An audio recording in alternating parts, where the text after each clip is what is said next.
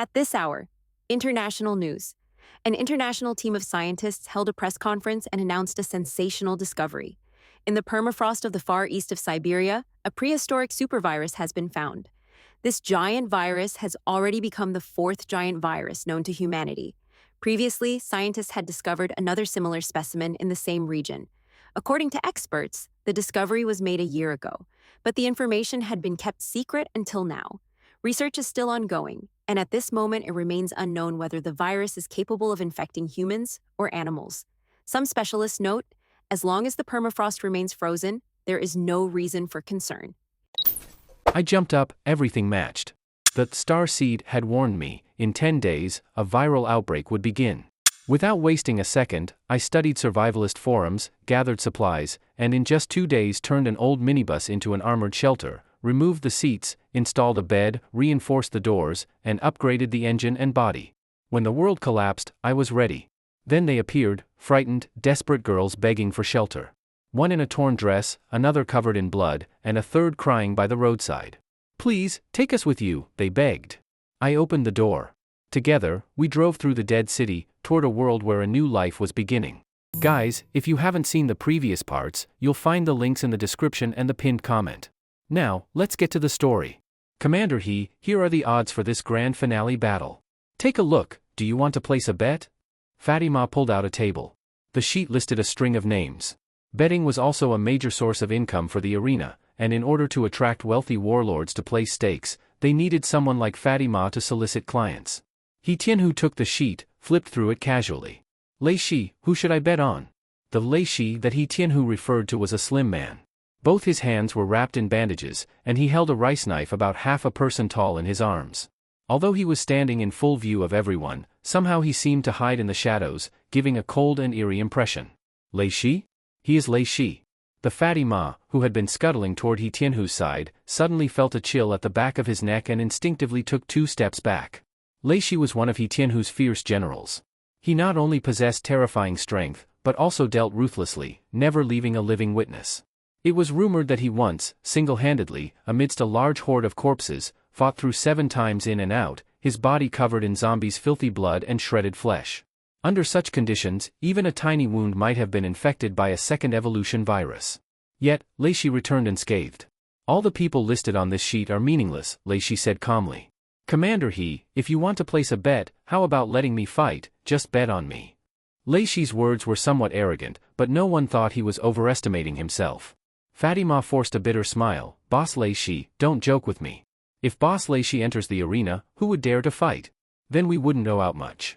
In this fallen city arena, the death and injury rate of gladiators was extremely high. It was not rare for an entire battle to result in 1 death and 1 injury.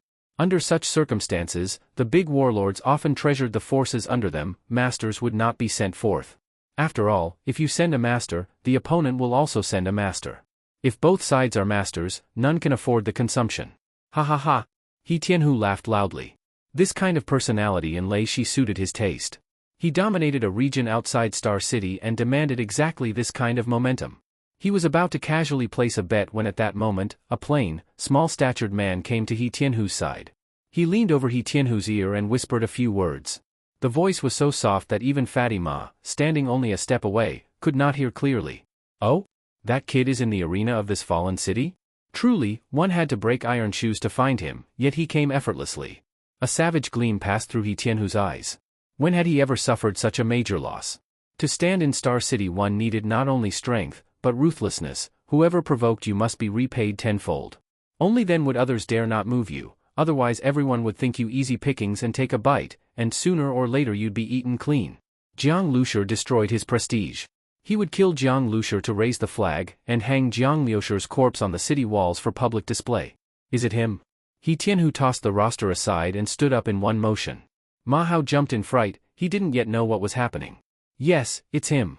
He Tianhu stood fully now. The watchers tasked with trailing Jiang Lushur no longer bothered to hide their identities.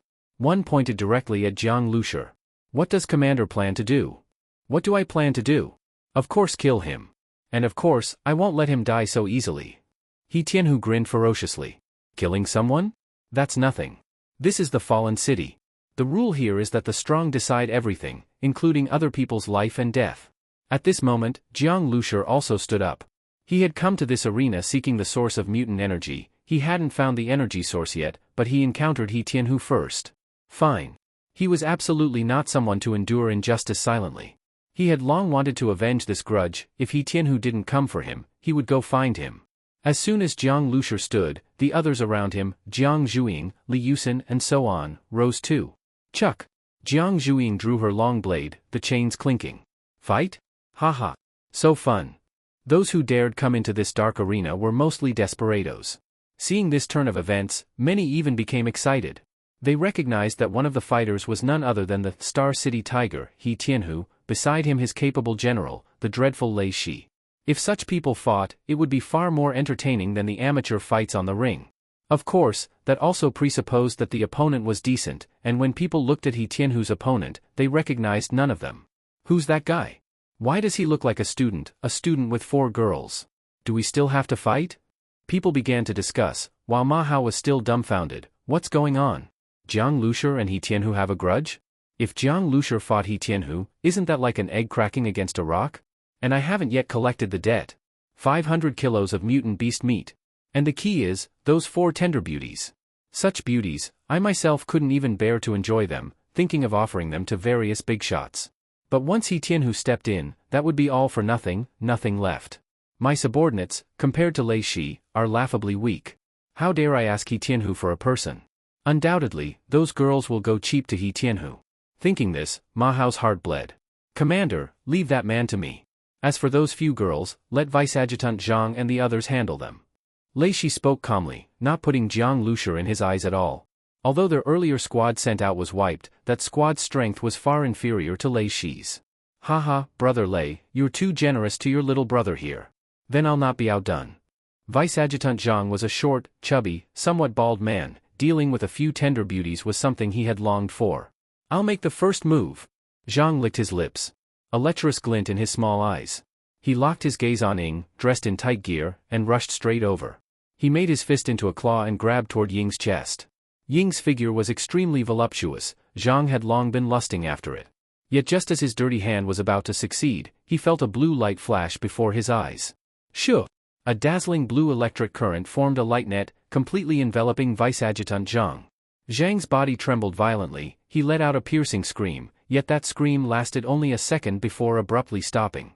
A black, savage 3-pronged military stiletto plunged into Zhang's throat, and blood sprayed wildly. Puff! The trident military dagger pulled out. Ying's face didn't change. She kicked Vice Adjutant Zhang in the belly. His body flew backwards, and this hurled blood away from Ying. Pong pong pong. Vice Adjutant Zhang's short fat body rolled down from the stands like a ball, causing waves of gasps. Plop!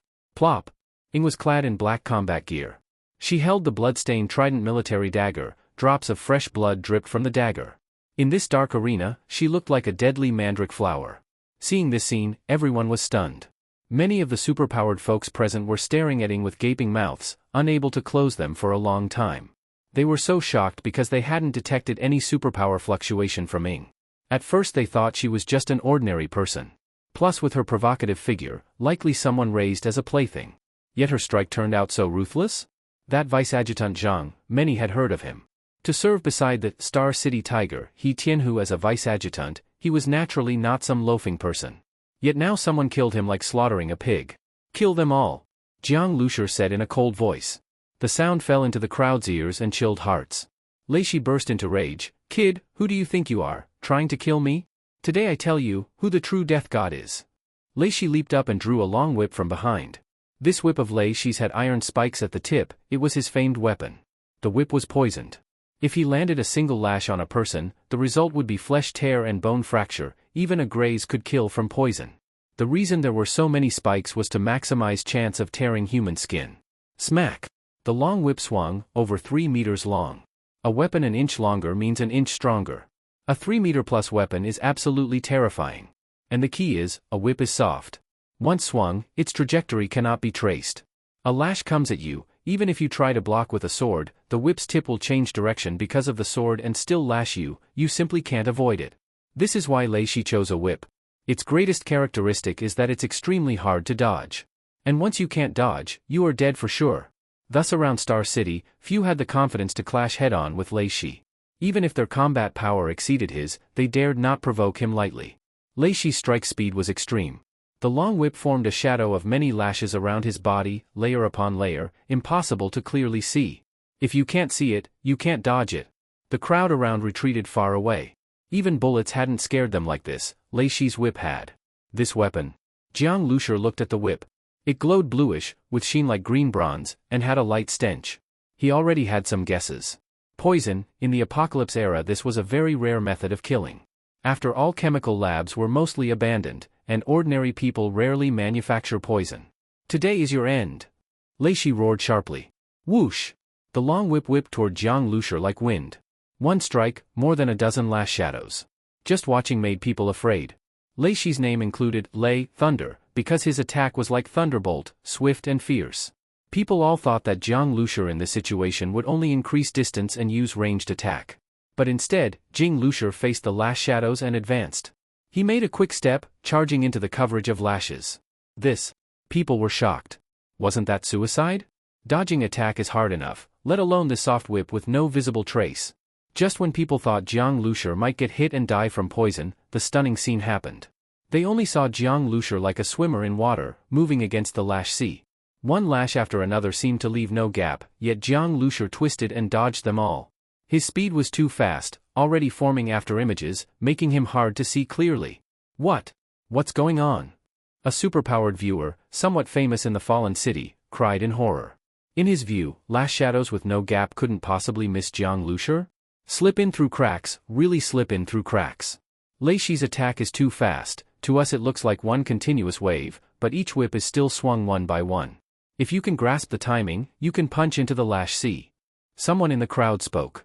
He didn't really analyze every move of Jiang Lushi, just guessed. That guess is easy to make, but actually thinking, who has such speed and reaction to see and compute each lash's trajectory? Every step cannot be wrong. Once you get grazed, you will die. Terrible footwork. Many watching only felt sweat in their palms. Meanwhile, who was more desperate than Lei Shi? From his beginning full of confidence and murderous intent, now his forehead was covered in sweat. Watching Jiang Lushi retreat step by step, he was forced to also retreat. He needed to widen distance between him and Jiang Lushi. If he fought face-on, he had zero confidence. But Jiang Lushi wouldn't give Lei Shi that chance. His speed, how could Lei Shi compare? He moved like electricity, continued the advance. What for others was tremendously dangerous lash shadows, to Jiang Lushi they were nothing. After his brain domain evolved, Jiang Lushi's mental reflex speed became extremely fast. All the whip trajectories appeared very slow to him. His brain domain's powerful computing allowed him to calculate in an instant the safest dodge direction, make the smallest movement, and the most effective dodge. Jiang Lushi had already used the biolab to evolve his speed. Combined with minimal dodge movements, even if his speed couldn't outrun the whip, he maneuvered within the lash sea with ease. If one used martial arts novel talk, Jiang Lushi's footwork now is enter the microscopic. Whoosh! Jiang Lushi burst through the final barrier and already stood half a meter in front of Lei Shi. That distance, for a master, attack is faster than a gun. This does not mean a master's strike speed can beat a bullet, but the gun requires mechanical parts, trigger pull, firing pin, spring reset, all need time. That time, whether master or ordinary, is fixed and cannot change. For some top superpowered folks, they can observe the trigger and slide action of a gun and prejudge the shooting direction to dodge, but facing a master's close-range attack, they simply cannot avoid it. Lei Shi felt immense threat of life and death. At this split second, he suddenly opened his mouth, spraying a green cloud of smoke from his throat. Poisonous mist. Lei Shi's super ability was poison. That is also where his nickname, Snake, came from. Spraying poison mist from mouth is Lei Shi's trump card. This mist is the condensation of all his internal essence. Once you touch even a little, you die immediately. However, in the instant Lei Shi opened his mouth, Jiang Lushi already struck. His speed was too fast, beyond human reaction. Whoosh! A black trident military dagger stabbed into the poison mist. That trident military dagger, thrown, directly plunged into Lei Shi's open mouth. One stab pierced the throat. At the same time, Jiang Lushi withdrew and flew back. Although the poison mist sprayed out, it could not keep up with Jiang Lushi's speed. In just a blink, from the moment Jiang Lushi threw the trident military dagger to retreat, it was one continuous action. Only at this moment did the poison mist slowly disperse, but Lei Shi was already convulsing, his eyes turned white, the trident military dagger had already pierced out of his back of head, blood-brain matter flowing. His body softened and collapsed. Dead? Everyone watching gasped, their Adam's apples jerking harshly. Lei Shi was absolutely a #1 figure around Star City. With his ghost unpredictable deadly poison attacks, he had killed many masters. Many feared him deeply, worried about being poisoned anytime. Yet such a Lei Shi was killed by Jiang Lushi within a few seconds? Who exactly is this Jiang Lushi? Too terrifying. At this time, among the superpowered watchers in the Dark Arena, all developed a deep fear of Jiang Lushi. However, these people only decided to keep their distance. The one most afraid was Ma Hao. At this moment Ma Hao's face was completely blue-purple. He looked at the battle just seen, meat on his body trembling uncontrollably. Is that still human? Lei Shi's words were correct, he truly is the Death Devil. I actually went to demand debt from the Death Devil? I'm done for. Ma Hao now was already sweating heavily with fear. He was terrified that after Jiang Lushi settled these troubles, he would next target him. Though he was doing fairly well in Fallen City, with Jiang Luxi's current strength, killing him would be as easy as killing a chicken or dog. And in Fallen City, killing someone over a disagreement, even just for being displeased by the sight of them, was no big deal. When he died, the corpse-collecting squad would take his body that very night, and to prevent plague, his body together with other corpses of Fallen City would be thrown over the city wall to feed the zombies. No good. I cannot passively await death. After all, he and I went to the same school, I was his senior. Back then I lent him money at high interest as help. Considering that bond, he shouldn't treat me badly, right? Besides, when I asked him for the debt just now, it was because he owed and should repay. Though demanding 500 kilos of mutant beast meat was a bit harsh, it's not really excessive. Maybe, this is still my chance. Ma Hao's eyeballs rolled, a lot of thoughts coming to him. At this time, no one paid attention to Ma Hao, this little figure's thoughts. Everyone present focused on Jiang Lushi and He Tianhu, the military big shot in the arena. The Star City Tiger, when had he ever suffered such a loss? In the Star City territory, He Tianhu dominated an area like a king. During that time, many had tried to assassinate He Tianhu for various reasons, but superpowered people sensed danger instinctively, and with Lei Shi and other powerful ones present, those assassins were all killed, corpses chopped and fed to zombies. And today, this little-known kid suddenly emerged in the Fallen City arena and openly tried to kill He Tianhu, and has already killed He Tianhu's top general Lei Shi. What kind of strength is that? Is He Tianhu going to die here? Someone whispered. Nothing that easy. He Tianhu's ability to hold ground around Star City stems fundamentally from his own strength. If he wasn't strong, even with troops under him he would have been killed already. Through killing and looting, He Tianhu has accumulated countless fortunes, which all convert into his strength. He's far stronger than Lei Shi. Someone in the know at the scene said, the warlords around Star City act so recklessly naturally to collect evolution crystals, more than 90% of He Tianhu's crystals he kept for himself, he couldn't possibly give much to Lei Shi. At present, almost no one has seen He Tianhu attack, but his strength is unquestionable, almost profoundly unfathomable. He Tianhu's face was dark. He looked at Jiang Lushi, a deep murderous intent flashed in his eyes. You killed Lei Shi. Good. Very good. He Tianhu slowly approached Jiang Lushi. He felt bewildered, he did not sense any superpower aura from Jiang Lushi, yet he was this strong. At this moment, swords drawn and arrows poised, several superpowered underlings behind He Tianhu were all tense, their hands hovered over their waists, ready to draw guns at any moment.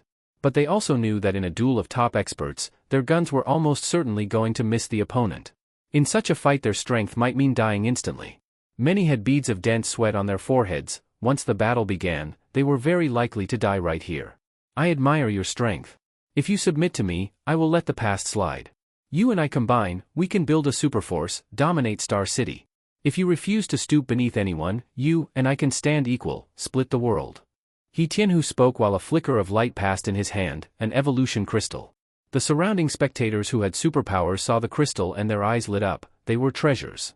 Even for Jiang Lushi the evolution crystal was extremely precious. He Tianhu shook the crystal in his hand. How about it? The evolution crystal, we can split it. He Tianhu said while flicking his finger, the evolution crystal lightly tossed then returned to his hand. And at that instant He Tianhu suddenly sprang like a fierce tiger, charging toward Jiang Lushi. Crackle crackle. He Tianhu's whole muscles bulged, a punch smashed toward Jiang Lushi. That punch was like tiger wind, even the air exploded, full of force. Fast. So fast. The crowd only felt their eyes blur. He Tianhu had already rushed to Jiang Liushi's front. Even Jiang Lushi felt a shock. He Tianhu was the fastest person he had ever seen so far. Once evolution crystals are used to a certain degree, not to mention superpowers, just the body strength and speed alone become extremely terrifying weapons. From beginning to end, Jiang Lushi had not been distracted by the evolution crystal. He focused entirely. At the moment He Tianhu's punch came, he already reacted. Even facing an enemy whose speed surpasses his, Jiang Lushi could easily discern the opponent's attack trajectory, make the smallest movement for the most effective dodge. Jiang Lushi stooped low, the trident military dagger like a black poisonous snake's fang, thrust directly toward He Tianhu's heart, and at the same time He Tianhu's punch was dodged by Jiang Lushi's stoop. Crunch! The trident military dagger stabbed solidly into He Tianhu's chest. However, that stab, Jiang Lushi felt as if he stabbed into a steel plate. The dagger could not penetrate one bit, and instead Jiang Lushi felt a massive force from his wrist hurt, the dagger almost fell out of his hand. What is this? Jiang Lushi's heart jumped. Since the apocalypse until now, he had never encountered such an opponent, one who could use raw body strength to directly block a trident military dagger. Superpower? In the flash of a moment, that thought hit Jiang Lushi. Meanwhile, He Tianhu's fist had changed direction, from above downward, smashing toward the back of Jiang Lushi's head. In He Tianhu's impression, almost no one could dodge his second punch. First, because his superpower no one predicted, he lets the enemy's first strike hit, then uses rebound force to injure the enemy's wrist. This unexpected scenario causes most to panic, and his second strike after quick change of move, supported by his extreme speed, inevitably hits the opponent's vital spot, one strike kill. Since his full strength opened, He Tianhu had never lost using that technique. And those who knew his moves were already dead. He was determined to land this strike. Yet he did not expect that under his fist, Jiang Lushi, who'd been fully deprived of dodge directions, would with an unbelievable twist, like a cunning fox, avoid his punch, and the following stab Jiang Lushi directly thrust toward He Tianhu's lower abdomen. Whoosh! The trident military dagger made a sharp sound, as if a venomous snake was flicking its tongue. The lower abdomen is soft and easy to penetrate, yet the same thing happened again. The trident military dagger was blocked directly by He Tianhu's flesh, unable to invade even a little. It was exactly like the legendary iron cloth shirt in Shaolin Kung Fu. An ability to harden the muscles? Jiang Lushi inhaled a light breath. He was very aware how much force he had used when he thrust the trident military dagger. To block his dagger meant one was nearly impervious to blades and spears. With this move alone, He Tianhu would not fear assassination. Today, you forced me to expose my trump card, you must die. In the Fallen City arena, with so many watching, He Tianhu naturally could no longer hide his ability. He wanted to kill Jiang Lushi to vent anger and establish dominance. Expose your trump card? Jiang Lushi's mouth curled. The thing you take into your coffin, what if it's exposed? Jiang Lushi reversed held the trident military dagger, his body leapt upward. Seeing this move of Jiang Lushi, He Tianhu already knew what he intended. Want to stab my eye? Dream on. He Tianhu's whole body muscles bulged to the extreme, his black greatcoat was torn by his muscles, and in his hand he had a long sword. This was the sword that Lei Shi had been carrying. Lei Shi carried the sword, but his weapon was the long whip, and this sword was He Tianhu's weapon, hidden weapon, capable of catching opponent off guard. The crowd's hearts all skipped a beat. He Tianhu was not only incredibly strong, but also cunning and dangerous, truly terrifying. With the long sword in hand, He Tianhu's strength surged further. No one doubted it, this sword could just chop through steel plates. Such sharp attack, combined with impervious body, though the eye might be He Tianhu's weak point, in such a high-speed fight, trying to stab the eye is far from easy. The target is so small, and He Tianhu's speed so extreme, a small dodge movement is enough to completely avoid.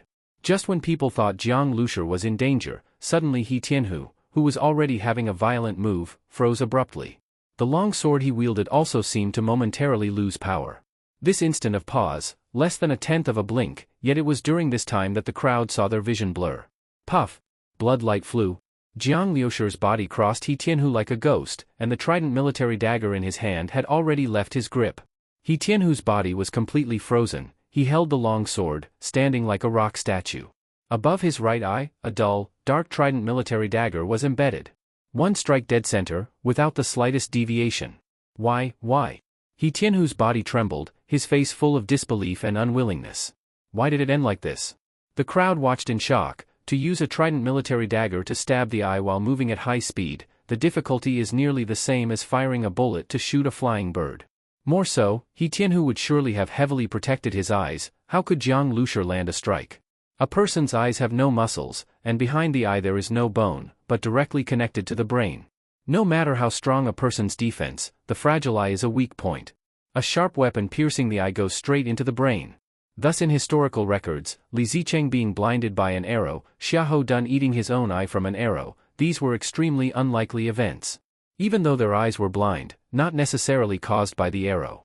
This time Jiang Liushi's attack with the trident military dagger of course used full force, one strike through the brain, no doubt. Bang!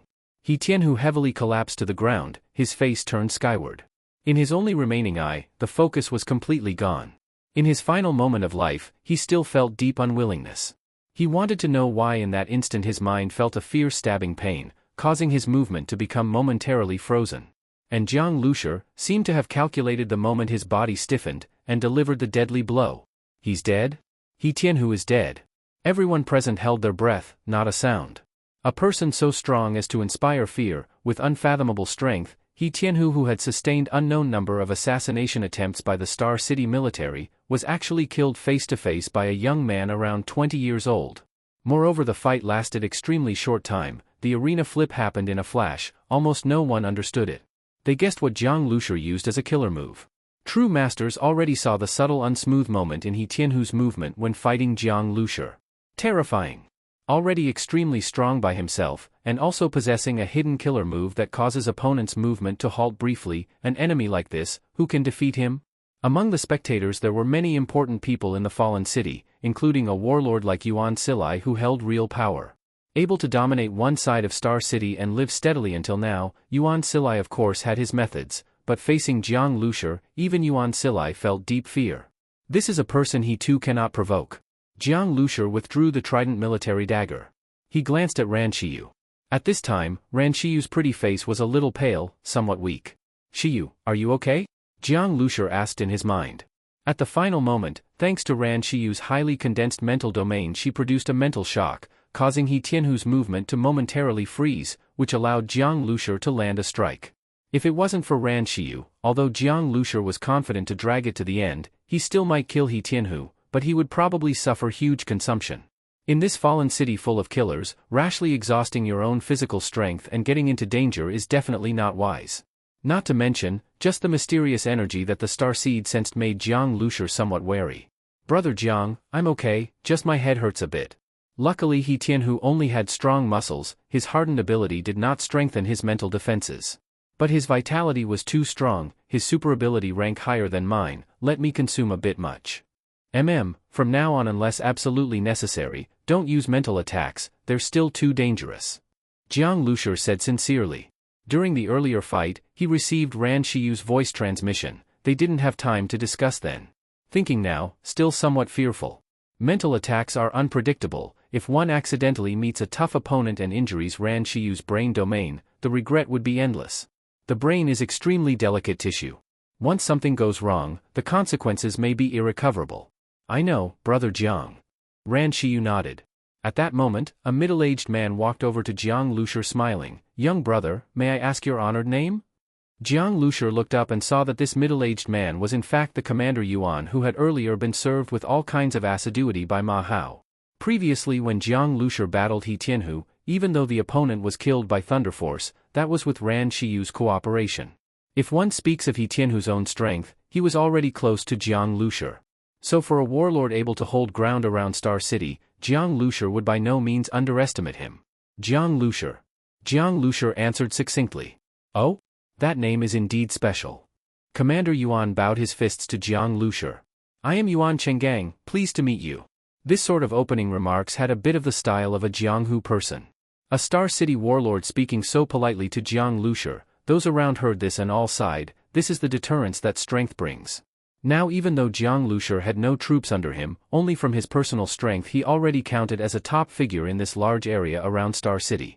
At that moment, Fatty Ma, with his face full of smiles, leaned over to Jiang Lushi. Boss Jiang, Commander Yuan, this is hero meeting hero, mutual respect, rare, very rare indeed. Fatty Ma's face skin was beyond comment. Jiang Lushi listened to his flattery with a cold sneer in his heart. He glanced once at Ma Hao. Ma Hao's smile became even broader. Although he had messed up earlier and demanded a debt from Jiang Lushur, Ma Hao also thought, only demanding a debt should not make Jiang Lushur deal with me badly, right? As long as one pays the smiles, and gives Jiang Lushur some benefits. He didn't have a mutated crystal, but as for finding fun in Fallen City, he considered himself an expert. Seeing Jiang Lushur, with so many beautiful women beside him, he must be a lecherous fellow. Ma Hao was best at finding girls, everything from Lolitas to mature sisters, he could gather a dozen. What 5p, 6p, Russian roulette, from eel to eel end, human flower vase, virgin body feast, all sorts of bizarre ways to play with girls, if you can think it, he could play it. He imagined that Jiang Lushur, this small-time loser before the apocalypse, could never have seen these exciting plays. This must make him get hooked quickly. As long as he triggered Jiang Liushur's primitive desire, build a good relationship with him, then he could borrow Jiang Liushur's momentum, and he could rise. Previously conflict, if managed well, would not be his disaster, but might be his opportunity to take another step in Fallen City. He must make good use of Jiang Lushur. Ma Hao said this to himself, purposely in a mysterious tone to Jiang Lushur. Boss Jiang, we at least were classmates, this is the apocalypse, so many have died, we can still meet in Fallen City, how rare. Speaking of Fallen City, I Fatima know a good place, extremely thrilling. Boss Jiang, this is your first time in Fallen City, many fun places still not clear yet. Do you want Fatima to take you there and check it out? There are lots of surprises you can't imagine. Ma Hao raised his eyebrows, revealed a smile that all men understand, and he believed that this kind of temptation no man could resist, curiosity would bring him to check it out. In this way, his previous little conflict with Jiang Lushur would naturally be resolved. However, after all his performance, he found that Jiang Lushur was still just looking at him, a trace of disdainful cold smile on his face. This made Ma Hao's neck shrink a little. He chuckled weakly, Boss Jiang, you still hold a grudge against me, this small person, I just had eyes and didn't recognize a great mountain. Ma Hao said this, then pretended to raise his hand to smack his cheek himself, his hand raised high, but when it landed it didn't really hit. His face turned away, hand and face missed each other, just grandstanding. This self-humbling apology posture was for show to Jiang Lushur. Long in society people are used to using this falseness. But to Jiang Lushur it was disgusting. You think you are something, and deserve to make gestures before me? Before you were whispering to Yuan Chenggang behind my back, planning to kill me and take my team away. Jiang Lushur said this sentence, making Ma Hao feel as though plunging into an ice cellar. He instinctively stepped back, looked at Jiang Lushur like he was looking at a demon king. He had been whispering to Yuan Chenggang, and from so far away how could it be heard? Your slap is too light, I'll come then.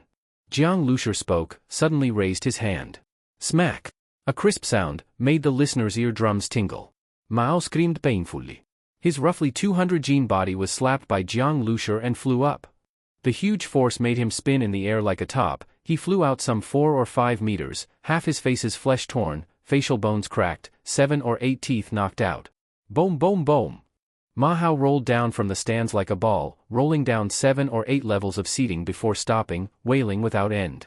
Jiang Lushur pulled out a tissue, wiped his hand. That slap made his palm and arm a little numb. From when Ma Hao coveted Jiang Zhuiying, Ran Shiyu and others, his fate was sealed. For a person who wanted to kill him and also wanted to play with Jiang Zhuiying and the other girls, how could Jiang Lushur let him off? Beside Jiang Lushur, Commander Yuan was also stern in his mind. He had not expected that the previous words were heard by Jiang Lushur. This Jiang Lushur is simply a figure like Yan Wang, Yama. Facing Jiang Lushur, Commander Yuan dared no longer harbor any bad thoughts. He felt Jiang Lushur seemed able to see through everything. He worried that Jiang Lushur would hold a grudge for what happened just now. He raised his hand and instructed his subordinates, take that pile of rotten meat below out, feed the zombies, don't let his filthy blood flesh pollute Fallen City. Yes, Commander. Several soldiers ran down. Ma Hao clearly realized his fate. He issued wailing pleas for mercy, yet was still dragged away savagely. In the arena many of the slaves brought by onlookers saw this scene, especially some female slaves with tragic backgrounds. Seeing Ma Hao's end, they felt deep satisfaction. Among them many had fallen to this step because of Ma Hao. Originally in their eyes Ma Hao, ruthless, cruel, with many henchmen, like a big gang boss before the apocalypse, simply irresistible. But just a moment ago, only because of a thought of Jiang Lushur, he was fed to the zombies. Such a turnaround shook the minds of those female slaves. This is the power brought by absolute strength, huh? That young man of only 20 or so years old, even looked like a student. What kind of existence is he? His level long surpassed their imagination. Brother Jiang, those things Ma Hao said before had nothing to do with me, I did not agree. Commander Yuan hastily distanced himself from Ma Hao. His handling of Ma Hao was just to show an attitude. Jiang Lushi looked at Commander Yuan. He knew Commander Yuan was not a good person either, but in the apocalypse he cannot just kill all bad people. And killing Commander Yuan wouldn't be that easy. Ran Shiyu had already consumed a lot. If my strength advances one more step, I won't need to rely on Ran Shiyu's power anymore, but still must gather more mutated crystal cores. In just a few minutes, so many people died in the arena stands. For Fallen City this was ordinary, but when the dead one was someone like He Tianhu it was unusual. At this moment, more and more people gathered in the arena. These people were here to watch the spectacle. Then the crowd suddenly parted, and a woman wearing a black dress and a white collar shirt walked in. The woman looked about in her 20s, skin fair, features delicate, remarkable temperament. She looked like a city white-collar beauty before the apocalypse. But as soon as this woman appeared, people moved away, as if they held some fear or respect for her. This woman. Jiang Lushi paused. He felt on this woman an indescribable aura. She didn't emit strong superpower fluctuations, yet somehow gave a feeling of unfathomability. This white-shirt woman walked straight up to Jiang Lushi. By his side, Yuan Chenggang lowered his voice. She is the founder of Fallen City. The founder of Fallen City? Jiang Lushi was surprised. He never expected the founder of Fallen City would be a woman. My name is Hong Yu. Commander Yuan calling me the creator of Fallen City is a bit exaggerated. I only built part of the infrastructure.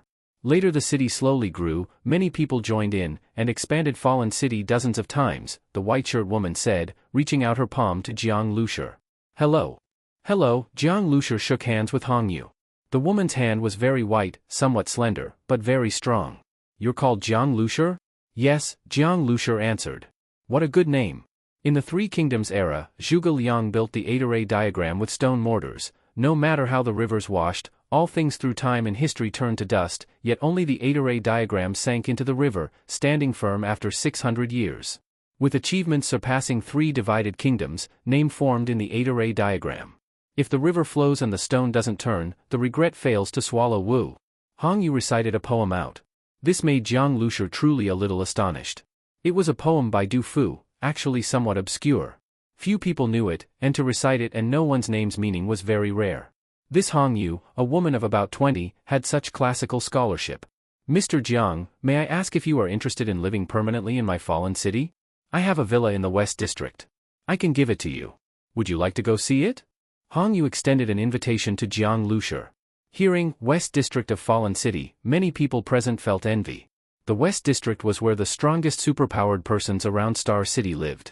One house there cost a jaw-dropping price, often 4 or 5 mutated crystal cores to buy. Regular survivors could not afford it, let alone buy a house with crystal cores, only these big warlords could. Yet now Hong Yu was proactively offering Jiang Lushi a house. No need, I do not plan to live permanently in Fallen City. Jiang Lushi had come to Fallen City to explore the source of that strange energy. He didn't believe that just because he was strong, Hong Yu would hand him benefits. His strength was his own. What does it have to do with Hong Yu? Since Hong Yu wanted to give a villa, then most likely she had some business, or wanted him to help, or had another scheme. No matter which, Jiang Lushi did not want to be drawn in easily, unless Hong Yu produced a benefit that truly moved him. Then that is indeed a pity. If Mr. Jiang is only here for a short tour, I can send someone to guide you. Hong Yu said generously, with no sign of displeasure at Jiang Liushi's refusal. Thank you, no guide needed either. If nothing else, I will take my leave. Jiang Lushi left without hesitation. He didn't want to linger in this dark arena at all. This made those around somewhat shocked. He's just going? Jiang Lushi and his team had just made a big splash in this dark arena. Even the founder of Fallen City, Hong Yu, was drawn in, and offering him a villa. It seemed benefits would follow, but Jiang Lushi refused them all and left. The people were baffled. Truly we envy others to death. Hong Yu's great status, many among them had no chance to contact her, much less those benefits, but Jiang Lushi didn't want them. Jiang Lushi led the Stone Shadow Squad and exited the dark arena. Ying was a little surprised. Brother Jiang, weren't we going to track the source of that weird energy? Why not look for it? That Hong Yu is not simple, Jiang Lushi said succinctly, glancing at Ran Shiyu. Ran Shiyu pressed her temples and said, I feel Hong Yu is like me. Oh? The others were startled. Mental super ability? Ran Shiyu shook her head. I don't know either. I just feel looking at Hong Yu is like looking into a deep pool. Some things can't be seen through. Maybe it's also because I used too much mental power just now. Ran Shiyu had transmitted these feelings to Jiang Lushi, which led to his decision. Better safe than sorry, whatever happens, investigate clearly first. He would not underestimate the superpowered persons in Fallen City. Among them, there might be some very formidable people. The one he killed, He Tianhu, was only a warlord among many. When he had an army he was naturally formidable, but removed from the army his own strength wasn't truly outstanding. But someone like Hong Yu, a superpowered person who climbed to this level wholly by personal strength, such a person Jiang Lushi would not underrate. So what do we do now? Li Yusin asked. First find a place to stay, by the way I have some items I want to sell. Fallen City was also a massive black market. With warlords dividing up territory, weapon circulation in that area was definitely larger than in other survivor zones. And in this place, though the military also bought mutated crystal cores, their control was very low. Also now evolution crystals had rapidly entered the market, so on the black market finding secondary mutated crystal cores or gathering similar intel was possible. Okay. Jiang Zhuiying and the others nodded one after another. Jiang Lushi looked back at the arena. That special energy was still inside the arena, but just now inside he didn't see any person with problems. As for that Hong Yu, as the founder of Fallen City, might she know something about that special energy? After Jiang Lushi and the others left, Hong Yu's smile on her face slowly returned to calm. A cold and aloof aura immediately emerged. Someone come. Hong Yu said. From the shadow behind her a figure flickered out. Sister Yu. Go watch them, Hong Yu said. That person looked at Hong Yu, seeming a little confused. Every day many survivors came to Fallen City. This group of Jiang Liushers was only relatively strong. But Hong Yu occasionally showed this kind of interest in some stronger survivors, often ordering underlings to keep them under surveillance. He had been with Hong Yu for a long time, yet still didn't know why. As for Hong Yu, this person had learned not to ask too much. He nodded, then quickly melted into the crowd and left the arena. Night fell. The so-called Fallen City actually, at night, looked no different from an ordinary small city before the apocalypse. And the upscale residential district where Jiang Lushi lived, at night one couldn't even smell the scent of blood. If one didn't know that this was a gathering place of darkness and bloodshed, at night you wouldn't know how many crimes were happening here. It might even be mistaken for a regular survivor residential zone. Originally Jiang Lushi planned to go to the black market, but while moving, Ran Shiyu vaguely sensed someone was watching them. The other party hid very well, it was very difficult to identify them among the crowd. Since Ran Shiyu's mental energy consumption hadn't recovered yet, Jiang Lushi temporarily gave up on that plan. I just arrived in Fallen City and already encountered that warlord, there must now be many people watching me. Jiang Lushi also couldn't be sure who was tailing them.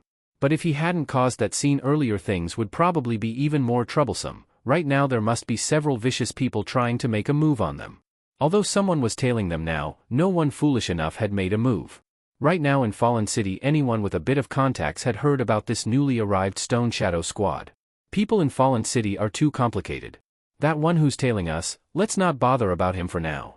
Not going to the black market, Jiang Lushi had another important matter to attend to. That special energy. In the middle of the night, taking Ying, Jiang Lushi slipped out from their residence. Brother Jiang, the one watching us hasn't discovered us. Ran Shiyu's voice came through telepathy. Good. You two be careful. Jiang Lushi and Ying moved like two very fast shadows, soon they left the residential area. Where are we going? Ying asked by thought. The arena from daytime. The arena by day was the most lively place in Fallen City. But at night it became eerie and still. Empty stands, the arena floor's brick cracks filled with blood. Approaching the arena, Jiang Lushi sensed the mutant beast's abnormal energy. Those mutant beasts and zombies used for the arena fights were locked in cages at night, released starving the next day. Their howls, if you were close, you could hear. During the day Jiang Lushi had sensed that special energy was right in the arena. Be careful, there are guards. Ying silently stuck close to the arena's outer wall. Not far away was a patrol team they had just passed. Above her head, a red dot was blinking. After eating large amounts of mutant beast meat, Jiang Liushi's hearing and sensory capability had improved a lot. He waited for the patrol to move on, then approached the arena. However, after a while, the starseed, Xingzhong, gave no reaction. Not here. Jiang Lushi paused. He had originally guessed that the special energy might be emitted by some mutant beast or zombie locked in the arena. After the virus outbreak and apocalypse, those beasts/zombies infected mutated, continuing to evolve. That special energy might just be the result of a further mutation. But now it seemed his guess was wrong. Maybe it's been moved? To somewhere else? Jiang Lushur looked toward Fallen City in the black night. Sparse firelights differentiated this place from other ruined city districts. Just then, the star seed gave a reaction when his view turned toward one direction. Sensed it. Move. Jiang Lushur immediately headed in that direction. Ing followed beside him. Her speed was quick, even on concrete her steps made no sound. Soon, Jiang Lushur and Ing, guided by the starseed sensing, arrived outside a villa estate. The outer wall of the villa estate had a strong European style, but the guard at the gate wasn't property staff, it was dozens of armed guards. Around the outer wall there were also patrol guards. This is a residential district. Jiang Lushur was surprised. When he first entered Fallen City, he had purchased a map from the guards. This area was marked on it. This villa estate was the most expensive place in all Fallen City. That woman called Hongyu had invited Jiang Lushur and his group to live here. It was this villa estate. Unexpectedly, the starseed sensed special energy was in this residential district. The people living in this estate all were powerful superpowered persons, warlords. Jiang Lushur's doubt grew. What exactly was that special energy? We go inside. Circumventing the guards, Jiang Lushur and Ing scaled over the outer wall. The starseed sensing wasn't extremely precise, but it covered a small area. Yet inside this villa estate were many estates. That special energy moving here actually makes it easier to find than in the arena, Jiang Lushur thought. Inside the residential estate were many patrol teams. Jiang Lushur and Ing had bypassed them ahead of time. Soon, Jiang Lushur came to a very luxurious detached villa. The villa was quiet, surrounded by lawns and flower beds, beside a small lake, unquestionably a mansion. In the entire estate, this was the most luxurious one. The special energy was within this area. Which meant, Jiang Lushur's target was most likely inside this house. Just at that moment, Jiang Lushur suddenly sensed an energy radiating from inside the villa. The energy was extremely cold, violent, giving Jiang Lushur a very familiar feeling. And from a window on the top floor of the villa he saw a flash of red light. With a jolt, Jiang Lushur immediately activated his brain domain ability. As his vision slowed instantly, in slow motion Jiang Lushur locked onto the red light. He saw clearly. Behind that window were a pair of blood-red, indifferent eyes. And those eyes, Jiang Lushur had seen countless times before. They're the eyes of a zombie. Just then, those eyes disappeared. Originally the other party had only flashed by the window, only because Jiang Lushur had used his brain domain ability he saw it. But in a survivor residential district like this, in that villa, how could there be a zombie? Zombies in Fallen City were used for the arena, or as a punishment tool. Who would keep zombies in that kind of place? At that moment Ing suddenly said, "Someone is coming out." Jiang Lushur heard movement too. Go! At the same time, he already had the minibus drive over. On the way the minibus also encountered a patrol team. "Hey, who are you?" In the middle of the night driving where, one patrol member yelled at the empty-looking minibus. In this Fallen City, these patrolmen have great power, and they carry guns. Their strength is also not weak. Ordinary survivors in front of them dare not act too arrogant. But the minibus driving late at night, the driver inside acted as if he hadn't heard their voice at all. Whoosh, it sped past them. The shouting patrolman's eyes immediately widened. Damn. Brothers, chase quickly. He jumped into the patrol vehicle and pursued the minibus all the way. Several figures dashed out from the villa estate. Stop. They discovered two people standing at the base of the outer wall. These two people did not move either. As they approached, Hongyu's brow slightly lifted. Jiang Lushur? She had just met Jiang Lushur during the day, so of course she recognized him. But although she had invited Jiang Lushur to live here permanently, and he refused, how come he was now here? And Jiang Lushur also looked at her somewhat surprised. That villa, it turned out, was hers. Then Jiang Lushur looked behind Hongyu. Not far behind her a few figures stood in shadow, their faces hard to see against the light. One of the men, very tall, stood closest to Hongyu. Earlier in the Star City base city, Jiang Lushur had heard that Fallen City's founders were one man and one woman. The woman was Hongyu, the man was this person?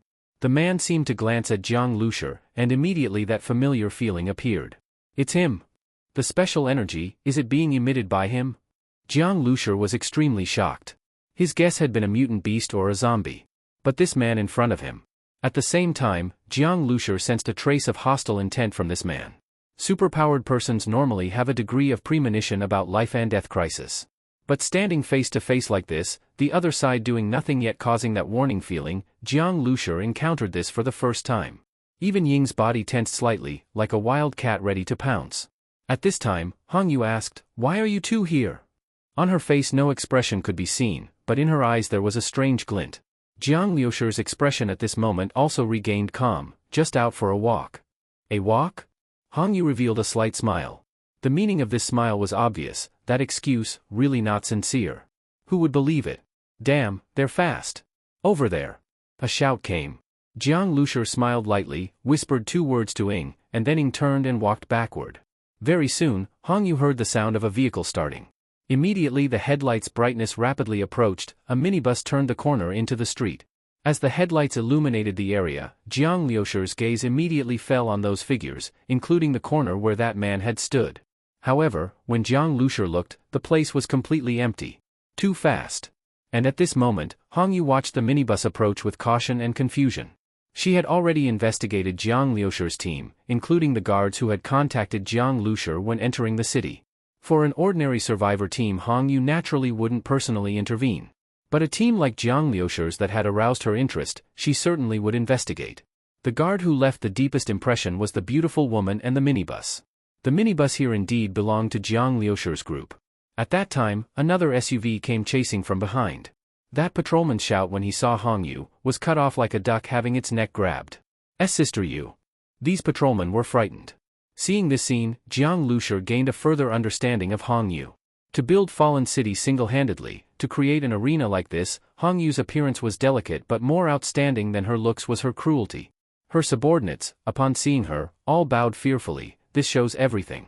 What's the matter? Hong Yu looked at the patrolman and asked. They were driving around in a car in the middle of the night and even came here. We chased them all the way. Didn't expect we still didn't stop them in time. The patrolman said. He said this, also glumly glanced at Jiang Liusher and Ying. Those two, are their ears deaf or what? At this moment, Jiang Liusher said, couldn't sleep in the middle of the night, so went out for a stroll. Hong Yu looked at Jiang Liusher, revealed a smile, so that's it. In an instant, the suspicion in her eyes vanished. Jiang Liusher also smiled. This woman changed face quite fast. Well then we'll be going back first. Jiang Liusher got into the car, letting Ying drive them away. Brother Jiang, did she believe it? Ying asked. Although the patrolman helped prove their case, would Hong Yu really believe that coincidence? They were originally being followed because someone noticed Jiang Liusher and Ying, but once out, they just happened to take a walk and arrived here. She didn't act just now, that means she couldn't be sure, and also had some concerns. Jiang Liusher said. Watching the minibus speed away, Hong Yu looked coldly at those patrolmen. You couldn't even intercept a single car? Those patrolmen dared not answer, each was like a mime. Hong Yu's brief silence felt like an eternity for the patrolmen. Some patrolmen's palms and foreheads began to sweat. Hong Yu once at a mismatch just had people arrested, those taken away usually never reappeared. Whether they were killed or whatever, just pondering this gave the patrolmen chills. Hong Yu's gaze swept over them. Suddenly her expression changed slightly, then annoyed she said to the patrolman, you may go. Those patrolmen felt as if just pardoned. Hurriedly they stepped on the gas and left, afraid that if they delayed they might not leave. After those patrolmen left, Hong Yu hurriedly turned around. As soon as she turned, she nearly bumped into a figure. The figure moved like a phantom. It was that man again. He was looking down, with somewhat long hair covering his forehead and eyes. Xiao Bai. Hong Yu looked up, tone very gentle. She reached out and caressed the man's face, softly asked, how is it, the sensation you just felt, were they them? However, the man did not speak. At this moment, Hong Yu's long, white, slender finger casually lifted a strand of the man's hair. In that instant, the man's eyelid raised and looked at her. It was a flash of terrifying scarlet. In the night the blood-red eyeball seemed to glow. This was clearly a zombie. Any survivor seeing this scene would be shocked speechless. Zombies were creatures formed when living humans failed to resist the virus infection and mutated. Although they looked somewhat similar to humans, they were no longer the same species. Zombies were fast, extremely strong, felt no pain, had great vitality, and showed intense hostility toward humans. Ordinary people had no power to resist them. Even ability users could only handle a limited number of zombies.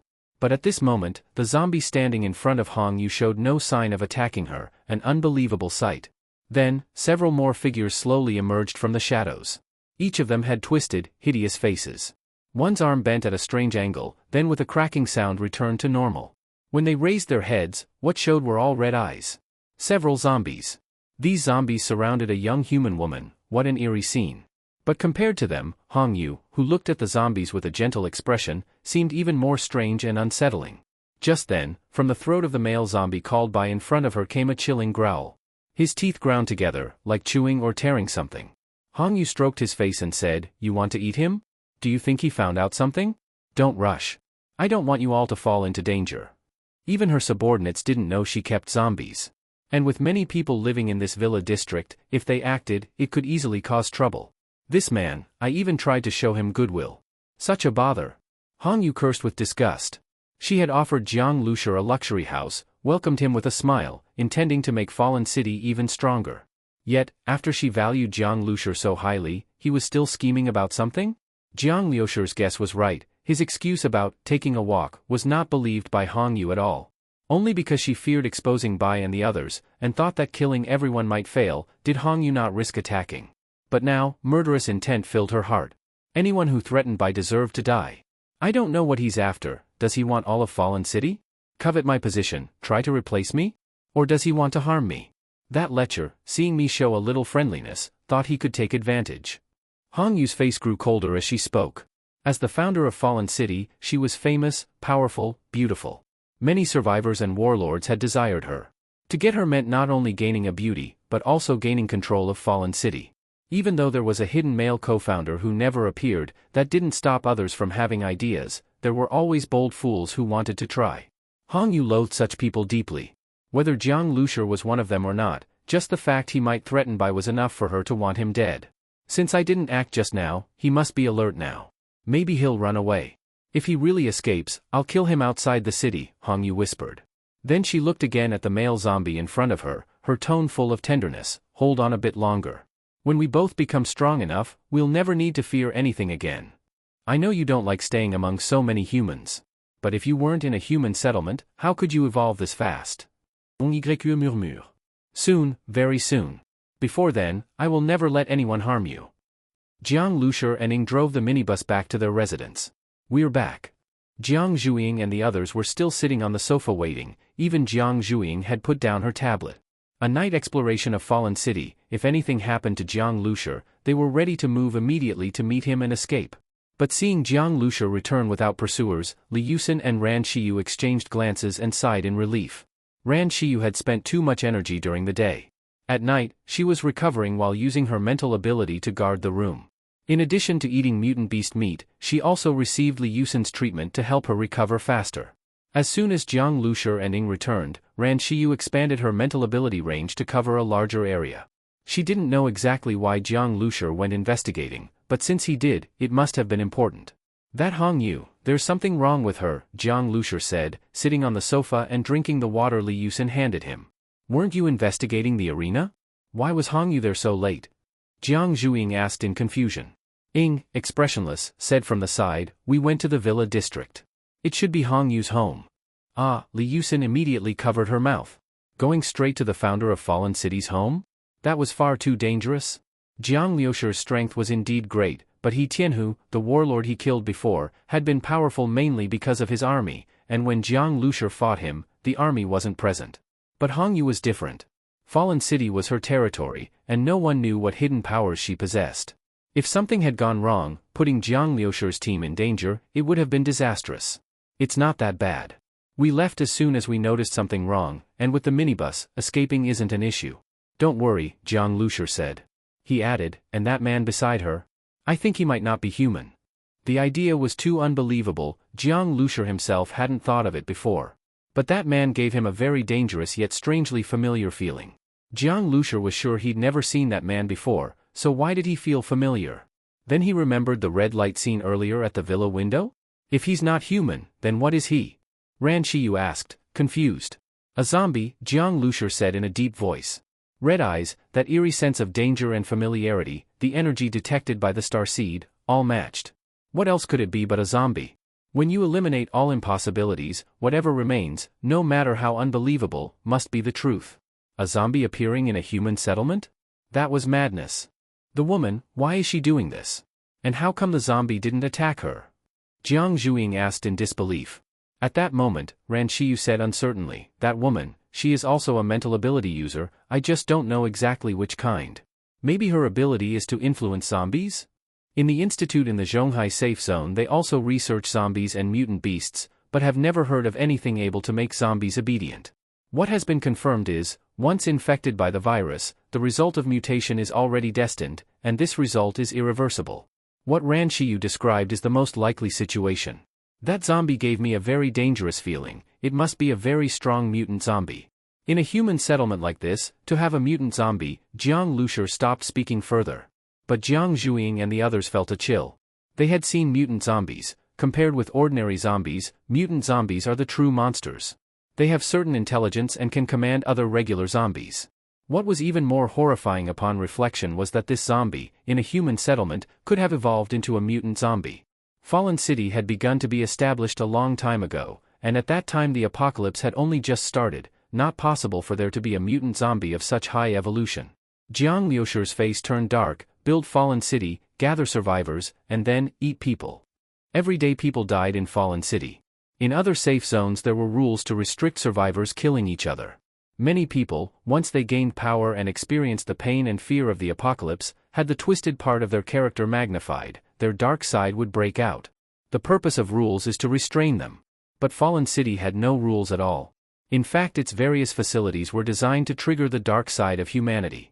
Among those who died, some were ability users. Their flesh and blood likely were used to feed zombies. Even many ability users likely did not die by other survivors. Just waiting for survivors to kill each other might not produce enough dead for the zombies to devour. I don't know how many people she has killed to raise zombies. Li Yusin covered her mouth and said. This kind of thing, just the thought of it was terrifying. What happened just now must have alerted her. This is her territory, she could do something to us at any time. Jiang Lushur said. Even if nothing had happened just now, the fact she kept zombies means she probably harbored hostility toward all humans. At any moment she could act. In her eyes these people probably all could become food for zombies. What do we do then? Jiang Zhuiying asked. She looked as though she wasn't afraid at all. Jiang Lushur looked at Ran Shiyu and asked, how are you recovering? Almost done, Ran Shiyu said. Jiang Lushur nodded, looked toward the window where the curtain was drawn. The one tailing us very likely was sent by Hong Yu. Lock him down. Jiang Lushur said. Ran Shiyu immediately turned her head. In her strange gray eyes a sudden glow appeared, as though through the curtain she saw something in the distance. The man responsible for tailing them was hiding in the room, but he wasn't hidden in darkness. On the contrary, he was lying on the bed like a regular survivor, breathing evenly, seeming to sleep. This man knew very well he was tailing a group of ability users. Being sneaky might instead draw attention. Yet at the same time on his arm there protruded bulges. These bulges looked like eyeballs and even moved. And these eyeballs could serve as eyes when his real eyes were closed. These eyeballs captured all signals in the air, smell, temperature changes. Using this ability the man had completed many tailing missions. At this moment he suddenly opened his eyes. Someone's coming. The man immediately flipped off the bed, in his hand was already a gun. Then he hid in the crack of the door, waiting for them to approach. But at that moment he felt as if a needle had pricked his head. At the same time someone outside the door rapidly approached and smashed in. Whoosh! A cold touch came from his neck, making this man who had just regained awareness stop all movement. In front of him stood a very cold and beautiful woman dressed in black, looking at him with eyes devoid of emotion. Don't move. Too fast. And also too decisive. I am Sister Yu subordinate, living here, of Fallen City. The man calmly gave his identity. Then that's correct. The beautiful woman said lightly. Go call everyone. Wait at the city gate in ambush. If we move inside the city it will cause trouble. Hong Yu, upon returning to the villa, immediately gave orders. Sister Yu, are you sure they will leave the city today? A subordinate asked. Gathering everyone in the middle of the night, if nothing happens, complaints will arise. Hong Yu's eyes suddenly turned colder. If he doesn't leave the city, we'll go look for them. I just don't want unnecessary trouble. That doesn't mean I'm afraid of trouble. And Hong Yu did not believe Jiang Lushur would foolishly wait there. Only she didn't expect that merely because of such a thing, she would act immediately. Due to the limitation of common sense, no matter how Jiang Lushur thought, he could not imagine that the figures beside her were zombies. Information asymmetry will lead Jiang Lushur to misjudge. Hong Yu believed her analysis was already very comprehensive. In any case, after a while she would meet Jiang Lushur and his group again. Whether alive or dead didn't matter, anyway Jiang Lushur and the women he brought would become her bai's food. As long as those who might threaten Bai were all dead, she could rest easy. At the same time she issued these orders, those zombies, including the male zombie who sat in another room, she was in the guest room next to that room. When the subordinate left, he couldn't help but glance at that room. From his angle he only saw the man's back. But once he saw that back he couldn't stop shivering, a chill of horror. Every time this man appeared, he and the other subordinates felt a strong intimidation. Even though they had never seen the man's front, had never seen him act, just from his aura they could sense his coldness and fear. "Let's go quickly," the subordinate whispered. After those subordinates left, a low growl came from the male zombie's throat. Hong Yu immediately walked over and said with concern, "You've worked hard. Every time it's like this, you have to sit here and endure it." Without this male zombie, and a few others like him, she couldn't ensure that her subordinates would obey. Only by making them feel fear could Hong Yu's status and power remain secure. But keeping zombies and living people in the same room, and making the zombies not attack, was no easy task. At that moment, the male zombie let out another growl. Hong Yu's face turned slightly pale. She held her head and frowned. In the male zombie's blood-red eyes burned violent killing intent. As Hong Yu looked at him, she gripped her head tighter, her fingers pressing into her scalp. As her breathing grew rapid and her face paled further, the zombie's gaze finally calmed down. Cold sweat seeped from Hong Yu's white forehead. She let out a light breath and said, "I know you're hungry. I'll take you to the dining hall now." Hong Yu still felt it wasn't safe to bring food into the villa, so whenever she fed the zombies, she moved them somewhere else. That place she called the dining hall. Hong Yu led the zombies into the garage, then drove out in an off-road vehicle. Her destination was the gladiator arena. "This time the food will definitely satisfy you," Hong Yu said. Even if what she brought back were corpses, Jiang Lushir and his female companions were far better meals than what her Xiaobai usually ate. Just thinking that after eating those people Xiaobai would grow stronger again, and that soon they wouldn't have to hide anymore, made a faint smile appear on Hong Yu's lips. At night the arena had no spectators or gamblers, yet the bloodstains on the ground and the metallic smell in the air made the place feel chilling. Seeing Hong Yu's car approach, the guards quickly opened the gate. She often came to the arena at night, though no one knew why, and the guards wouldn't dare question their boss's business. The SUV stopped behind the gate. Hong Yu got out and led the zombies inside. The audience normally only saw the central stage of the arena, few ever entered its inner area. As soon as they stepped inside, the heavy stench of blood and rot rushed over. The zombies looked excited. Hong Yu frowned, the smell was still too strong even for her. But this place was her own creation, and seeing Xiaobai like it made her happy.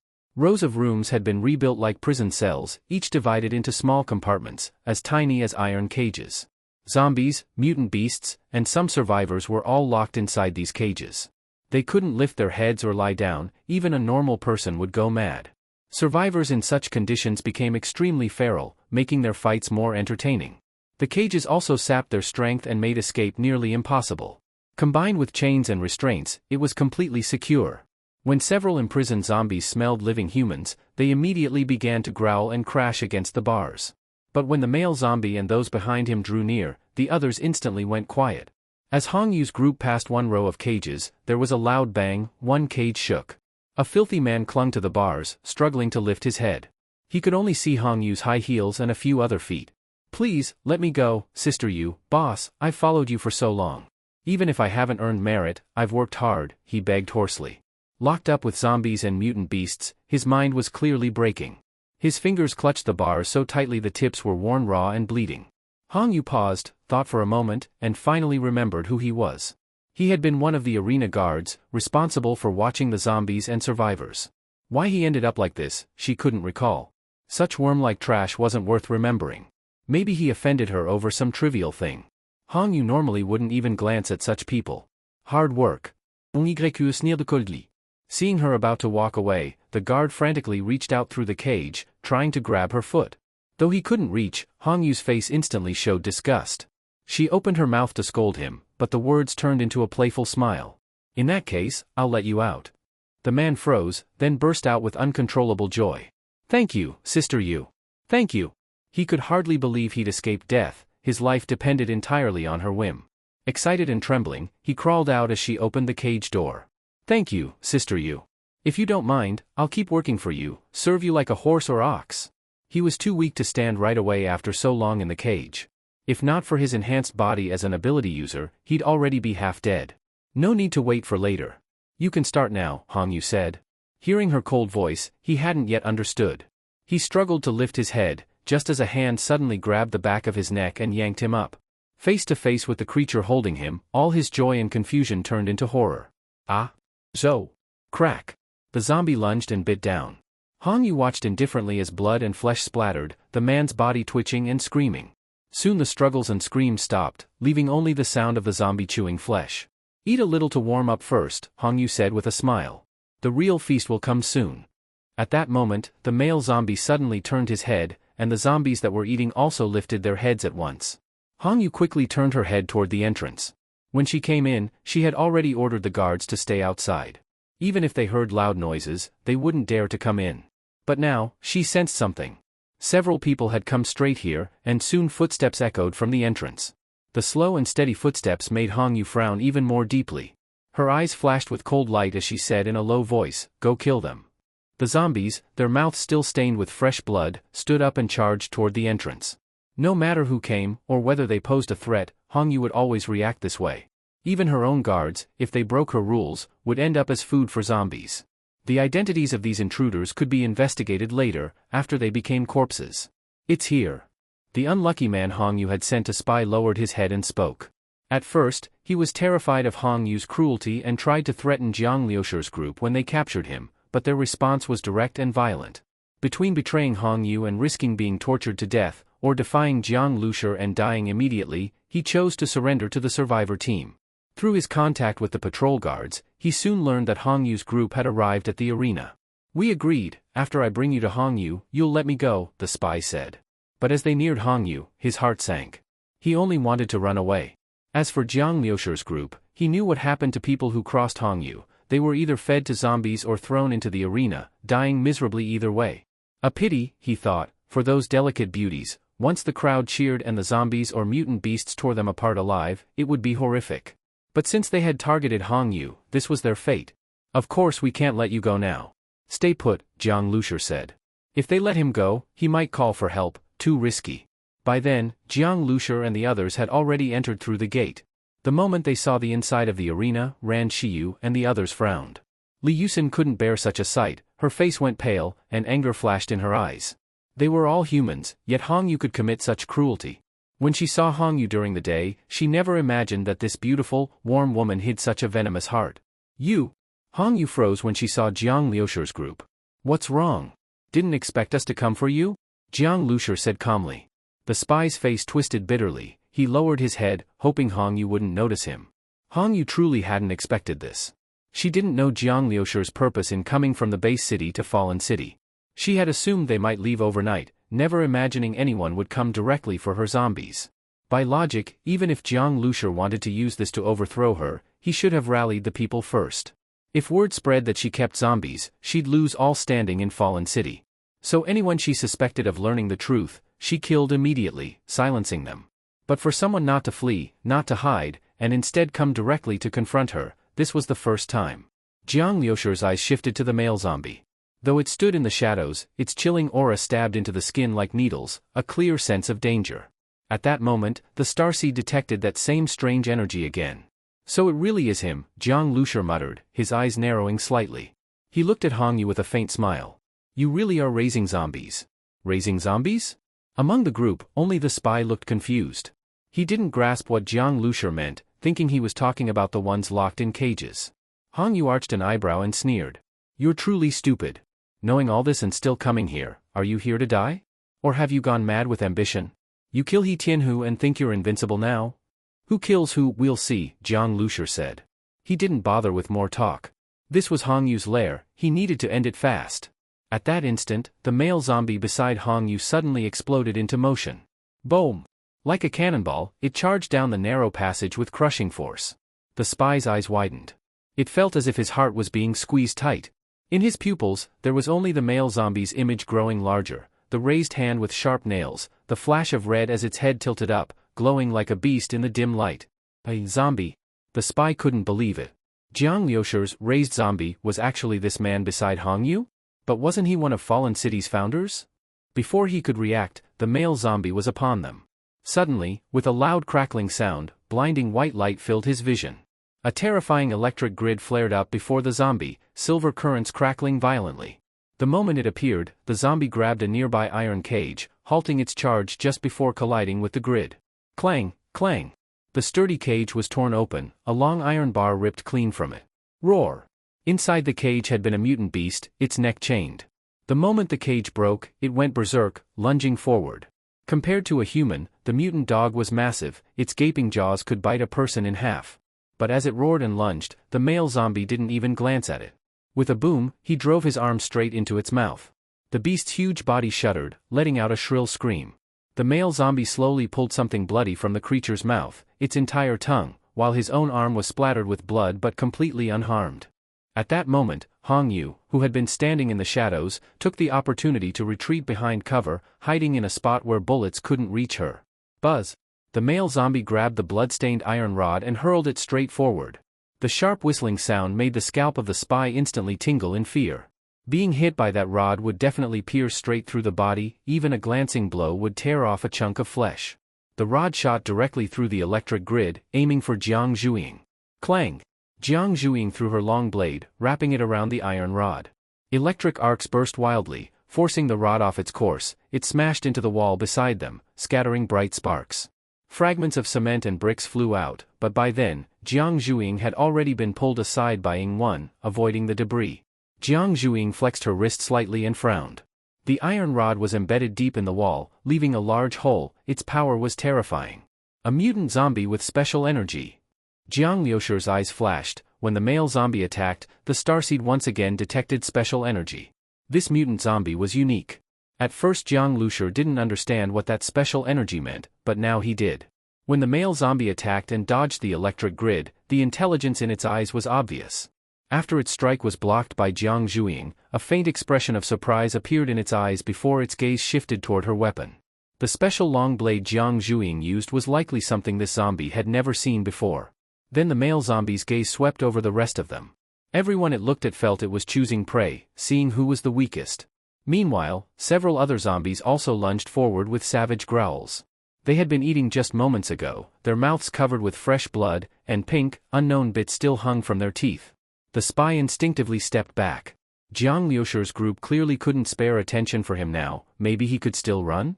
Just then, Jiang Liusher suddenly said, "Shiyu, are you ready?" "No problem," Ran Shiyu replied, shaking her head. Her special eyes glowed faintly. Her gaze pierced past the zombies, locking directly onto Hong Yu standing at the back. Her sight ignored distance, the undead, and the darkness. It was as if she faced Hong Yu directly across space. Hong Yu's expression changed instantly. She knew Ran Shiyu was also a psychic ability user. Attacking me? So this was what Jiang Liusher's team relied on? Did they think that by bypassing the zombies and attacking her directly, they could win? They are indeed influenced by my psychic power. But you think you can surpass me in psychic strength? Hong Yu had built Fallen City not only to feed her zombies but also to gather resources for herself. The stronger her zombies grew, the stronger her own psychic power became. You came prepared, but it's still useless, Hong Yu said. Ran Shiyu's eyes stayed firm, her voice echoing in Hong Yu's mind, "You talk too much." Ran Shiyu had already gauged Hong Yu's psychic intensity. She was very strong. Since awakening her true psychic power, Ran Shiyu's mental strength had been terrifying, especially after one evolution. As a level 2 ability user, she had never met anyone who could match her, until now. Hong Yu was one. Her psychic power was also at level 2, even slightly stronger than Ran Shiyu's.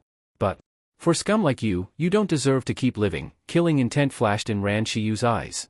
Seeing this place reminded her of when she herself had been locked in a cage. This Hong Yu had founded Fallen City and the arena. Countless people had suffered because of her. Stop chirping. If you think I deserve to die, then beat me first. Hong Yu's voice answered coldly inside her mind. Hong Yu's psychic ability was mind control. Once she took over Ran Shiyu's mind, even Ran Shiyu would become her pawn. Ran Shiyu's ability, besides detection, was mental piercing. Their psychic fields clashed and cancelled each other. Hong Yu couldn't affect Jiang Liusher's group, while Ran Shiyu had to focus all her power on attacking Hong Yu alone. The two psychics fought across the air, while the other zombies, including the special male zombie, launched their assault. Jiang Zhuiying stood ready, and both Jiang Liusher and Ying drew their weapons. "Don't move," Li Yusin suddenly said to the spy. He had been hesitating about escaping, but the moment he moved his foot, Li Yusin caught him. In truth, he couldn't resist her now. This seemingly gentle girl had injected him with something earlier that left him too weak to fight back. Boom! Boom! Boom!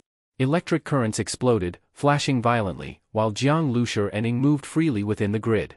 Jiang Zhuing's precise control ensured the current wouldn't hit them. Moving through the arcs, Jiang Lushur couldn't help but marvel. Jiang Zhuing's talent was frightening. Even without consuming more evolution crystals, her strength kept growing. Those silver electric serpents, each as thick as a finger, were deadly. Even zombies weren't foolish enough to leap into them. The electricity served both as their shield and as a lethal weapon. The electric snakes darted out like real vipers, tearing at the approaching zombies. Whoosh! The male zombie hurled another iron rod. This time, its target was Jiang Lushur. His pupils shrank, his brain domain ability activated. In his slowed-down vision, the speeding iron rod appeared to crawl through the air. With the support of his evolved bloodline, his body forced itself to match the speed of his mind. Catch it! Jiang Lushur sidestepped and reached out his hand. Buzz! The spy's eyes widened. He caught it. The tremendous impact nearly threw Jiang Lushur backward. D! A pistol appeared in Jiang Lushur's other hand, and in that instant, he aimed it straight at the male zombie. The gun, fitted with a silencer, wouldn't attract any guards even in the center of Fallen City, let alone here, where Hongyu herself forbade anyone to approach while she was present. The dark muzzle locked onto the male zombie. Jiang Lushur's movements were smooth and incredibly fast. Bang! In a flash of lightning and fire, a burst of muzzle flame lit up the dim room. Jiang Lushur had already pulled the trigger. Puff! A stream of blood sprayed out. The male zombie was hit in the shoulder. Using the recoil from his fall, the male zombie quickly dodged into a blind corner. Jiang Lushur fired so fast that no one, not even the spy, could react in time, but the male zombie immediately responded, narrowly avoiding a fatal hit. Hongyu clearly sensed the male zombie's injury and screamed, "Xiao Bai!" Usually, before others even realized that this man was a zombie, he would have already killed them. After continuous evolution, Hongyu had complete confidence in Xiao Bai's combat power. But Jiang Lushur's team was clearly strong too. Working together in perfect coordination, they fought the zombies evenly, showing no sign of weakness. The environment also worked against Hongyu's zombies. The narrow space, which usually trapped survivors with no escape, now favored Jiang Lushur's group. They stood with their backs to the exit, needing only to face attacks from the front, greatly reducing the pressure. Because of that, the male zombie got injured.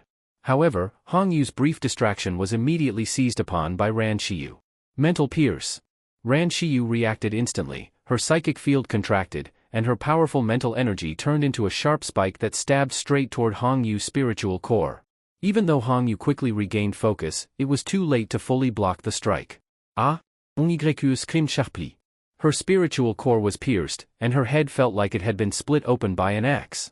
At the same time, she realized in horror that her control over the zombies had weakened. This kind of situation wasn't rare. As zombies evolved greater intelligence or grew too excited, Hongyu's control over them would falter. Usually she could simply reinforce her psychic control, but now, under Ran Shiyu's relentless assault, she had no chance to do so. The male zombie immediately let out an enraged roar. It was her most evolved subject, and the hardest to control. At the very moment Hongyu's mind faltered, its violent aura surged, and a look of struggle appeared on its face. No! Hongyu felt the control slipping even further and panicked. But as she tried to tighten her grip over it, Ran Shiyu's eyes went cold, her pupils narrowing sharply. Another strike. After 2 consecutive full-force mental pierces, Ran Shiyu's face turned pale, sweat covering her smooth forehead, her body trembling as she nearly lost strength. But Hongyu, who had been struck twice, was in far worse shape. With a scream, Hongyu could no longer stand. Clutching her head, she collapsed to the ground, her whole body shaking as if she wished she could tear her skull open. The pain in her head was unbearable, pure torture. Yet she had no time to care about the pain. With her psychic power shattered, the male zombie finally broke free of her control. Ah! Hongyu's emotions collapsed completely.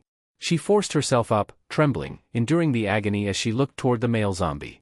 When she controlled it, she could always sense it clearly, where it was, what it was doing, even what it was thinking. But the instant the control snapped, she suddenly felt a strange, alien unfamiliarity, the same as when she first saw it turn from a human into a zombie. Xiao Bai, Hongyu called softly, staring at the male zombie. This zombie had intelligence, it knew that Xiao Bai was what she called it. Hearing the name, the newly freed male zombie paused briefly, still adjusting to its freedom, then slowly turned its head. In the darkness, its blood-red eyes glowed faintly with a chilling light. That gaze made Hongyu's heart freeze. Her body trembled. The way it looked reminded her instantly of the day the apocalypse first began. Hongyu wasn't her real name. She had once been an ordinary girl, and this male zombie had been her boyfriend. When the apocalypse broke out, she had been in the living room, her boyfriend in the bedroom. After a sudden fainting spell, she woke up in panic and rushed to find him. But as she grabbed the doorknob, a loud bang shook the door. Then came an indescribable growl, a sound that chilled her to the bone. Frozen in shock, she watched as the fragile wooden door was smashed open, a hole splintering through it, and from that hole reached a hand, clawing wildly toward her. Through the opening, she saw her boyfriend, hideous, terrifying, his blood-red eyes filled with hunger for her flesh. In unbearable pain, Hongyu shoved furniture against the door, barricading it. As she sat there in despair, she gradually realized she had developed a power. After she managed to control the male zombie, Hongyu believed this was her purpose for surviving. She and Xiaobai would stay together forever, grow stronger, and live safely in this ruined world. To do that, she built her influence in the small town. She worked in the open, while the male zombie and her other undead remained hidden. With this hidden weapon, she gradually founded Fallen City. The more survivors she gathered, the stronger Xiaobai became, and as he grew stronger, so did her psychic power. Even the first batch of survivors she gathered had mysteriously vanished overnight. All of it, Hongyu believed, was necessary for her rise. These memories flashed through her mind like a slideshow. She had just opened her mouth to speak when the male zombie let out a deep growl. Bang! Hongyu's body was thrown like a rag doll, slamming hard into the wall. The impact was so great she couldn't utter a single word. Her eyes widened, blood vessels bursting, her vision darkening as she looked at the male zombie before her. The zombie's hand gripped her throat, pinning her body against the wall as blood gushed from her wounds. Hongyu coughed up a mouthful of blood. She tried to speak, to say something, at least to die beautifully, but at that moment, the zombie grabbed her arm. Blood splattered everywhere. Zombies always ate people with their bare hands. Very soon, the other zombies also surrounded her. They had once been under Hongyu's control, but now, they saw Hongyu herself as food. The spy watched, feeling his entire body go cold. Those zombies, they were raised by Hongyu, to feed her boyfriend, Ran Shiyu said. While fighting Hongyu on the psychic level, as she crushed Hongyu's mind, Ran Shiyu sensed fragments of Hongyu's thoughts within her spiritual core. As she spoke, her expression dimmed slightly. Sensing Hongyu's emotions, especially her love for her boyfriend, made Ran Shiyu conflicted. She despised what Hongyu had done, yet couldn't help feeling a trace of sympathy. It reminded her of her own past. If her family hadn't turned into zombies and slaughtered her relatives, she wouldn't have ended up being captured and sold as merchandise. Li Yusin also sighed at that. Hongyu was hateful, but her end was also pitiful. What about these zombies? The spy asked in a trembling voice. In the darkness, several pairs of glowing red eyes stared at them coldly. The zombies had already devoured Hongyu, now their attention turned toward Jiang Liushir's group. The male zombie's face was hard to see, but its eyes were unmistakable. Jiang Liushir sensed that the male zombie was hesitating, thinking about what to do. It had just broken free from control, yet Jiang Liushir could already feel that its mind was sharper, more capable of thought. What frightened him even more was that, after eating Hongyu, the male zombie's gaze carried a trace of something human. Not humanity, but calculation, cold, logical thinking. It made Jiang Liushir's skin crawl. He had seen mutant zombies before, but they only showed traces of intelligence, never like this one. Its eyes made it clear, it understood all its choices, including its decision to eat Hongyu. It hadn't acted on instinct, it had done so because it decided that eating her would benefit it. These zombies kept evolving. Their combat strength was already terrifying. If their intelligence rose to this level, how could humanity possibly survive? Actually, we could just escape, lock them in here for now, and then burn the place down later, the spy whispered. He thought Jiang Liushir's goal must be power and control, and judging by what had happened, Jiang Liushir was indeed ruthless enough. But even with Hongyu dead, it would be hard for Jiang Liushir to take over. Many others would surely fight for a share. Of course, none of that mattered to the spy. He just wanted to flee somewhere safe. With Hongyu dead, he no longer had to escape Fallen City, but he didn't want to face these zombies either. Jiang Liushir was speechless at his words. Leaving aside the other zombies, thinking they could lock this male zombie up and burn it was pure fantasy. He felt that if this male zombie escaped alive, it would wipe out all of Fallen City. Of course, the city's existence already disgusted Jiang Liushir, but destroying it would only make the male zombie even stronger. It had just regained freedom, its instincts newly unleashed, still in a confused state. Besides, this zombie was Jiang Liushir's true target from the beginning. Since it had been injured by Jiang Liushir's bullet, the male zombie now seemed intent on escaping. Do it! Jiang Liushir shouted. He would never let it run. At that moment, the special zombie also understood Jiang Liushir's killing intent. It let out a deep growl and, together with the other zombies, charged straight toward them. The others clearly followed its command, rushing forward first, while it stayed behind, hidden in the darkness. The ground trembled under their heavy steps, the sheer force of their charge was overwhelming. Even the mutant beasts and zombies imprisoned in the arena went completely silent, terrified. The special zombie hid behind its pack, its icy eyes locked on Jiang Lushur. Jiang Lushur wanted to kill it, but it struck first. In that instant of life and death, the spy felt his whole body freeze. It was the same terror an animal felt when meeting its natural predator. His mind screamed to run, but his legs wouldn't move. At a time like this, anyone who could still fight back was already exceptional. No one could stay calm. But then, the spy saw a black shadow dart out. Ing moved first, holding 2 pistols. She fired calmly and precisely at the charging zombies. Fear simply didn't exist for her. At the same time, Jiang Zhuing reacted. The electric grid spread open, silver arcs lighting up everything around them, illuminating the zombies. Behind the flashing current stood Jiang Lushur, aiming his gun. He silently watched the special zombie rushing toward him from the back. As the frontline zombies fell or were paralyzed by the electric shocks, the special zombie's figure appeared more clearly. 10 meters. For this creature, that distance was nothing. In the blink of an eye, it would be upon them.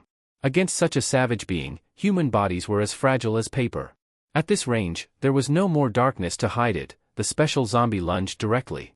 It moved like a tiger, pouncing straight at Jiang Lushur, one strike to kill. The spy's mind went blank. Jiang Lushur still held his gun steady. His brain domain ability fully activated. In his eyes, the zombie's movements and speed slowed to their absolute limit. He had never pushed his brain power to this level before. As the zombie entered the 10-meter range and leapt forward, its body completely exposed, Jiang Lushur shouted in his mind. Now!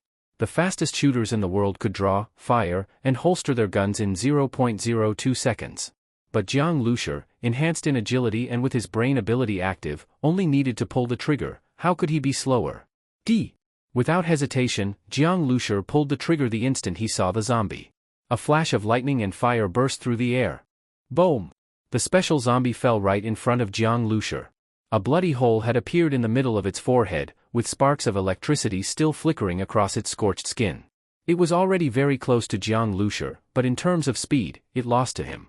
Jiang Lushur slowly lowered his gun. Only then did he realize that his palms, his forehead, and the back of his shirt were all drenched in cold sweat. It had been a life-or-death moment. If his reaction had been even a fraction of a second slower, the result could have been completely different. And this was even with his bloodline evolution and brain domain ability fully activated. But even so, the human body was still fragile against a zombie's attack. Jiang Lushur had to shoot this special zombie exactly in a vital spot to kill it instantly. One shot, one kill, was not just a saying, there was skill behind it. The best aim was above the bridge of the nose. If the bullet hit there, it would carry out a large portion of brain tissue, killing the target instantly. If that wasn't possible, he had to shoot the neck, cutting the connection between the brain and body. Even if the zombie didn't die, it would lose mobility. Otherwise, as long as a zombie still had a breath of life, it would keep attacking. And for a human like him, getting caught even once meant death. At such a critical moment, without absolute calm and lightning reflexes, he wouldn't have thought through any of this, and the result of hesitation would be death. Jiang Lushur looked at the special zombie's corpse, his expression dark. Humans had relied on armies, weapons, and fortified zones to survive the apocalypse. Fallen City even built an arena where people fought zombies and mutant beasts for entertainment, as if zombies were no longer something to fear. But the truth was the opposite. Humans were so fragile that this was nothing but self-deception, a form of madness born of fear. Even Jiang Lushur had grown used to fighting small groups of zombies without much fear. Yet now, looking at the corpse at his feet, he once again felt the same dread he had when the apocalypse began. This zombie had high intelligence and had hidden among humans all this time. Many must have seen it, but no one ever realized. Besides Hongyu's cover, it had also deliberately concealed itself. If not for Jiang Lushur, who knew how far this zombie might have evolved, how intelligent it might have become. Zzzzzzz. The crackling of electricity grew louder. Without the special zombie, the remaining few were still aggressive but helpless against the electric grid. Using the grid as cover, Jiang Lushur and his group eliminated them one by one. When everything finally went quiet again, the spy swallowed hard, staring in shock at the scene before him. So much had happened today, too much for him to process. Then came a faint rustling sound. Many people had been imprisoned here, those who offended Hongyu or were simply too weak. Jiang Lushur didn't particularly pity them, but after killing Hong Yu and her people, he heard the clinking of chains from several cages. Inside, the prisoners strained to look out, but they couldn't bend down enough for their faces to reach the cage openings. They couldn't see what was happening outside, they could only guess from the sounds. Even so, many still couldn't believe that Hong Yu and her gang were dead. They were excited, yet deep-rooted fear kept them from even calling for help. If they guessed wrong, the punishment would be worse than death. Ran Shiyu sensed their emotions, a mix of despair and a faint spark of hope. She knew that feeling all too well. Then a voice came from one of the cages. "Is Hong Yu dead?" The voice broke the silence, bold and direct. There was no cautious probing, only a straightforward question. The other prisoners, startled at first, became even more agitated.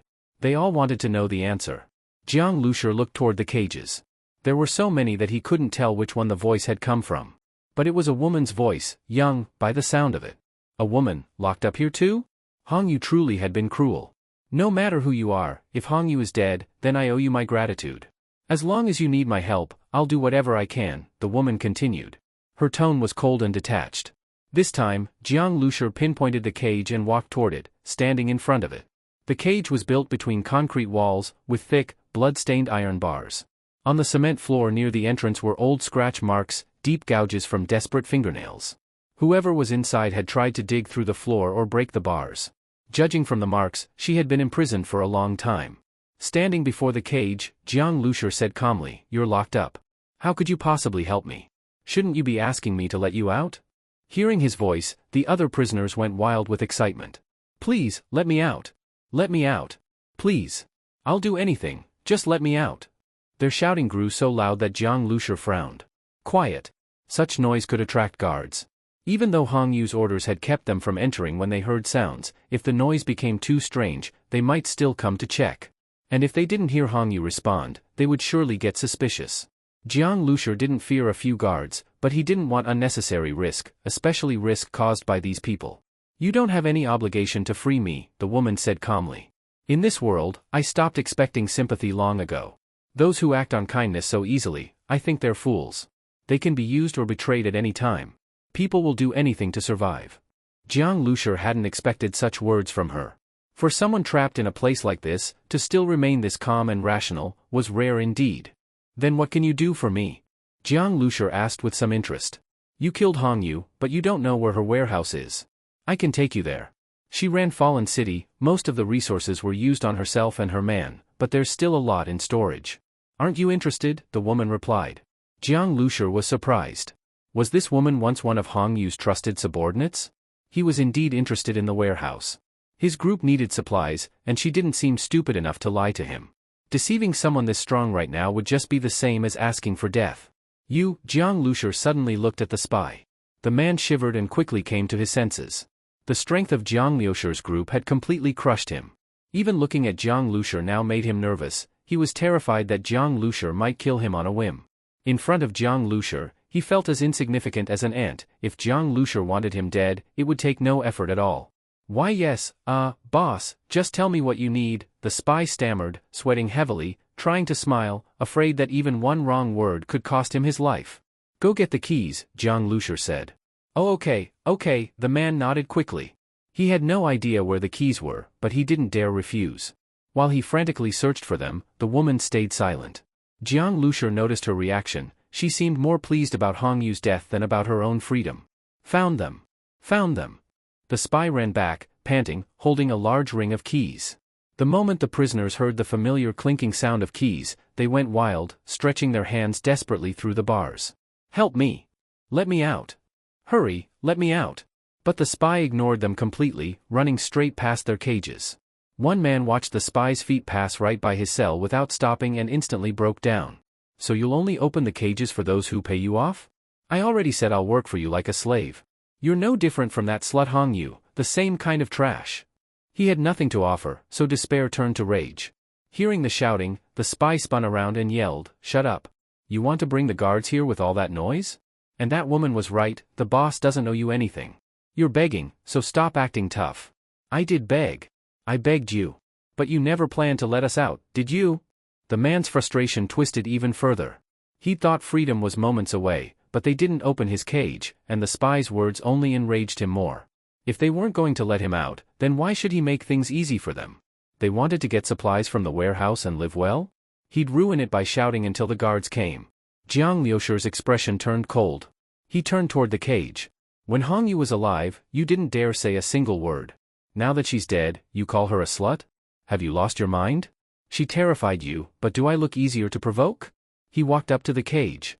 There was still fresh blood on his shoes as he stood before it. From inside, the man could only see those blood-stained shoes and hear Jiang Liusher's mocking voice from above. Jiang Liusher actually found it somewhat amusing. This man had been terrified of Hongyu, yet he didn't seem nearly as afraid of the one who killed her. Is it because I haven't tortured you yet? You really are pathetic, Jiang Liusher said coldly. His tone suddenly sharpened, like a knife slicing across the prisoners' throats. Shut your mouth. One more word, and he'll be your example. At that moment, Jiang Zhuiying walked over. Let's give him a little shock to calm him down. Wait. I was just asking for help, you. A burst of electricity cut him off. His scream stopped abruptly, followed by the sound of heavy thuds against the cage walls. Even without seeing it, everyone inside could imagine how horrific it was. Shiyu, you decide who we free, Jiang Liusher said. Among these prisoners, some were innocent victims of Hongyu, but others had been her subordinates or criminals themselves. Even if they'd suffered under her, that didn't make them blameless. Jiang Liusher wasn't a saint. Even acting out of convenience, he had no intention of releasing people with blood on their hands. The one who'd just been electrocuted had radiated pure malice. Ran Shiyu had sensed it clearly. By then, the spy had already opened the woman's cage. Come out. Help her, Jiang Liusher said to him. No need, the woman replied. She reached out, gripped the door herself, and pushed it open. Each cage had a second door at the back leading directly to the arena. Since her imprisonment, she had only ever used that door to enter. This was her first time leaving through the front. Seeing her hands, Jiang Liusher felt a flicker of surprise. When the woman stepped out completely, his expression showed a trace of astonishment. She noticed his look and smiled faintly. Surprised? Jiang Liusher studied her. A bit, yeah. He had expected a thin, tortured woman, frail from long confinement, but instead, the one who emerged carried a strong, confident presence. Her aura was sharp and composed, like an action heroine. Though she had no prominent muscles, the smooth lines of her body still conveyed restrained strength. Jiang Liusher had always thought female fighters in movies looked weak and unconvincing, but this woman was the real kind, efficient and commanding. If I weren't like this, I'd be dead already, she said. Her hair was messy, but her calm eyes under those strands were steady. Nice to meet you. My name is Zero. The woman gave Jiang Liusher's group another look, seemingly surprised. She had met many ruthless and cruel people before, but she hadn't expected that the ones who killed Hongyu would be such a group. Didn't Hongyu try to recruit you? The woman suddenly asked. What about it? Jiang Liusher didn't answer directly. With her personality, she definitely tried. I'm just curious, why did you refuse? Survivor teams usually care most about benefits. Working with Hongyu meant profit, the woman said. She clearly didn't believe Jiang Liusher acted out of justice to destroy Fallen City. In truth, the city's creation wasn't all Hongyu's doing, she merely took the lead. What truly built it was the darkness in human hearts. You ask too many questions. Jiang Liusher glanced at her coldly. He had the starseed, which could sense special energy, something she couldn't possibly imagine. Her curiosity was natural. Seeing that Jiang Liusher didn't plan to answer, the woman only raised her eyebrows slightly. She looked toward the hallway. Thick, congealed blood covered the floor. The air was already filled with the stench of blood and rot. The woman walked to Hongyu's corpse. Torn chunks of flesh, what barely remained of a head, none of it could really be called a body anymore. She stared coldly at Hongyu's wide-open eyes. The once pretty face was smeared with blood and bite marks. When you fed people to zombies and watched with such delight, you probably never imagined you'd end up like this, did you? And when you kept me alive to torture me longer, instead of feeding me to the zombies right away, did you regret it at the end? Because I'm still alive, and you're already dead. As she spoke, a mocking smile appeared at the corner of her lips. Zero, right? When did you find out Hongyu was keeping zombies? Jiang Liusher asked. Long ago. But that's not why she locked me up. Zero turned her gaze away from the body, her expression calm again. Funny thing is, we're both from this small city, we even went to the same high school. I was better than her at everything. She always hated that, and whenever she tried petty tricks, I just beat her up. She didn't dare fight back. After the apocalypse started, I gathered with some survivors and ran into her again. Honestly, I'd forgotten all that school nonsense, but apparently, she never did. So, Zero said. Jiang Lushur shook his head slightly. How absurd. When ordinary people gained power over life and death, with no restraints, this was what they became. Even without grudges, just disliking someone's face could be enough reason to kill. You'd better head for the warehouse soon. Hong Yu rarely stayed here long. Those guards will eventually notice, Zero said. Wait. Jiang Lushur walked to the special zombie's corpse, drew his dagger, and glanced at Zero and the spy. Zero immediately turned her head away, and the spy froze for a moment before quickly doing the same. Whatever Jiang Lushur was about to do, if he didn't want them to see, it was best not to look at all. Jiang Lushur used the dagger to slice open the zombie's shirt. A moment later, a blood-red, dimly glowing mutant blood core appeared before his eyes. It was embedded deep in the flesh, connected to the heart by blood vessels. Even though the zombie was dead, the core still pulsed faintly, as if alive. Jiang Lushur already had one blood core, but this one was clearly different. Inside the red glow was a faint milky white light, like a tiny living creature wriggling within. This special zombie had high intelligence, and the starseed had detected unique energy from it. If it had continued evolving, who knew what it might have become? Jiang Lushur carefully pried the blood core loose with his dagger and caught it in his palm. The moment it touched his hand, he felt a strange, unsettling pulse in his chest. After storing it away, he looked at the other corpses. Those zombies had been raised by Hong Yu as food for her man. They never had a chance to evolve into mutants. Once they showed signs of doing so, they were eaten. Let's go, Jiang Lushur said. By now, Ran Shiyu had chosen who to release. The ones left behind were bitterly unwilling, but after what had just happened, none dared make a sound. Silence at least meant survival, for now. If they angered Jiang Lushur's group, they'd die immediately. Jiang Lushur and the others didn't care what they thought. The released prisoners were overjoyed, some even wept with excitement. Without Jiang Lushur, they would have died here in despair. Even though he hadn't come to save them, they were deeply grateful. If you go out now, you'll probably attract patrols, they'll hunt you down. Stay here and wait for the chaos to start, then escape, Jiang Lushur said. Without the cages, they could flee through the arena or use the doors nearby. When the guards come looking for Hong Yu, we'll be waiting. They tormented us long enough, it's our turn, one of the survivors said, glancing at the others. Their tone was full of hatred. Do what you want, Jiang Lushur replied. Whatever they planned, Fallen City would soon be in chaos anyway. This place was full of all kinds of people, who knew what would happen next. You can stay here too, Jiang Lushur told the spy. The man glanced around at the survivors and sighed miserably. He knew he couldn't leave right away, and the people around him were watching him closely, eyes filled with distrust and suspicion. Don't look at me like that. I'll stay. I'm not running off to tattle. Hong Yu's dead, who would I even tell, the spy muttered. Let's go, Jiang Lushur said, leading his group back the way they came. Zero suddenly asked, You're just going to walk there like that? Of course not. We'll drive. Driving will draw less attention, Zero nodded. Although Hong Yu was dead, her forces still remained. Jiang Lushur smiled faintly. A moment later, as an engine roared to life, a vehicle emerged from the darkness, driven by Ying. It was a minibus. Zero's lips twitched slightly. Forget I said anything. The car door opened, and Ling followed Jiang Lushur and the others over, suddenly stunned. The minibus looked quite ordinary on the outside, but the interior was surprisingly luxurious. Not to mention anything else, just the casually placed drinks and food were already beyond what most people could afford. But for Jiang Lushur and his group, it was as if they didn't care at all, leaving them around so freely. Life in the arena had been far from easy for Ling usually. Hong Yue only allowed her to eat leftovers, scraps of food, and even water was scarce. Now, seeing so much food in front of her, Ling couldn't take her eyes off it. Jiang Lushur found her reaction amusing. He had thought this woman was indifferent to everything, but seeing the food, her mask broke. Zhu, give her something to eat, Jiang Lushur said, calling out to Ling, who was still staring at the food, come on up. Ling snapped out of it and boarded the vehicle while scanning her surroundings. This car is too eye-catching here. Let's get moving. We'll take another route. You don't mind leftovers, right? Jiang Zhuing casually handed over a plate of leftover stewed meat. As soon as Ling saw the meat, her eyes lit up. I don't mind. How could she? She immediately took a few eager bites. The meat had been stewed by Li Yusin and Ran Shiyu, with lots of ingredients added, making it very flavorful. For most survivor teams, eating mutated beast meat was already a luxury, adding vegetables was nearly unthinkable. But the Shuring team had vegetables, and even fruit, all stocked up back when they were in Yi County. Ling almost couldn't stop eating. After more than 10 mouthfuls, she finally looked up and said, "Thank you."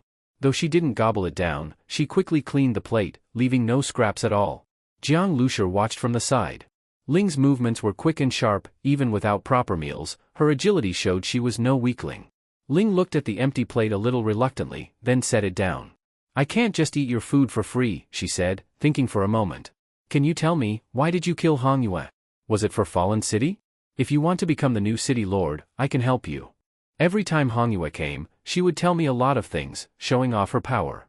She even shared her secrets, probably just to see me powerless despite knowing them, Ling said with a faint smile. When Manhwa tortured Ling like that, she probably never thought Ling would have the chance to tell anyone. City Lord of Fallen City? Jiang Lushur chuckled. Not interested. Fallen City was a mess, full of twisted, dark-hearted people. Being the lord of such a place meant constantly fearing for your life. With Manhwa dead, the place would soon descend into chaos. I've already gotten what I wanted. The supplies Manhwa stored were just a bonus, Jiang Lushur said. Then, Ling frowned. She had thought she could at least trade her help for this meal. But now it seemed she was of no use? Besides that, I only know some information. Not sure if it's useful to you, she said. She had heard a lot from Manhwa, and also picked up bits in the arena. Some of the survivors imprisoned there were from other places, some were ability users, others just ordinary people. The info she knew included the current situations of certain cities or regions, and news about nearby mutated beasts. Some details included mutated beast nests. After the apocalypse, all sorts of mutated creatures emerged. Some that were originally social evolved into nesting species. Mutated beast nests weren't just homes for these creatures, they usually covered entire regions. These areas were extremely dangerous and usually avoided by ability user teams. Otherwise, wandering in by mistake would be a death sentence. That kind of info is useful. But just now, did you mention something about the Jiangnan region? Jiang Lushur asked. Li Yusin and the others didn't understand why he paid special attention to that casual mention, but Ran Shiyu's expression subtly changed. Back then, General Zhang had promised to keep an eye on northern Jiangsu, but they hadn't heard anything yet. Considering how chaotic Zhonghai had been when they left, it was likely the military couldn't keep up. Yes, Ling paused. She had said a lot and hadn't expected Jiang Lushur to focus on that. She had only briefly mentioned it. A power user from Jiangnan said he encountered a nest on the way. But Jiang Lushur didn't even care about the nest's location. Maybe it was because the group's accent suggested they were from Jiangnan? I didn't talk much with that power user. He was quickly thrown into the arena and died. He just said he was from Jiangnan, and that things there might be worse than here since there's no base city. Some survivors couldn't survive and migrated this way. They didn't have a fixed route, just went wherever there were fewer zombies, Ling explained. No base city, probably like northern Jiangsu. Around Jiangbei, only Yi County could be considered a large survivor settlement. Without military forces maintaining order, powerful survivors dominated everything. Life for ordinary people in such places was extremely hard. Ran Shiyu showed no expression, but her delicate fingers clenched the hem of her clothes. This Ling, she's hiding something. At that moment, Ran Shiyu's voice echoed in Jiang Liushur's mind. Hiding something? Earlier, Ran Shiyu had confirmed all Ling's intel was truthful. Why would she lie only about the Jiangnan situation? Let her take us to the warehouse first. We'll ask about it later, Jiang Lushur replied. Ran Shiyu nodded. Though anxious, she knew this wasn't something to rush. The warehouse is in the villa area, right? Jiang Lushur asked Ling. Yes, but not inside her villa. Normally, even if someone killed her, they wouldn't find her stash. Manhwa would never let anyone benefit from her death, Ling replied. But now, with Ling leading the way, Manhwa was probably cursing them from hell. On the minibus, Ling washed her face and tied up her hair. Jiang Lushur looked at her with some surprise. He hadn't expected her to have a baby face, with round eyes, pouty lips, and fair skin. But her gaze was extremely cold, carrying a calmness and killing intent that only came from surviving many deadly battles. So this is what they call contrast, Jiang Lushur thought to himself. This vehicle is really nice, Ling said with admiration. Though small, it had everything. Having a car like this in the apocalypse made life much more convenient. But compared to survival, convenience was secondary. At a side gate of the villa area, Ling told Jiang Lushur and the others to drive the vehicle straight ahead. When a guard came to question them, she rolled down the window. The guard had just started to speak when he saw the girl in front of him suddenly flash a cold light from her hand without changing her expression. His eyes widened instantly, and he reached up in vain to clutch his throat, but blood gushed out in streams. He opened his mouth, but could only make hissing sounds, not even able to call for help. I'll open the gate, Ling said, flipping out of the window lightly and hiding in the darkness nearby. When another guard sensed something wrong and cautiously stuck his head out of the guard post with his gun, Ling pounced like a wild cat. She quickly took care of all the guards. Then the iron gate was pulled open. Jiang Lushur opened the car door. As the minibus drove in through the gate, Ling jumped back in. Only then did Jiang Lushur notice that in the darkness, Ling's eyes had turned into glowing green cat eyes, radiating danger. She didn't have any weapons, but her 10 fingers looked like sharp claws. Her ears had emerged from her hair, pointy like cat ears. So, she's a mutant-type ability user. The villa area was quiet. No one noticed the guards' deaths. Ling gave directions from the car. She was very familiar with the area. Jiang Zhuyin glanced at her and asked, "You didn't just hear about this place from Hongyue, did you?" Ling calmly looked at the surrounding villas. "My family used to live here. The warehouse Hongyue chose was my home. That's why she told me specifically. When she tortured me back then, it was also in my home." Ran Shiyu looked at Ling. Aside from introducing herself and her situation at the beginning, Ling hardly ever talked about herself. If Jiang Zhuyin hadn't asked, she probably wouldn't have mentioned that this used to be her home. At this moment, Jiang Lushur suddenly stared at Ling and asked, "Why didn't you say earlier that the warehouse was your house?" Ling was silent for a moment, then said, "I didn't think it was necessary." "What's necessary is for me to decide. I let you out in exchange for equal trade," Jiang Lushur said coldly. He stared hard at Ling and asked, "You also lied about the Jiangnan region?" Ling's cat ears twitched noticeably. She didn't know what abilities Jiang Lushur and his group had, but from his expression, he clearly wasn't bluffing. "You can try escaping alive from my vehicle," Jiang Lushur said calmly, leaning back on the sofa. Ran Shiyu expanded her mental field, already locking onto Ling's mental signature. Jiang Zhuyin was also keeping an eye on her. No matter how skilled Ling was, she had to think twice. She stayed silent for 2 seconds, then said straightforwardly, "I did hide some things. Actually, at the beginning of the apocalypse, I was in northern Jiangsu. I came back here to look for my parents. That ability user I mentioned was actually with me. But you seem very interested in Jiangnan. I didn't want to get myself into unnecessary trouble, so I chose to hide it," Ling said with a shrug. But now that Jiang Lushur had exposed her, she no longer had the choice to avoid trouble. Northern Jiangsu, Ran Shiyu looked at Ling deeply. Her younger sister was in college in northern Jiangsu. Of course, northern Jiangsu wasn't a small city, and it was unlikely Ling knew her sister, but Ling definitely knew more about the region's situation. "If you lie again, don't blame me for being harsh," Jiang Lushur said flatly. "The warehouse is here," Ling said. The minibus stopped in front of a villa. It was about 200 to 300 meters away from Hongyue's villa. Most people wouldn't associate this place with Hongyue. This way, even without special security, it was still safe. Jiang Lushur parked the minibus at the entrance and left Ran Shiyu and Li Yusin in the vehicle. He took Jiang Zhuyin and Ing, and followed Ling inside. The villa was pitch dark. Once inside, Ling led them straight upstairs. In one room, Jiang Lushur saw lots of stored mineral water, drinks, alcohol, cigarettes, and food. In another room, there were piles of bullets and grenades. There were hardly any guns, probably already distributed. Hongyue cooperated with those warlords. The guards were well equipped, Ling said. To Jiang Lushur, these supplies weren't particularly exciting, but he casually picked some up anyway. His real prize, the special mutated blood core, was sitting quietly in his coat pocket. "Take the stuff. Let's go," Jiang Lushur said. For ability users, this amount of supplies was nothing. After a few trips, the supplies were nearly gone. Just then, Jiang Lushur suddenly noticed something flashing in a corner. Jiang Lushur frowned, but before he could say anything, the object suddenly emitted a sharp alarm. Bang! Ing walked over and stomped the alarm to pieces. Jiang Zhuyin immediately pulled the curtain open and looked outside. In the distance, car lights were moving, and there was commotion in the nearby villas. "Brother, we have to go," Jiang Zhuyin said. Jiang Lushur turned to Ling. Her face didn't look good. I didn't know she had set up something like that. And if it had been placed outside, it would have been easy to notice, but she put it at the very bottom. Once the guards arrived, Ling would be in danger too. Jiang Lushur believed she had no reason to lie. As for why it was placed at the bottom, knowing Hongyue's personality, it was likely meant to make whoever took the supplies fall from heaven to hell. Just when everything seemed to be going smoothly, they'd suddenly face mortal danger. "Ing, go prepare. We're leaving," Jiang Lushur said. Ling was stunned. "You're not planning to escape in that minibus, are you?" Even if they didn't want to abandon the supplies, the smart move would be to ditch the vehicle. Jiang Zhuyin smiled. "Congratulations, you guessed right. Ling."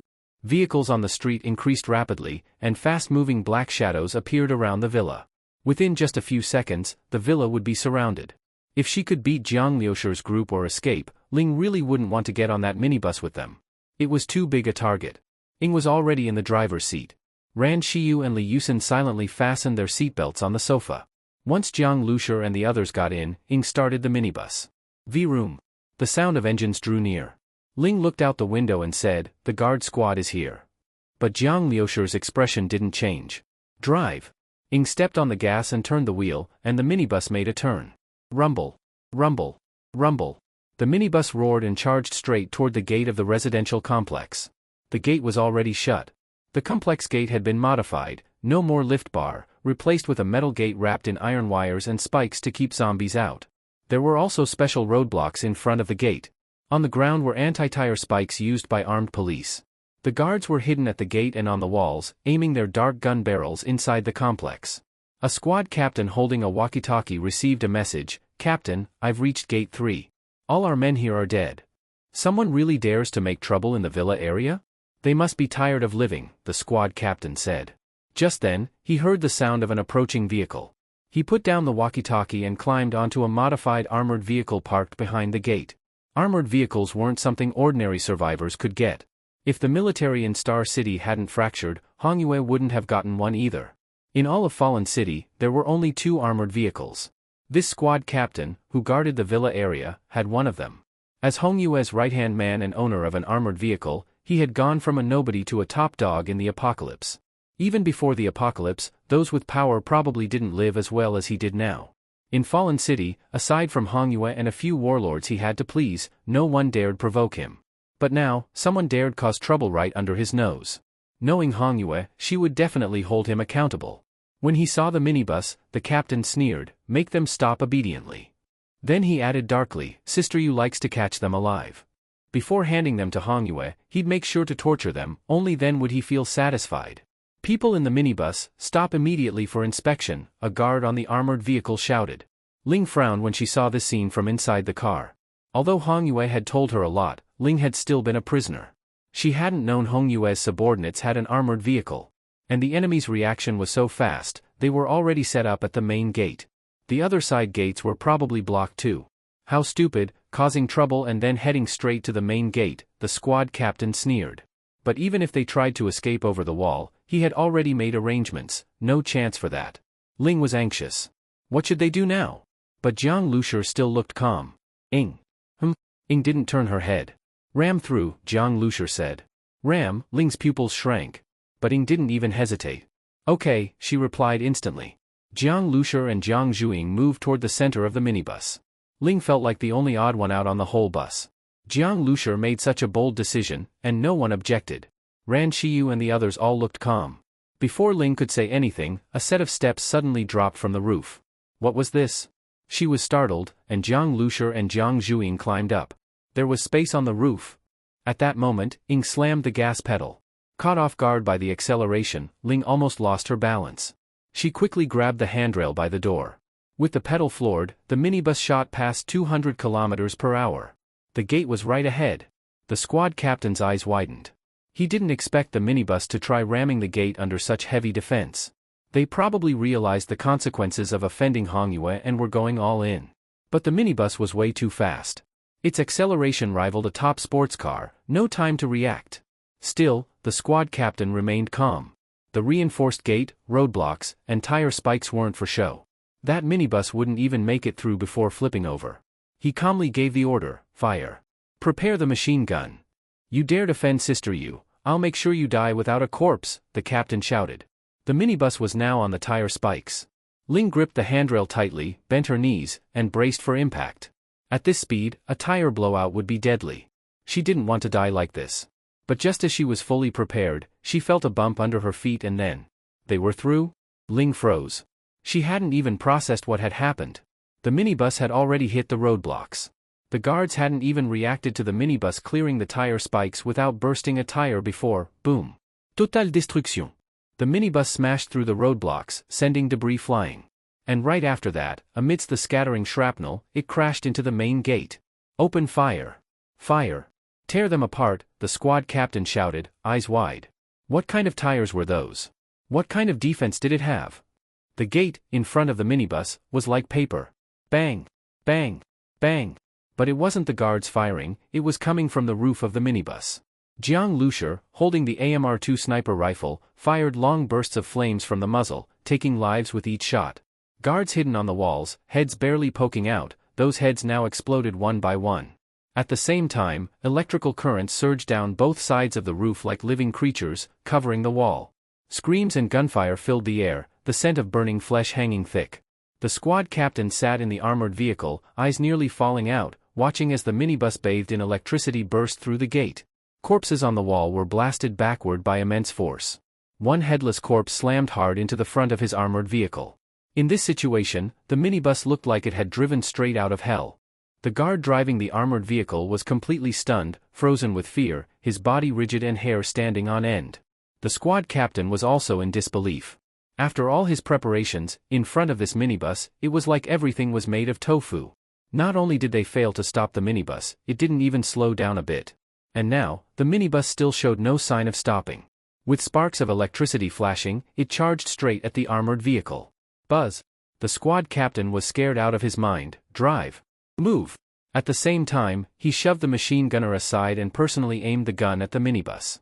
This armored vehicle was equipped with a 25mm autocannon as its main weapon and a 7.7mm machine gun as secondary. But while guarding the villa area, to protect the residents, the squad captain had never considered a situation where the autocannon would actually be needed. Now, though he wanted to use it to blow up the minibus, there were no rounds loaded. The minibus was too fast, giving him no time to load the cannon. But even without the main gun, the machine gun at close range should be enough to tear the people inside to pieces. Ah! The squad captain, hiding behind cover, pulled the trigger.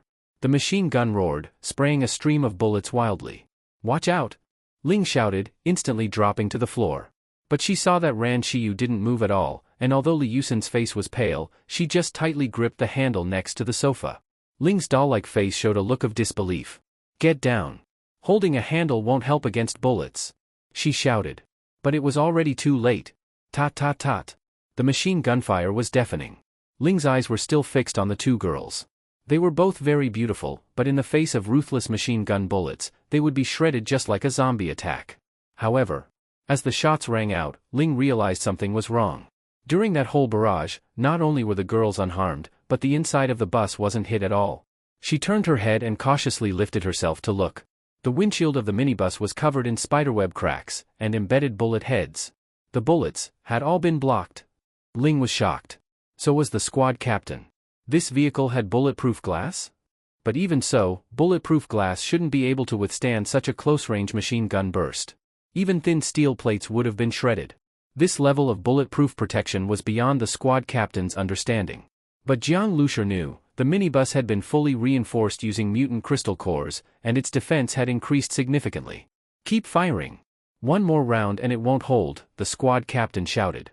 But he had no chance. As the armored vehicle tried to steer away from the charging minibus, Jiang Lushur had already aimed his rifle inside. Bang!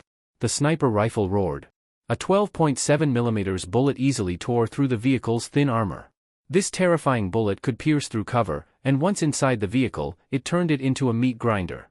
The armored vehicle jerked off course and with a loud crash, slammed into the villa compound's wall. Thick smoke billowed. And from the twisted metal shell, black-red blood flowed out in streams. The squad captain, covered in blood, struggled to climb halfway out. His lower body was stuck inside the vehicle, and waves of intense pain assaulted him. You dare offend sister you? Do you know what happens to those who cross her? He roared, eyes full of hatred. He knew he wouldn't survive, but he wanted to see these people suffer miserably. Then he looked clearly at the young man holding the gun from the strange turret on the minibus roof. The man was about 20, ordinary looking, but his eyes glowed brightly in the dark. Hearing the captain's words, the young man actually turned his head. In the dim light, the squad captain saw him give a mocking smile. What happens?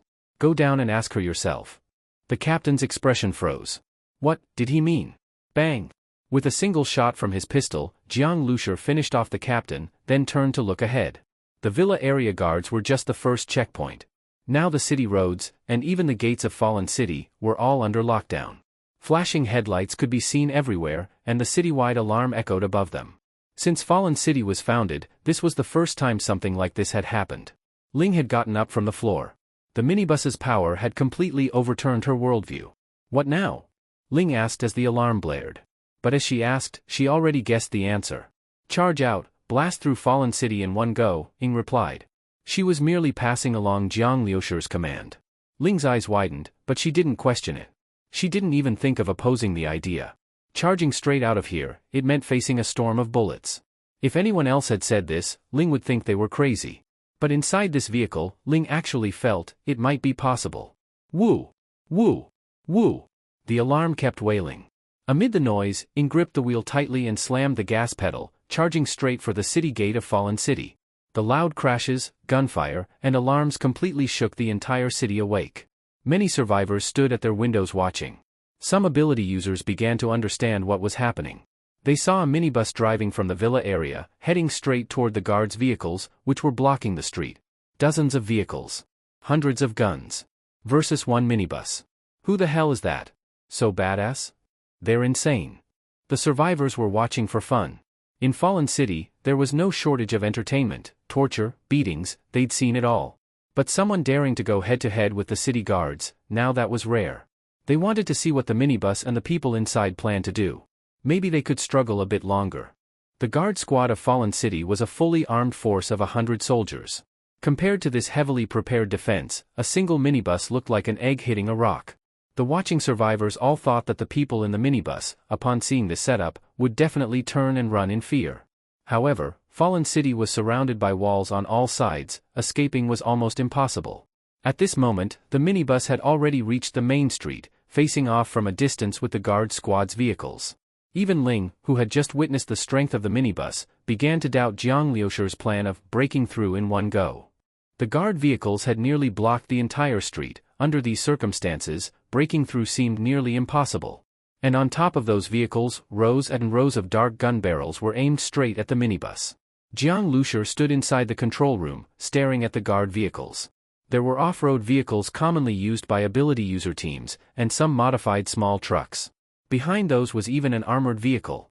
There were dozens of guns, rifles, submachine guns, machine guns. The people in Fallen City were far wealthier than the average survivor.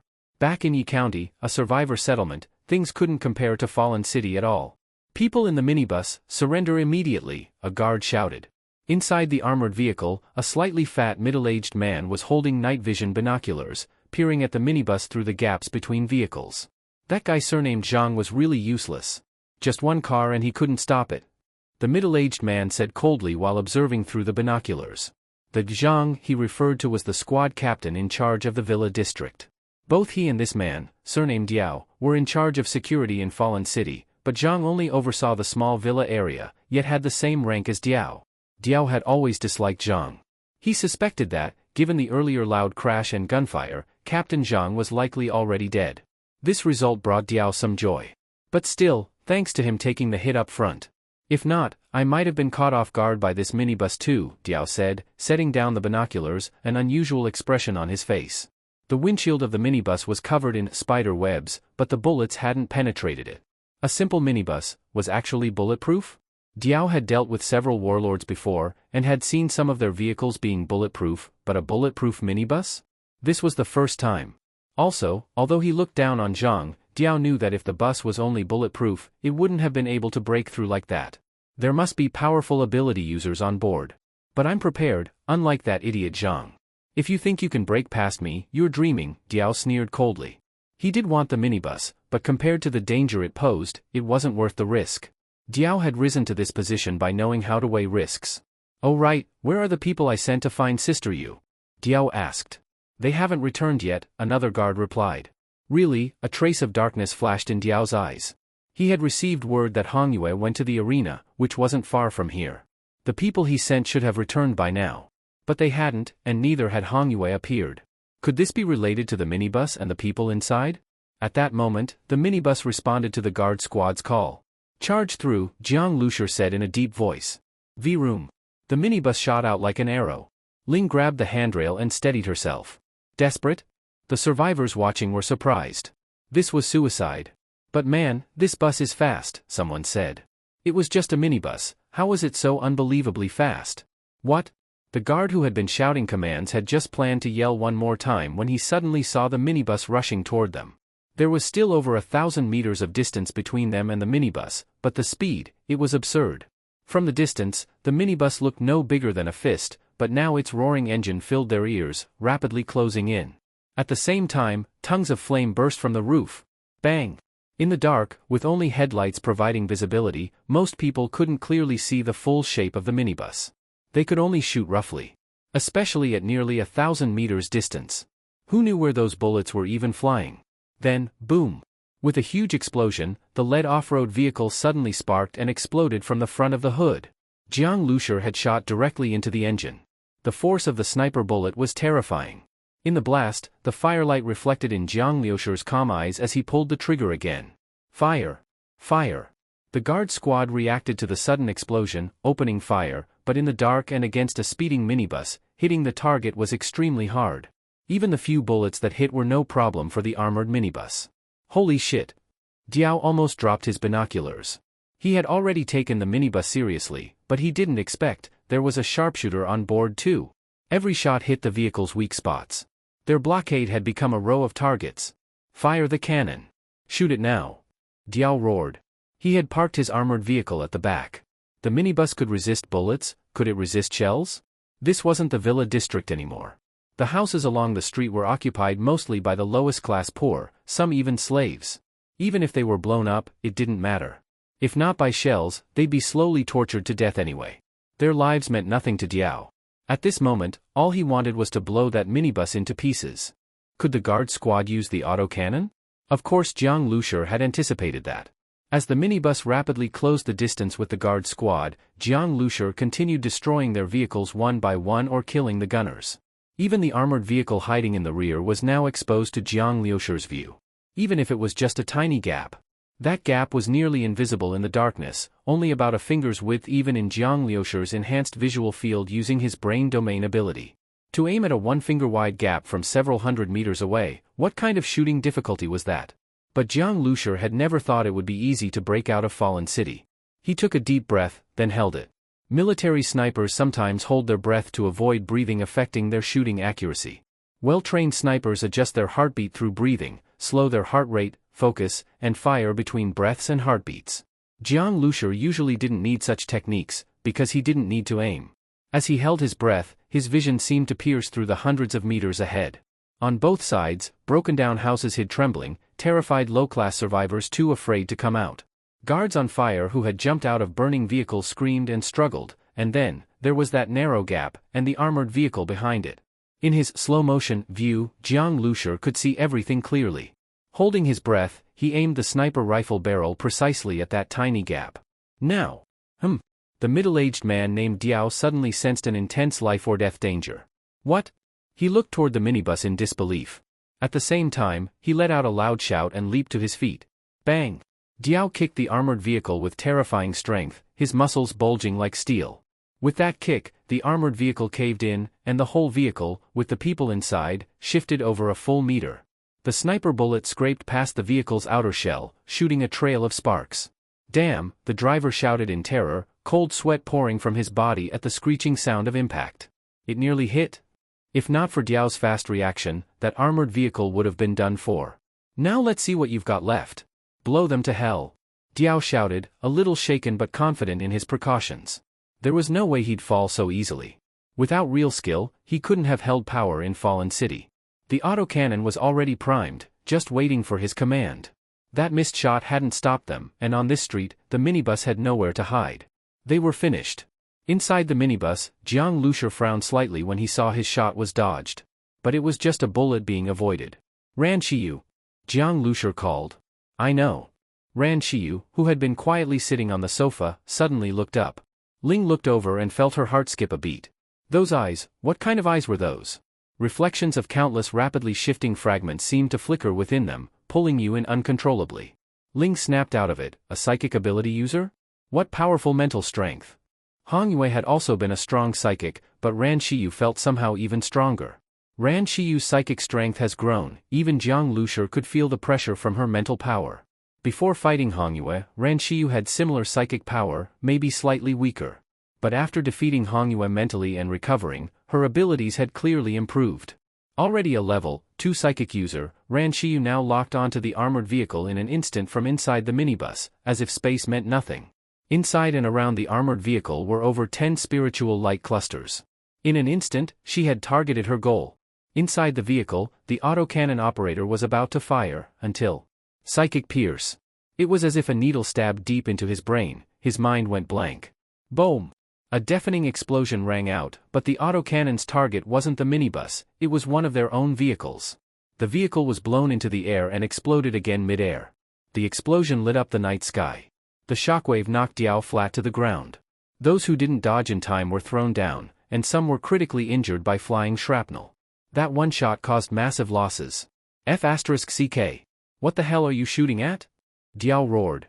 The autocannon operator snapped out of it, staring in disbelief at what just happened. I don't know, he stammered, completely confused. Inside the minibus, Ran Shiyu had already retracted her gaze. Ling saw her eyes shift back to normal as the projected fragments disappeared. You okay? Li Yusin asked with concern. Ran Shiyu held her forehead and gently shook her head. First time trying it. I can't control it well yet. Jiang Luxia was stunned by the scene.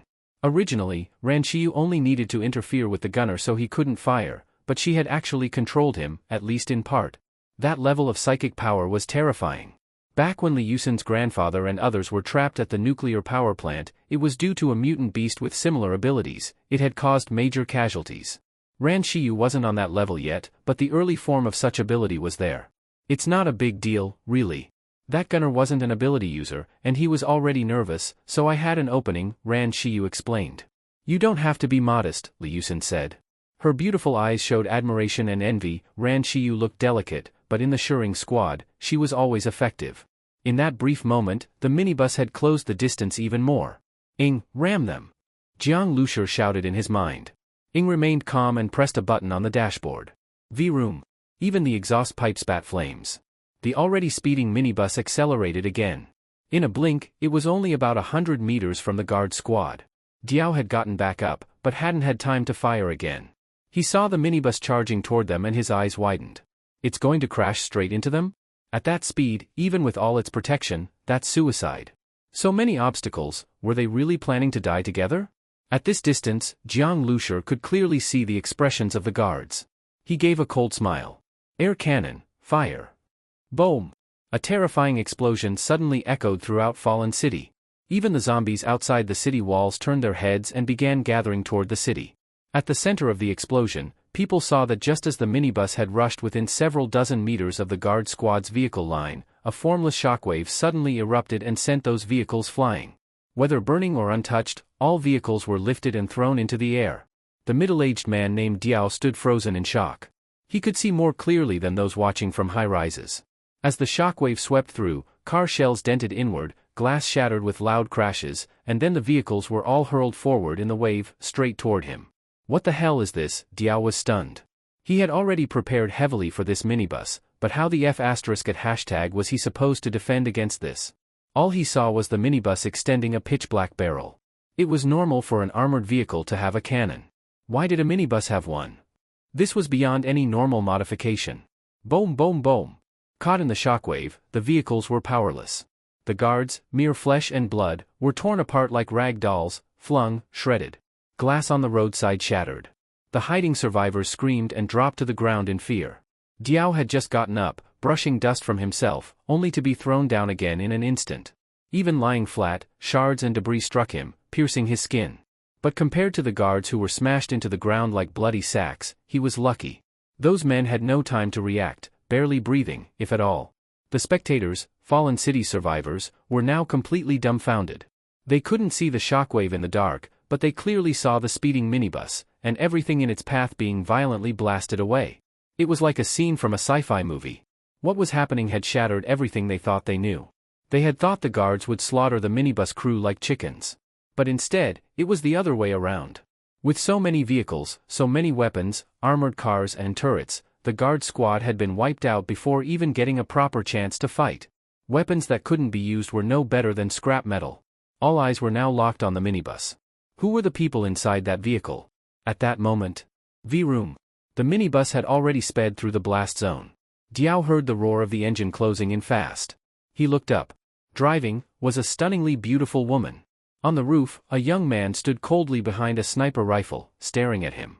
Diao shouted, rolled aside, and sprang up, leaping toward a shop window on the street. The minibus was terrifying, but if he could get into the shop, he could escape out the back door. But just then, a blinding bolt of lightning struck down from the sky. No matter how fast Diao was, he couldn't outrun lightning. Boom! The lightning wrapped around him. His body froze, and he screamed in agony.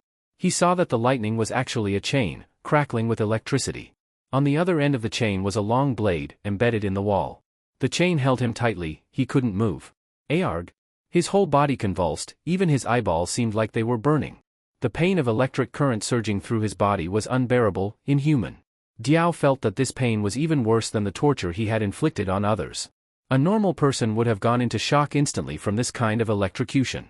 But Diao had consumed lots of mutated beast meat, his physical strength was above average even among ability users. That also meant he endured the pain much longer. Jiang Zhuing held the other end of the chain, watching him with a cold smile. Trying to run? Scared by the minibus and Jiang Liusher's marksmanship, and forgot about the other ability users? Jiang Zhuing's skin and eyes flashed with silver-white electricity. The chain she held crackled with violent arcs of lightning. Her cold gaze and slight smirk gave off a chilling killing intent. Such a beautiful young girl, yet also a terrifying battle goddess. The contrast was? Are you short-circuiting? Jiang Liusher suddenly commented from the side. Brother. Finish it quickly. We need to leave, Jiang Liusher said. Their display had shaken many. Even the warlords would hesitate for now. But if those warlords felt their interests were seriously threatened, they would act. Got it. Jiang Zhuing pulled back the blade. The sharp edge sliced across Diao's neck as it returned. The already charred middle-aged man's throat opened with a blackened gash, no blood even came out. Thump! He collapsed hard to the ground, stirring up a small cloud of dust. V-room. The minibus kept moving. At the city gate, some guards remained, but after witnessing all this, they were frozen in terror. As the minibus approached, they panicked and fled in all directions. The minibus sped through the gate and vanished into the night outside Fallen City. Inside the city, silence fell after the dust settled.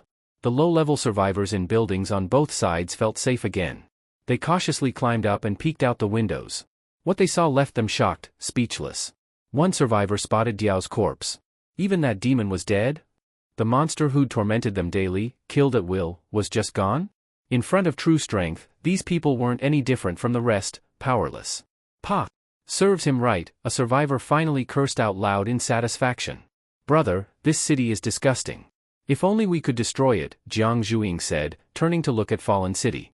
If those survivors leave and go somewhere else, they'll build another Fallen City, Jiang Liusher replied. He turned to look back too.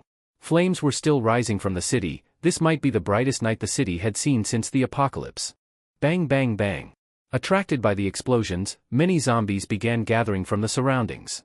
They crazily pounced on the speeding minibus, their ferocious faces pressed against the windows, only to be flung off again by the vehicle's high speed. Ling looked out the window. The zombies were soon left far behind by the minibus, with only their blood-red eyes glowing coldly in the night. We actually made it out, Ling still felt like she hadn't fully processed it. She let go of the handrail she had been gripping so tightly, only to find her fingers were numb from how hard she had held on. But looking at Ran Shiyu and the others, their expressions remained calm. She had tried warning them earlier, but now it seemed she had been overreacting. At that moment, Jiang Liusher and Jiang Zhuing came down from the combat cabin on the roof. Ling curiously glanced up. The combat room had already folded back up, and from inside the car, you couldn't see any trace of it. Thinking back to that deadly shockwave that had blasted from the front of the minibus, Ling was now completely sure, this minibus was no ordinary modification. A normal setup couldn't possibly produce such effects. But what shouldn't be asked, Ling would never ask. After struggling through the apocalypse for so long, suffering under Manhwa, surviving the arena, she knew well how to stay alive in this world. Although we made it out of Fallen City, traveling at night is too dangerous. I remember there's a row of roadside restaurants up ahead. Let's rest there for the night, Jiang Liusher said. Okay, Ing nodded. Even without headlights, Ing could still drive steadily on the road. Jiang Zhuing sat on the sofa and began wiping her long blade. Her power had played a big role in their escape. After consuming a mutant evolution crystal, the strength and endurance of her electric-type ability had increased significantly. If it were before, she would have been exhausted by now. Where are you planning to go next? Ling suddenly asked. Jiang Liusher's group breaking through the guard squad and escaping Fallen City was completely beyond her expectations. This turn of events had disrupted her original plans too.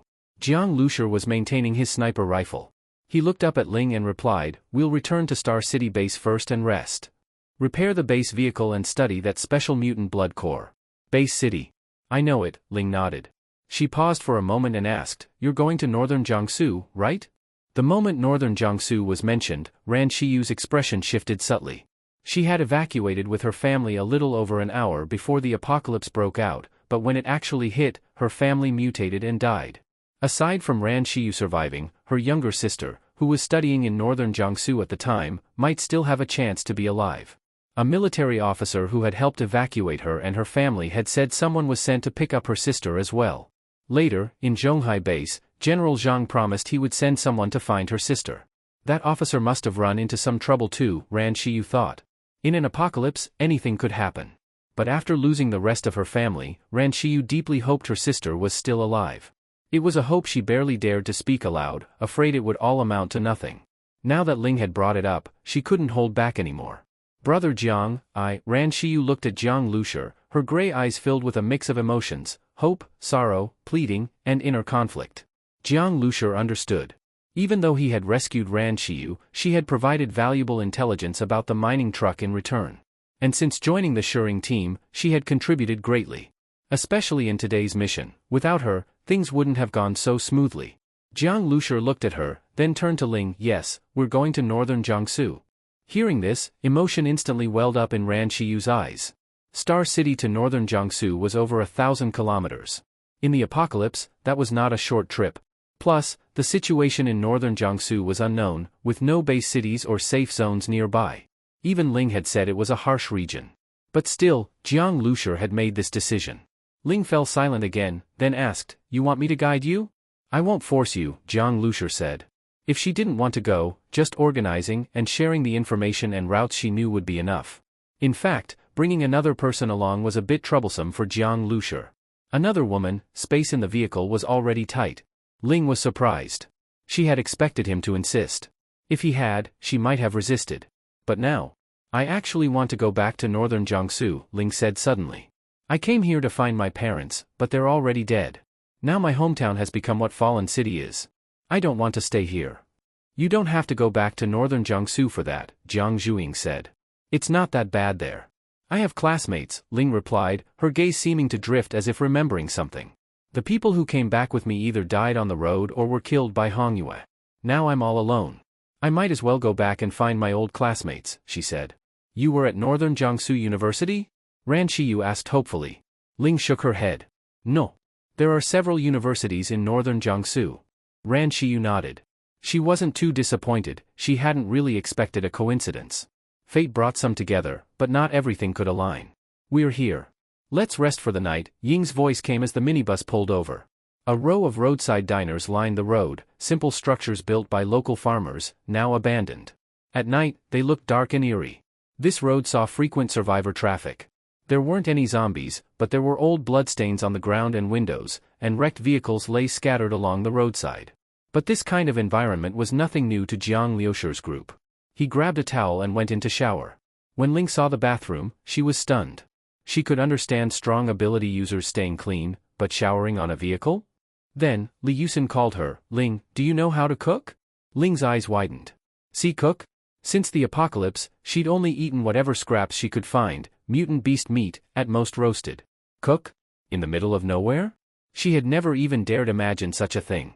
When they first got in the car, Jiang Liusher handed over some leftover stewed meat for her to eat. At that time Ling hadn't thought that they made it in the car. Ling followed Li Yusin into the kitchen. The kitchen was very small, at most able to hold 2 people. But on the chopping board, in the open cabinet, a stack of all kinds of food was piled up. In addition to fresh mutant beast meat, there was bright white rice, fresh vegetables, all kinds of spices and seasonings, all fully provided. So rich indeed, even a refrigerator cabinet has, Ling felt in her heart. After the apocalypse, what was most lacking was food. Who knows how many survivors killed for a little bit of food. Seeing so many abundant ingredients, Ling couldn't help salivating a little. "The ingredients are already prepared, you are in charge of stewing the meat." Li Yusen smiled and said, then began washing the rice. Stew meat? Ling looked at the chopping board with as much as 20-30 gene of mutant beast meat, somewhat dazed and asked, all these stewed? Yes. Li Yusen said this, then took out a few gene of mutant beast meat, cut it, then placed it on the induction cooker to prepare to pan-fry meat. Seeing this scene, Ling's eyelids twitched. Just for one meal, Jiang Lushi and the others consumed dozens of gene of mutant beast meat. If only meat was okay, the problem was there was also a large amount of white rice, fresh vegetables. In fact, Ling already noticed the supplies taken from Hong Yue's warehouse earlier were gone. But these RV-type vehicles often had many folding storage spaces. The supplies disappearing was not strange. What shocked Ling was, consumption every day this much. Jiang Liushi's vehicle stock must be very astonishing. But given the strength of the Shering team, Ling thought if someone recklessly targeted this vehicle, they would only die miserably. During the meal, with high consumption, Jiang Lushi, Jiang Zhuiying, Ran Shiyu all ate a lot. Ling only ate about 70% full, and then offered to stand guard. Although she would guide Jiang Lushi and the others, Ling felt the information she could provide, and the ride in this vehicle to northern Jiangsu, did not count as an equal trade, so she would try to do what she could. Okay then. Jiang Lushi did not refuse.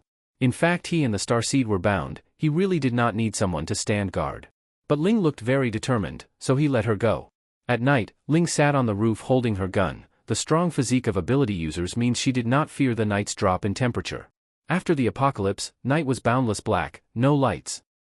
The next day while it was still dawn, Jiang Lushi and his group woke up, washed, then ate breakfast, and resumed travel.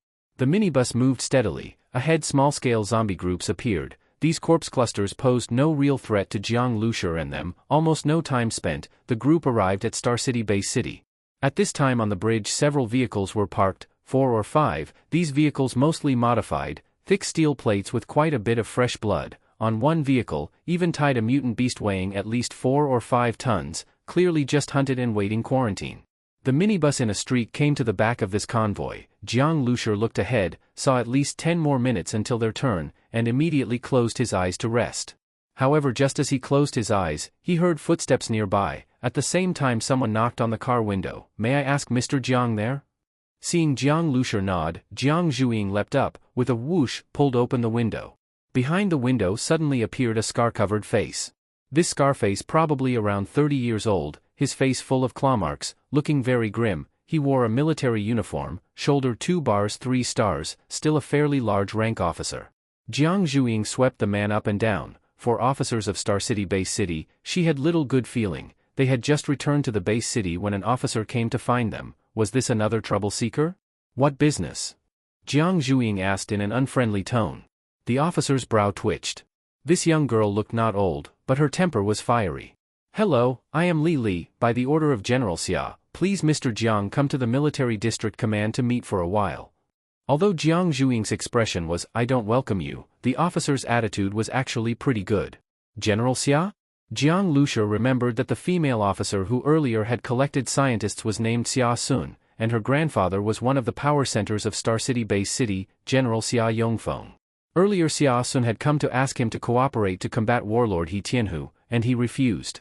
Now General Xia Yongfeng personally sent someone here waiting for him. Jiang Lushi guessed it still had to do with that matter.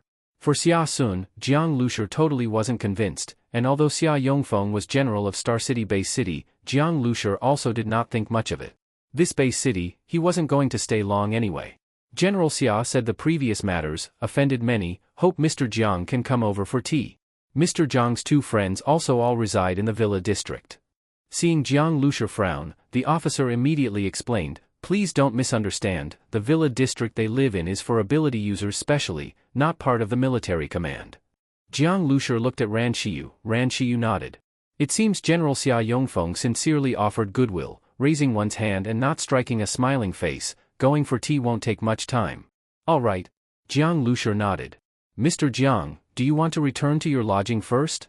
The Scarface officer asked. No need, lead the way ahead. Jiang Lushi said. Even driving the minibus, even the base city's military command, Jiang Lushi was not afraid of anything. Ling curiously glanced at the Scarface officer. Jiang Lushi has relations with the Star City Base City's army? But seeing Jiang Liushi's reaction, cold and aloof, probably the relationship wasn't deep. Star City Base City's area originally was not large, Only after about half an hour driving they arrived at the base city's military district command. Inside the command were all soldiers, each fully armed, giving a stern feeling. The minibus followed the Scarface officer's small vehicle. After going forward they arrived at a compound hidden among high-rise buildings, green tiles and blue bricks. This compound temporarily hung a sign, Xia Residence. Mr. Jiang, we've arrived. This is General Xia's private residence. General Xia is older, and usually handles military affairs also in his residence. The Scarface officer parked and said. The compound was quite large, outside the sun shone bright, walking in felt cool, with a sense of seclusion.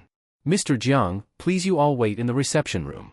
The Scarface officer guided Jiang Lushi and the others into a hall of ancient style.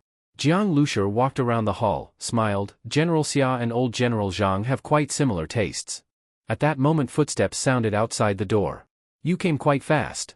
Jiang Lushi turned his head and faced the door.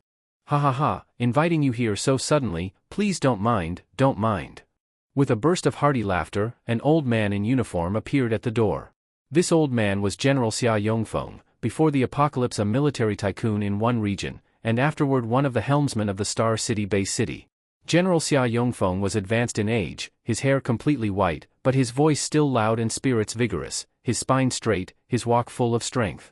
The old general entered the reception room and went straight to Jiang Lushi, extending his hand. You are Jiang Lushi, Mr. Jiang? I am Xia Yongfeng. Mr. Jiang, you are so young, yet you have established such a strong team, truly admirable. General Xia flatters me too much. Facing the cheerful General Xia, Jiang Lushi was not too cold. He extended his hand and shook Xia Yongfeng's.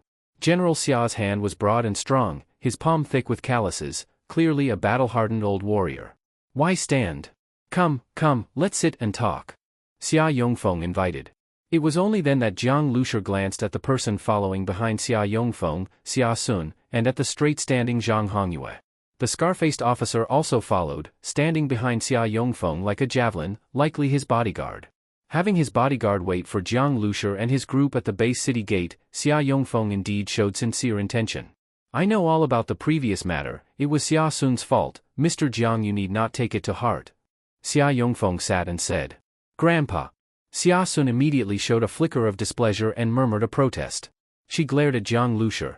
With her grandfather saying that, Jiang Lushi must be delighted inside. Jiang Lushi's face remained unchanged. Xia Yongfeng's words were nothing more than easing the tension between both sides. General Xia asked me here is for that He Tianhu, right? Jiang Lushi asked straight to the point. Xia Yongfeng's smile faded, his expression resolute. Mr. Jiang, you're so straightforward, good, I won't beat around the bush. He Tianhu has been ambushing our resource search teams, this time he even ambushed your escorting scientists team. We have wanted to eliminate this troublemaker for a long time. Actually you don't need to do much, just provide some intelligence, the rest will be handled by our troops. The base city army fractured, leading to the current situation, I will bear great responsibility. As he said this, Xia Yongfeng sighed, his expression turning somber. In the current state, the hardest hit are the common people at the grassroots. In this apocalypse their lives were already hard. We the army are their last support. Now even the army cannot be relied on anymore. What can they rely on? These old bones of mine cannot hold out for much longer. I can only do what I can, so, Mr. Jiang. Possibly speaking too much at once, Xia Yongfeng coughed twice. Grandpa, don't say that. Xia Sun's face showed concern, she hurriedly patted Xia Yongfeng's back. In fact it's not necessary. Jiang Lushi said. Xia Yongfeng slightly frowned, not understanding what Jiang Lushi meant.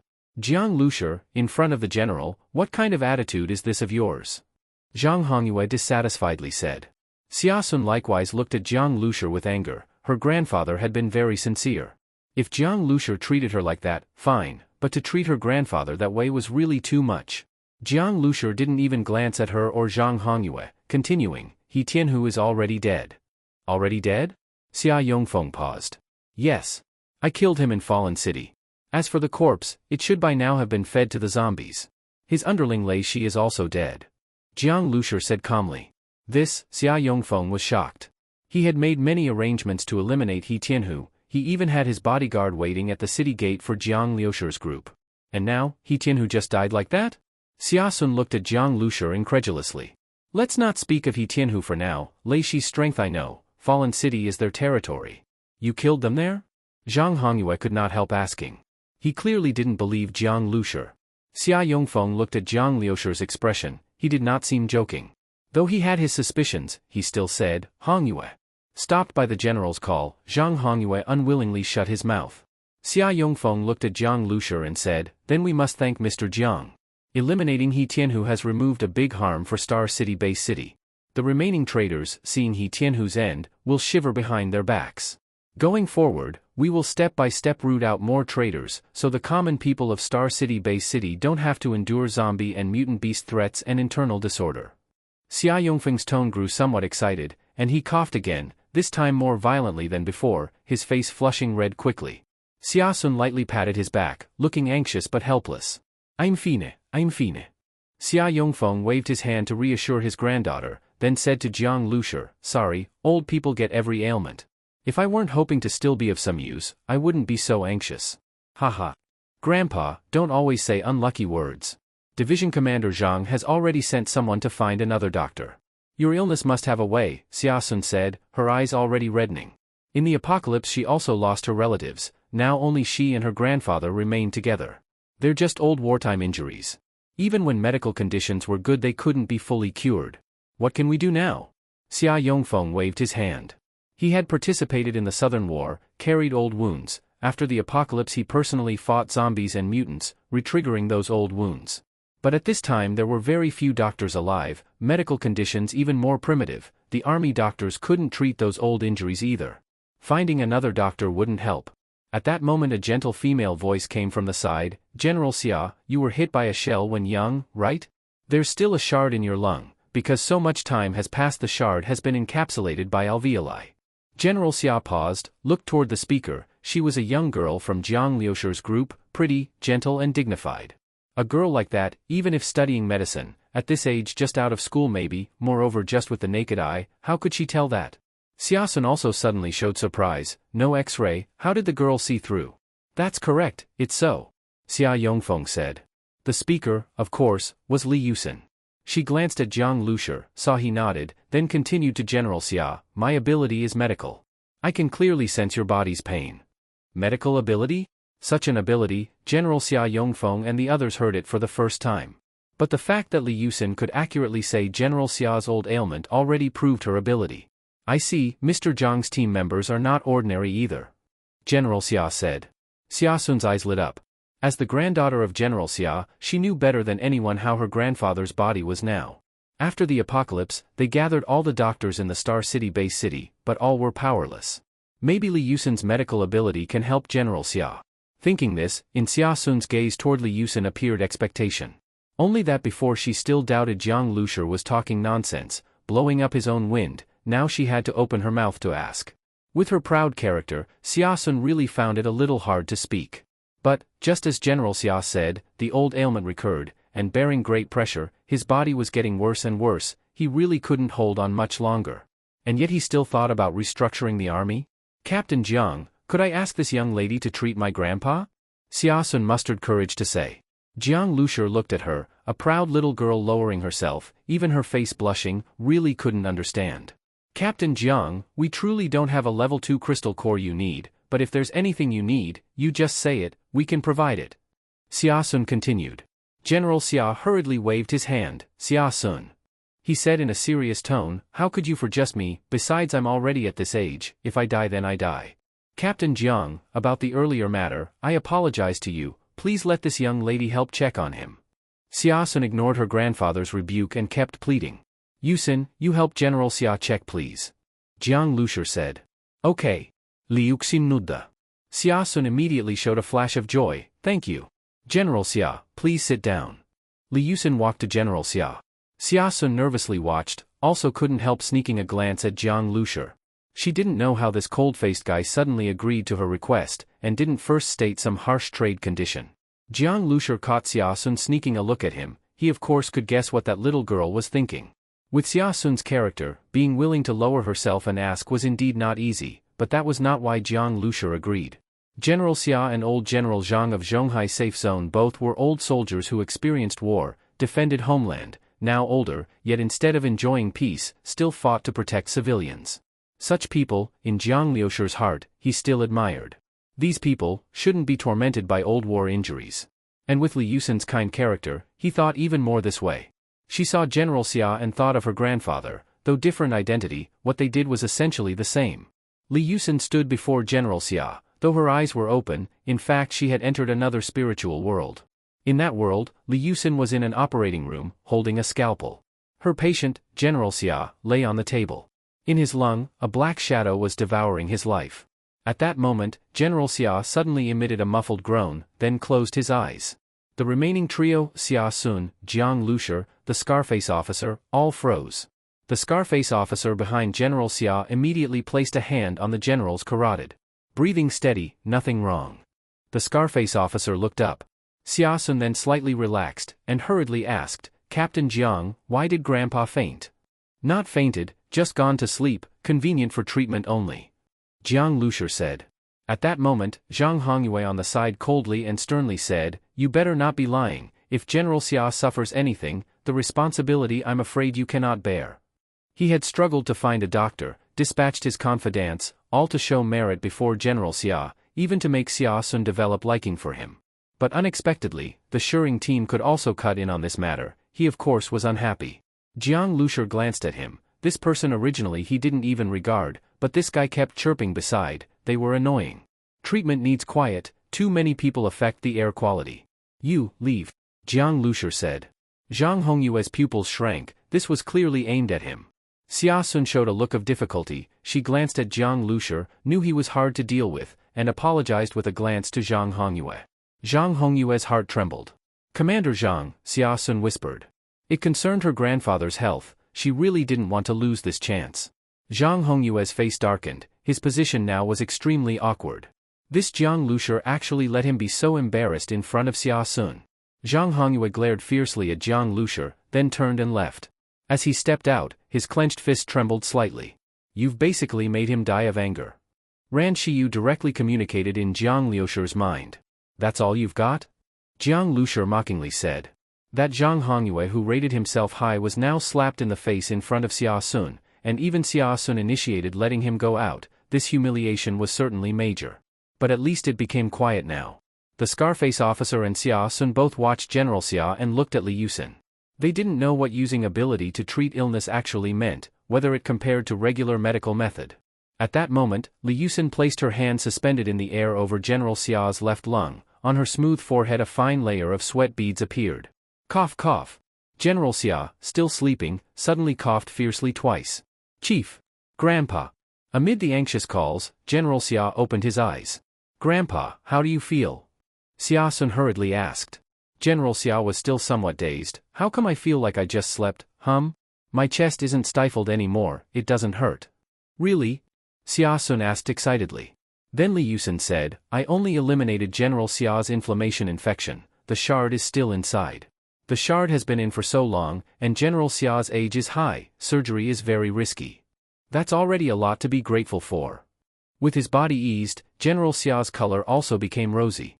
Though he was truly happy, being an old general, his expression remained calm as Mount Tai.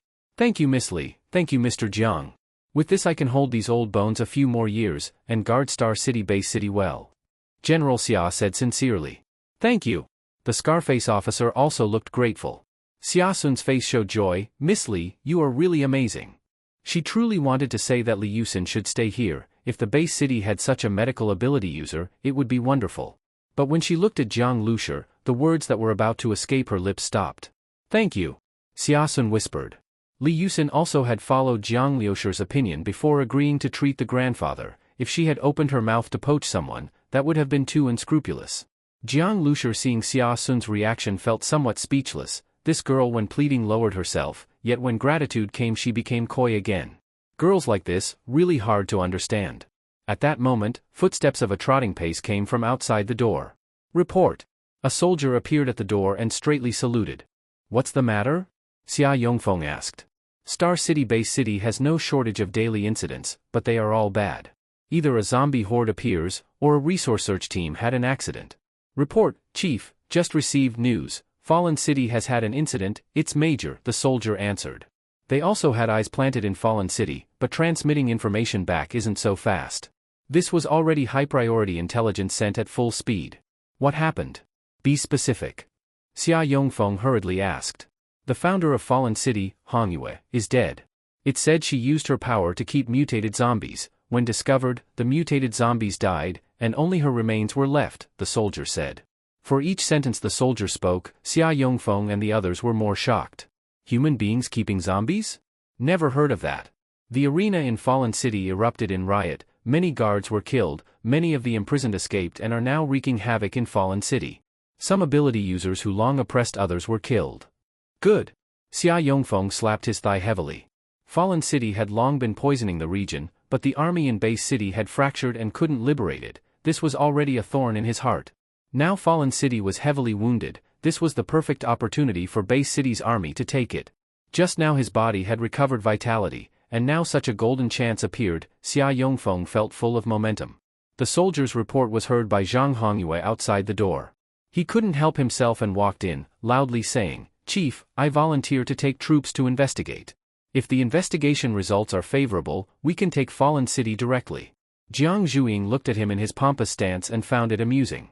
"Did I invite you in? Furthermore, investigate what? If you want to investigate, you first properly thank me, beg me, I can tell you directly." Jiang Zhuiying said. Zhang Hongyue had just spoken when Jiang Zhuiying interrupted him, his face instantly darkened. "I know you just came back from Fallen City, but the information you know is just surface level. Military intelligence is critical. You act without thorough investigation, just listening to you? That's a joke." Zhang Hongyue shouted angrily. That young girl looked about college age, knew nothing, and was poking fun here. And Zhang Hongyue had joined the army for over 10 years, crawling up to his current position. How could he bear someone humiliating him in his professional field? He didn't even care whether Jiang Lushi and the others killed He Tianhu. Compared to Fallen City, He Tianhu was nothing. "Chief, there's no time for delay. Zhang Hongyue really didn't want to waste words with Jiang Lushi and them. Time now was everything. Those warlords probably received news too, maybe someone already acted. Wait a moment." Xia Yongfeng looked at Jiang Zhuiying and Jiang Lushi, and asked, "It seems Mr. Jiang knows something of the situation? Please Mr. Jiang speak. Did you witness the process?" "What process?" "Hongyue and her zombie boyfriend, that's what we killed." Jiang Zhuiying said straightforwardly. Before this, Xia Yongfeng had the calmness of Mount Tai, but now he was truly moved. And Zhang Hongyue showed an incredulous expression. Even with his imagination, he could not conceive what Jiang Zhuiying was going to say. Jiang Lushi and the others had just gone to Fallen City for a day and a night, and killed the founder? Rioted the city? Could this be? What Zhang Hongyue originally thought was that the matter most likely resulted from internal strife. Don't speak nonsense. Zhang Hongyue couldn't accept it. This was far more absurd than killing He Tianhu. If according to Jiang Lushi and the others' words, they went to Fallen City, killed a warlord like He Tianhu, then killed the city's founder, and arrived at the base city unharmed? Xia Yongfeng was silent for a moment, then looked at the soldier and asked, "Any other details?" "About the attackers." The soldier's whole body tensed. He didn't even recognize Jiang Lushi and the others, so after a hesitant glance he said, "According to intelligence, they didn't identify who the attackers were." Zhang Hongyue's face immediately revealed a cold smile. Didn't know who the attackers were, so just took the credit himself? This approach? However, at that moment, the soldier continued, "But many witnesses saw a minibus burst out from Hongyue's villa district, charged through guard vehicles, and crashed out the gate. Even the armored vehicle couldn't stop it. Hongyue's guard squad was almost annihilated." Minibus. Zhang Hongyue's first reaction was disbelief, but immediately he stared at Jiang Lushi and the others. The vehicle these guys drove was a minibus? He had originally looked down on them. And Xia Sun too looked at Jiang Lushi in astonishment. So then, Jiang Liushi's claim was true? But even if it was a minibus, it might not be the same one. Zhang Hongyue still found it hard to believe. Right. On Mr. Zhang's minibus windshield, all spiderweb-like bullet marks, the Scarface officer's eyes lit up in shock. That vehicle is parked in the lot beside. If Mr. Jiang is willing, everyone can go look. Zhang Hongyue's face went white in an instant. Bulletproof glass? If there was still anything to look at, going to look would truly be asking to be humiliated. Now, Zhang Hongyue felt his face burning. Standing there he just couldn't stay. Xia Sun stared at Jiang Lushi as though seeing him for the first time. Jiang Lushi and his group had not yet mentioned anything about Fallen City, his big issue unmentioned. He only said killing He Tianhu. And yet the others didn't believe him. Killing He Tianhu, for Jiang Lushi, was truly just a side act. Xia Sun instantly felt, it is not Jiang Lushi who is arrogant, she was simply too small-minded, too short-sighted. Xia Yongfeng then slowly stood upright, looked at Jiang Lushi and the others, and solemnly said, Mr. Jiang, I Xia in this lifetime, admire strongest men most, those who shed blood and tears for the country. Regardless of your reasons, removing Fallen City's owner, you have reduced our soldiers' blood and sacrifice, and you've done a great thing for the common people who were oppressed, tortured, and abused. I Xia, on behalf of Star City Base City, express thanks to Mr. Jiang and all of you. The old general said this, slowly raised his arm, then executed a standard military salute. Seeing this, the Scarface officer and Xia Sun both were shaken in their hearts. And Zhang Hongyue's body swayed, his face turning ghastly. General Xia's body was healed, he did not previously salute, but now he performed it so earnestly. Even Jiang Lushi felt moved at this moment. In the apocalypse, when capable people do certain things, no matter the reason, they can change the fate of many low-level survivors, whether for better or worse. Without strength, you're just at others' mercy in the apocalypse. No need for that, Jiang Lushi said, then thought for a moment and added, actually, there are some things I do need. As he spoke, Jiang Lushi deliberately added, not much. Xia Yongfeng was stunned for a moment, then laughed heartily. Star City Base is too poor, Jiang Lushi thought. If Xia Yongfeng had been some kind of warlord and had asked Li Yusen to save someone, Jiang Lushi wouldn't have let him off without draining his resources. However, along the way, he had seen the ordinary survivors of Star City Base, working, helping the army, with decent physical condition. It was a stark contrast to Fallen City's slave-like survivors, who could be beaten or killed at will. Xia Sun's eyes flashed with surprise. She came over and said, Captain Jiang, just tell me what you need. Her impression of Jiang Lushi before was that he was greedy and asked for outrageous prices. But now, after he saved her grandfather, killed the Lord of Fallen City, and also killed He Tianhu, he was only asking for a few things. Xia Sun felt Jiang Lushi was hard to figure out, she really couldn't tell whether he was a good person or not. Jiang Lushi then asked for pen and paper and wrote down the supplies he needed. Some car repair materials and a few vegetables and fruits. Actually, after raiding Red Moon's supplies, his base vehicle was already stocked full of food. As for the materials he truly needed, Star City Base couldn't provide them anyway. That's it, Jiang Lushi handed the list to Xia Sun. Xia Sun glanced at it and nodded. Okay, I'll prepare them as soon as possible. But these materials, some metals, polyester resin, quartz sand, Star City Base had them in storage and could gather them. But what did Jiang Lushi need these for? Car repairs, Jiang Lushi said frankly. My ability is mechanical modification. He was now getting more and more used to using this ability as a cover. Xia Sun was still quite shocked after hearing this. She had guessed at his ability, but didn't expect it to be this. Then how could Jiang Liushi's strong combat skills and marksmanship be explained? She had also investigated Jiang Lushi in the past few days. Alright, okay. Xia Sun, full of doubt, could only nod obediently. After the car is fixed, will Mr. Jiang leave Star City? The older, more experienced Xia Yongfeng had already figured it out. Jiang Lushi didn't hide it. Yes, I'm heading to northern Jiangsu. What? You're leaving? Xia Sun's expression changed. But she quickly realized her reaction was too strong, so she added, in the apocalypse, most survivor teams find a base or safe zone and stay there. Northern Jiangsu shouldn't even have a safe zone. After she finished, even she felt a bit awkward.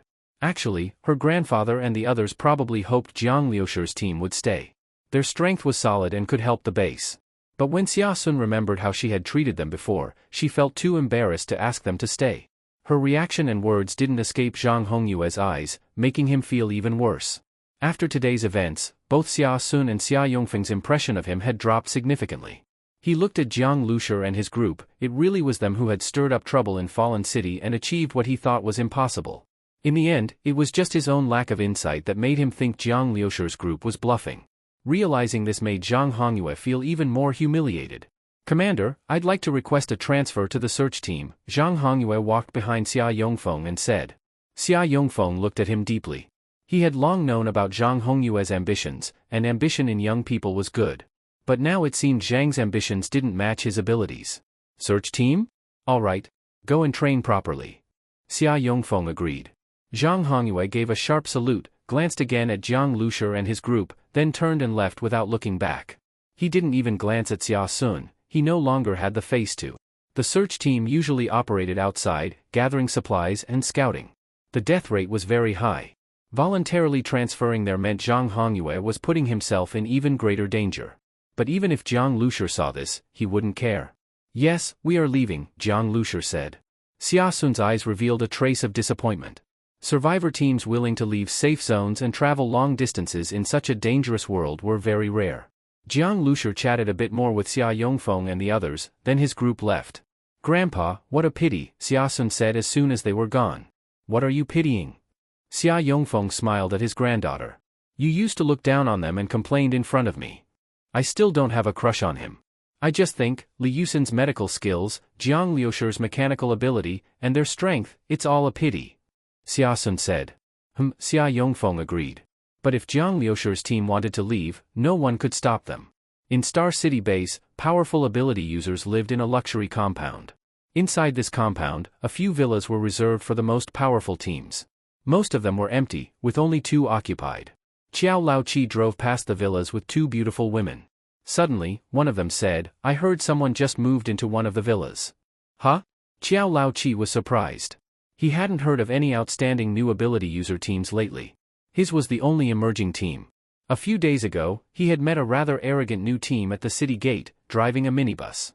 But if he met them again outside, he'd definitely teach them a lesson. He was still the strongest among the newbie teams. Soon one of these villas will be ours.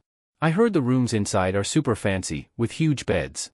Then, Qiao Laoqi gave a wicked smile, arms around the 2 women, who returned flattering smiles.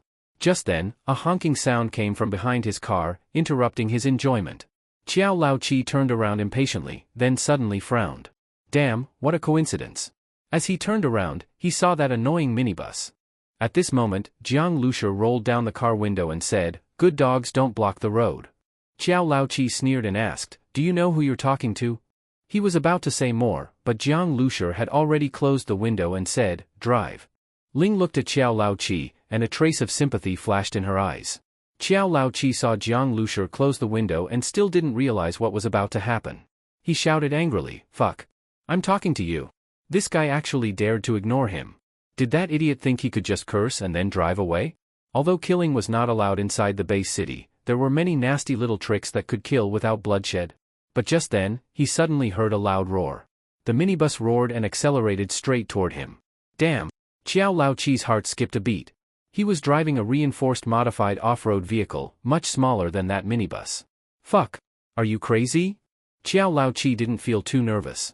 Jiang Lushur couldn't really do anything to him, he was just trying to force him to move aside. But repairing cars was troublesome. Even though Qiao Laoqi was arrogant, he still quickly turned the steering wheel and pulled the car onto the lawn beside the road. You just wait for me! Qiao Laoqi shouted angrily. However, the minibus did not pass by as he thought it would. The vehicle drove directly at him. Not only that, the minibus suddenly accelerated again. Boom! Qiao Laoqi's off-road car was hit hard, the whole body shook violently, and the 2 women beside him screamed. Qiao Laoqi gripped the steering wheel tightly, but even so, the impact made his blood surge. There had been a woman sitting on his lap, soft and fragrant, something that had felt pleasant before. But under this crash, Qiao Laoqi suddenly realized how inconvenient that was. He saw that the glass on the side of the impact had shattered, but fortunately, the metal bars were still intact, and the car was not too damaged. Then, the minibus backed up slightly. Buzz! Fuck! Amid Qiao Laoqi's roar and the 2 women's screams, the off-road vehicle was hit hard again. This time, it was pushed directly against the wall, gray powder falling down in clouds. Even with Qiao Laoqi's physical strength, his vision began to go dark. You're insane! Inside the base city. Creak, creak. Before Qiao Laoqi could finish, he heard an extremely terrifying sound. Damn it! Damn it! The minibus was crushing his off-road car. The power of the minibus was terrifying. The off-road vehicle was already pinned against the wall, and under the minibus's pressure, its frame made cracking sounds. The steel bars began to bend one by one, and the car door on the crushed side bent inward. But the minibus itself was completely fine. Ah! Help! Brother Qi! The 2 women were shaking all over, crying and trembling, their heavy makeup running down their faces. Qiao Laoqi had no time to care about them, his own heart was pounding wildly. All the windows shattered under pressure, and the whole car creaked. This feeling of being crushed alive was too terrifying. Qiao Laoqi had thought himself ruthless and fierce, but he hadn't expected Jiang Lushur to be even more terrifying. He and his team, weren't they afraid of punishment from the base city's military? Get out of the way. Pushing the woman beside him aside, Qiao Laoqi climbed toward the sunroof. But just as he reached it, there was a loud bang. A mechanical claw-like thing grabbed the edge of the sunroof and began to contract. Ah? Qiao Laoqi's eyes turned red. The mechanical claw twisted and deformed the sunroof. He could never have imagined that the minibus could extend something like this. Inside the minibus, Ling's eyelids twitched as she watched. Even though she already knew Jiang Liusher's ability was mechanical modification, seeing a mechanical arm suddenly extend like that was still very eerie. As for Qiao Laoqi and the others, Ling didn't know if Jiang Liusher had any past grudges with them, but seeing their arrogant, cruel faces, she didn't feel any sympathy. Besides, the base city's military definitely wouldn't punish the Shering squad for something like this. Even if they did, Jiang Liusher probably wouldn't care. The three people inside the car screamed, completely unaware of that fact. Qiao Laoqi banged on the inside of the vehicle wildly, but as the off-road car deformed bit by bit, he finally fell into despair. Ah? Looking at the approaching minibus, Qiao Laoqi's legs suddenly trembled, and he felt a warm wetness between them. The stench of urine quickly filled the off-road car. Then the minibus stopped and backed away. With a loud crash, the completely deformed off-road car, which had been pinned against the wall, fell heavily to the ground. Should we kill him? Ling suddenly asked. Jiang Liusher looked at her. Inside the car, the sudden silence made the two women stop screaming. But then, a dark shadow appeared in front of the car. A doll-like face, looking about 15 or 16 years old, appeared at the deformed window. She was right behind Qiao Laoqi and gave them a sweet smile. But in the next instant, a cold flash gleamed, and before Qiao Laoqi could react, his eyes widened, his legs kicked, and a gash appeared on his throat, blood spurting wildly. Ah! The spraying blood quickly covered the remaining glass of the off-road car and even splashed out through the window. The deformed off-road car was soaked in blood, no different from one ravaged by mutant beasts. As life quickly drained from his body, Qiao Laoqi saw the minibus drive toward a villa. So, the people who had just moved into the villa were them. The boss is back. Brother Jiang. Zhang Hai and Sun Kuan had already heard the commotion nearby. When they ran out, they saw the familiar minibus stop in front of the door. Both of them were overjoyed. Although they had been living in this big house, their hands had been itching. This peaceful life made them uneasy. Just thinking about the zombies and mutant beasts outside took away any feeling of safety. At this moment, Jiang Liusher and the others got out of the car. Zhang Hai and Sun Kuan greeted Jiang Zhuiying and Ran Shiyu one after another, but soon their expressions became strange. Brother Jiang, how come you went out for a while and came back with an older lowly? Zhang Hai asked quietly. Zhang Hai and Sun Kuan both looked at Ling with strange expressions. This is Ling. She's going with us to northern Jiangsu, Jiang Liusher introduced. To northern Jiangsu? Zhang Hai and Sun Kuan looked at each other. Well, that's fine too. There's nothing worth staying for in Star City Base. I've been here for 2 days and feel like I'm growing mold. Zhang Hai said loudly. Sun Kuan also nodded beside him. In the Shering squad, they didn't feel that constant life-or-death pressure, the daily fear of dying. On the contrary, every time they woke up, they felt full of energy. They had also found the passion for battle. Then get ready. We'll rest for 2 days and leave the day after tomorrow, Jiang Liusher said. Ran Shiyu looked at Jiang Liusher and at the other members of the Shering squad, her eyes showing a trace of gratitude. Leaving so soon clearly showed they understood her inner anxiety. Although a long time had already passed, and perhaps her little sister had turned into a zombie from the very beginning, or maybe even died in the early days of the apocalypse. But no matter what, Ran Shiyu still wanted to confirm it for herself. When she was helpless and in despair, she met Jiang Liusher. Now she also had the ability to fight. Someone fighting in the ability user residential area? The Star City base military quickly received the news. When they arrived on the scene, their eyelids all twitched uncontrollably. This off-road vehicle that looked like a pile of scrap metal, how did it end up like this? Just then, a military-licensed sedan quickly drove over. In the Star City base military, there was no one who didn't recognize this car. It's General Xia's car. Looks like it alarmed the old general. From the sedan, the scar-faced officer stepped out. Regimental Kummandeli. The squad captain's eyes lit up and he immediately went up to greet him. The scar-faced officer looked at the off-road vehicle and clicked his tongue silently. What the hell happened here? How did it end up like this? Regimental Commander Li, we will definitely handle this matter seriously. No matter who's behind it, even if they had the guts of a bear or leopard, I will. Seeing the officer remain silent, the squad captain felt his heart sink. This incident had happened during his patrol. If General Xia Yongfeng blamed him, only then did the scar-faced officer come back to his senses.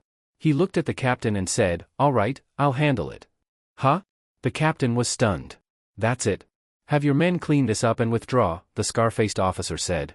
Since the scar-faced officer had spoken, the captain didn't dare say more and quickly ordered the soldiers to get to work. The scar-faced officer looked toward the villa. The minibus was parked in the yard. Sigh. The officer gave a bitter smile. In this base city, whoever messed with the Shuring squad was really blind. Inside the minibus, Jiang Lushur also saw those soldiers. He also spotted the scar-faced officer looking this way. But the officer didn't approach, which made Jiang Lushur quite satisfied. He had things to do now and didn't want to chat or anything. There were no other residents around this villa, so it was relatively hidden. Sitting in the driver's seat, Jiang Lushur took out a level 2 special mutant blood nucleus from his pocket. Under the sunlight, the red inside the blood nucleus looked like flowing blood. That zombie had lived among people, being controlled. If it hadn't been detected by the starseed, it might have evolved into a terrifying high-intelligence monster. A mutant zombie with just basic intelligence was already extremely powerful. If its intelligence increased further, it would be unimaginable. Click. The starseed panel appeared automatically. At the same time, a small groove popped out beside the dashboard in the base vehicle, its metallic surface flashing coldly. Jiang Lushur looked at the mutant blood nucleus in his hand and placed it in. He had obtained a mutant blood nucleus before, and the starseed had said it could enhance the base vehicle's energy once.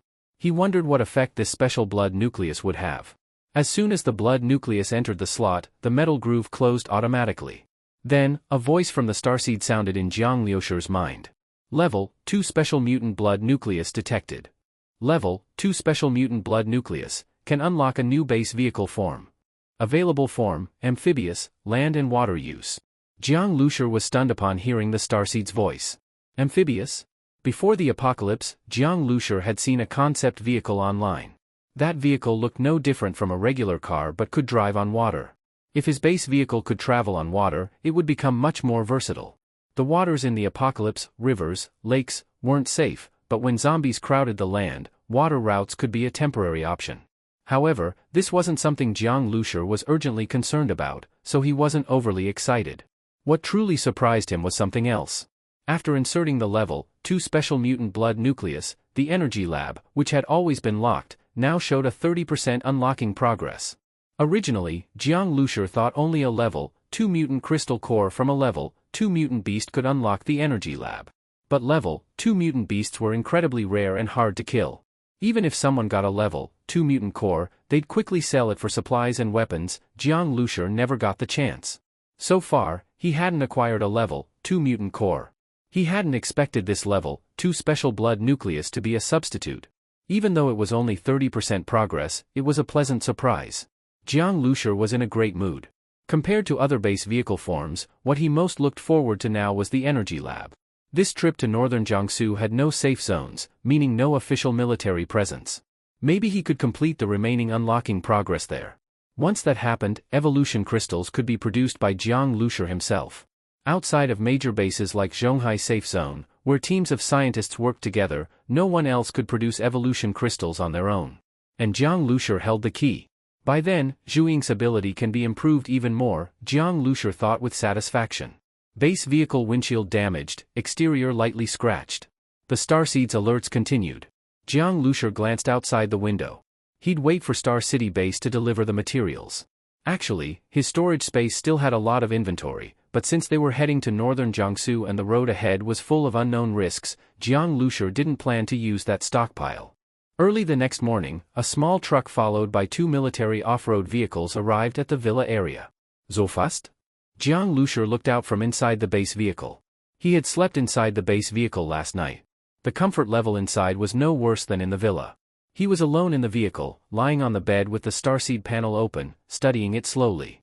So far, the base vehicle had provided him great help. Especially when Jiang Lushur had no personal combat power, the base vehicle was his only survival guarantee. Even now, Jiang Lushur's ability could only be used to its fullest when combined with the base vehicle. The starseed was Jiang Lushur's power. As the zombies and mutant beasts kept evolving, Jiang Lushur also felt a sense of crisis. As for human survivors, the emergence of Fallen City already showed that some survivors, after gaining abilities, started seeking greater power. These people were no less dangerous than the monsters outside. Jiang Lushur had to carefully consider the future direction of the base vehicle's evolution. At this moment, the military vehicles from Star City base had already arrived in front of the villa. Xia Sun stepped out of one of the vehicles but didn't immediately walk up to the villa door. Thinking about facing Jiang Lushur made Xia Sun feel a bit awkward. She didn't know what kind of expression she should wear. She lightly cleared her throat, the corners of her mouth rising into a faint smile. Just then, the minibus door suddenly opened, and Jiang Lushur looked out. "I'm here." Xia Sun's heart skipped a beat. That meant Jiang Lushur had seen her adjusting her expression this whole time. "Are all the materials ready?" Jiang Lushur didn't know why Xia Sun wasn't speaking, so he asked directly. Xia Sun came back to her senses and said, "Yes, everything has been retrieved from the warehouse. One material wasn't enough, so we dismantled some from abandoned buildings." That small truck was fully loaded with supplies for Jiang Lushur. "If it's inconvenient for you to move them, the people I brought can help transport them to wherever you need," Xia Sun added, gradually regaining her composure. "No need." Jiang Lushur glanced at the truck. It had an open-top cargo bed. At that moment, Ing also came out from the house and entered the base vehicle. Xia Sun was still wondering what Jiang Lushur was going to do when she suddenly heard a clack. A metal mechanical arm extended from the minibus. Under the shocked gazes of Xia Sun and the officers, this thing, clearly a minibus, had extended a mechanical arm like a crane and began to move the supplies. Those metal and construction materials were actually quite heavy, but the thin mechanical arm was incredibly nimble. So this is the ability he called car repair? Xia Sun was stunned. She had imagined Jiang Lushur's mechanical modification power as being something related to fixing cars. But what she was seeing now was completely beyond imagination. Jiang Lushur thought to himself, if just seeing a mechanical arm already shocked them, if he used auto-absorption, wouldn't their eyeballs pop out? If Xia Sun hadn't offered to help unload the goods, Jiang Lushur would have just told them to park the truck and used auto-absorption afterward. "By the way, Captain Jiang," Xia Sun said, "about what happened before, my grandfather and I are very grateful to you. So my grandfather has decided to assign a team to travel with you to northern Jiangsu. Their task is to escort you and also scout the situation along the way. You can command them as you wish." Jiang Lushur frowned slightly. "No wonder they brought so many vehicles. Why are you investigating?" Jiang Lushur asked. Although the major safe zones are still connected by broadcast, the areas between safe zones are completely blank. To be honest, recently, there's been a significant increase in the number of mutant zombies and mutant beasts. Xia Sun said seriously, "Captain Jiang, you also know that Zhonghai safe zone was attacked by mutant beasts, and a bug nest was even discovered nearby. In this apocalyptic world, our safe zones are like isolated islands for human survivors. On the surface, they seem safe, but they're surrounded by endless zombies and mutant beasts. It's like throwing a piece of fresh meat into a den of wild beasts. So we also hope to investigate what's going on in other areas," said Xia Sun. After hearing her explanation, Jiang Lushur somewhat agreed. Zhonghai safe zone had been taken by surprise and invaded by mutant beasts. A bug nest was found nearby afterward. Also, Zhonghai safe zone sent a broadcast yesterday. Their attempt to destroy the bug nest resulted in heavy casualties, Xia Sun continued. Jiang Lushur's heart trembled. Heavy casualties. Zhonghai's military only had about 100,000 troops. Any major loss would be a devastating blow. General Zhang was also injured and has returned to the safe zone to recover, Xia Sun added.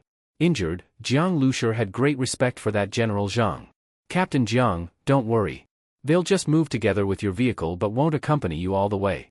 We don't plan to explore that far into northern Jiangsu," Xia Sun said. "A larger army would be more likely to encounter danger. Moving with a survivor team like Jiang Lushur's would be much more flexible. If we run into mutant beasts along the way, no matter if they're killed together or by our team, they all belong to Captain Jiang's team." Seeing that Jiang Lushur didn't respond, Xia Sun quickly added. Jiang Lushur glanced at her and gave a short nod. "Okay. Have your team gather at the gate tomorrow. We'll depart in the morning," Jiang Lushur said. All the materials were unloaded. He didn't want to talk to this girl any longer and wanted to send her off quickly. Bang! Xia Sun had just taken a step forward when the minibus door slammed shut. Looking at the tightly closed door, Xia Sun really wanted to rush up and bang on it. She hadn't finished talking yet. She had just thought that Jiang Lushur seemed like a good person. What a mistake. They're about the same age, how could he be so cold? "All right," he agreed.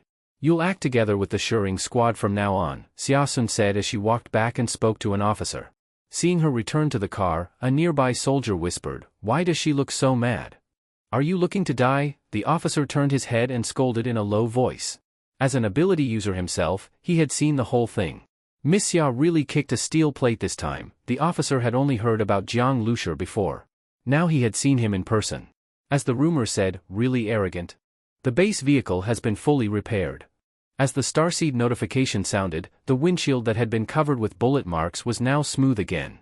The tires and small damages on the base vehicle's exterior had all been completely repaired. Although it still looked like an ordinary minibus, Jiang Lushi could feel a trace of lifelike energy from the metal shell. V-room. An off-road vehicle drove out from the backyard and stopped next to the minibus. Brother Jiang, check out this car. Zhang Hai stuck his head out from inside, speaking excitedly. Jiang Lushi rolled down the window and glanced. Nice car. That military vehicle was too big. We weren't used to driving it. We used mutant beast meat to buy this Hummer H2. Before the apocalypse, this car cost over 1,000,000 yuan. The H2 can drive through rivers about 50 centimeters deep and cross steps or rocks about 40 centimeters high, no problem. Zhang Hai gripped the steering wheel fondly and said, I've admired it for a long time. Back then, seeing the legendary Hummer H1 able to withstand bullets under 12.77 mm during wartime, it was truly awe-inspiring. But the H2 was a civilian vehicle, not a real battle car. Still, the off-road vehicle had a fierce look. We also quickly modified it after getting it, reinforced the key parts with steel plates, welded iron bars onto the windows, said Sun Kuan. The two of them were now very skilled at repairing and modifying vehicles. Someone was even willing to sell this car. Jiang Lushi clicked his tongue. Haha, brother Jiang, not every vehicle is like your minibus. Normal cars have way too high a destruction rate. No matter how cool an H2 is, a mutant beast can still smash it flat. As long as the price is right, of course they're willing to sell. Zhang Hai said. Jiang Lushi nodded. That's right, ordinary vehicles couldn't withstand the impact of mutant beasts and zombie hordes. This made Jiang Lushi even more eager to see what his base vehicle would be like when it evolved further and no longer feared any threat. Of course, that day might still be far off. Maybe the minibus's appearance should be changed, Jiang Lushi suddenly said. Zhang Hai and Sun Kuan were stunned. They were already very familiar with this minibus's look, and now he wanted to change it. And after all that modification, changing it now would be such a waste. Jiang Lushi didn't explain. It was just a thought. Right now, the space in the vehicle was still too small. If a new form was going to be unlocked, maybe it was time to replace the minibus entirely. But what it should be replaced with, Jiang Lushi hadn't decided yet. At the Star City base gate, 2 military off-road vehicles were already waiting there. The officer from yesterday stood next to the vehicle, looking at the road beyond the gate. Behind him were more than a dozen soldiers. These soldiers were fully armed. The search team usually only operated inside Star City or around its outskirts, but this time they would be leaving the city for a long distance. V-room. With the roar of an engine, the officer turned toward the sound. First, a very flashy modified Hummer H2 appeared in his view. Seeing this flamboyant vehicle, many survivors nearby turned to look. The engine sound alone was very attention-grabbing. Combined with its aggressive appearance, it made nearby survivor teams stare in awe. Which team is that? This car's awesome. Enjoying the stares and amazement from the crowd, Zhang Hai and Sun Kuan felt quite proud. Just then, an even more shocking engine roar came from the road. Holy sh*t, what kind of car is that? A supercar? Which idiot would drive a supercar in the apocalypse, trying to get killed? That can't be a supercar. In an instant, all the attention that was on the Hummer H2 shifted toward the road. What kind of vehicle could make that kind of engine sound? Zhang Hai looked back and laughed. He was waiting to see how these people would react. Vroom! With a wild engine roar, a minibus appeared in everyone's sight. Seeing the minibus, many people were stunned. As it sped up, they still tried to look behind it. Maybe a real supercar was hidden back there? But behind the minibus, there was nothing but 2 black tire tracks on the road. V-room. The minibus roared ahead and suddenly braked in front of the 2 military vehicles. From full motion to a dead stop, absolutely smooth. Only then did the survivors snap out of it. What the hell? What kind of car is that? That Hummer H2 was eye-catching, but compared to this minibus, it was nothing. This minibus broke all expectations. As it stopped in front of them and the wind it stirred hit their faces, the officer and his soldiers' expressions changed. That vehicle? The officer at least had some understanding of Jiang Lushi's team and had received strict orders from above. But the soldiers didn't know much about the Shering squad. News about them causing chaos in Fallen City hadn't spread widely yet. In the apocalyptic world, information was blocked, and the military wouldn't go out of their way to announce things. On the contrary, they would act quickly before others could react. Right now, the base city was already mobilizing its forces, but these soldiers weren't included in the main operation. Instead, they were assigned to follow a survivor team. But now, seeing that minibus stop with such an intimidating presence, the soldiers didn't move, but cold sweat broke out on all of them. That vehicle was too fast, they didn't even have time to react. Captain Jiang. The officer stepped forward and saluted. My name is Xiao Feng. By order of General Xia, I will be accompanying the Shuring squad and will follow your commands. However, we will be collecting intelligence during the operation, that's our duty. Please understand, Captain Jiang, Xiao Feng said. I understand. Let's head out, Jiang Lushur said, rolling up the window. At this moment, the morning sun was just rising, casting golden light over the abandoned city. This was the time when most survivor teams chose to depart.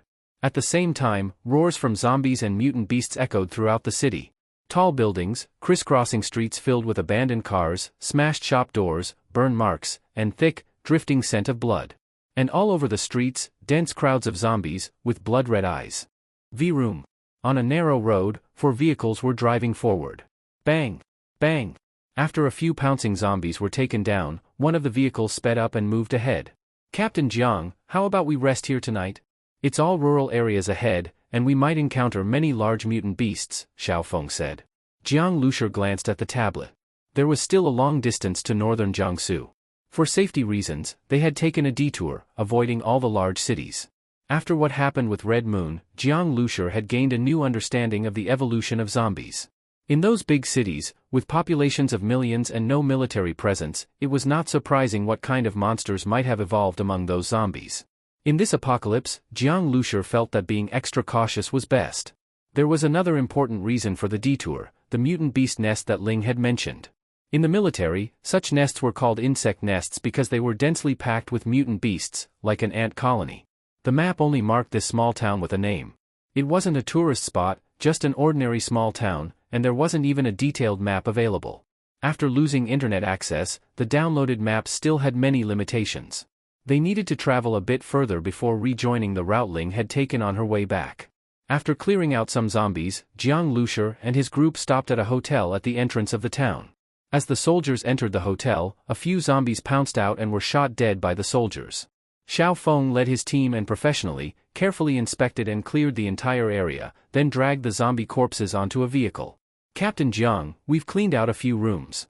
301 and 305 are pretty clean, no one died there, just a bit dusty. Your members can rest there, Xiao Feng came over and said. We'll take those corpses far away and dispose of them. Why? Can't you just dump them nearby? Jiang Zhuing asked, puzzled. They had always done that before, since they never stayed long.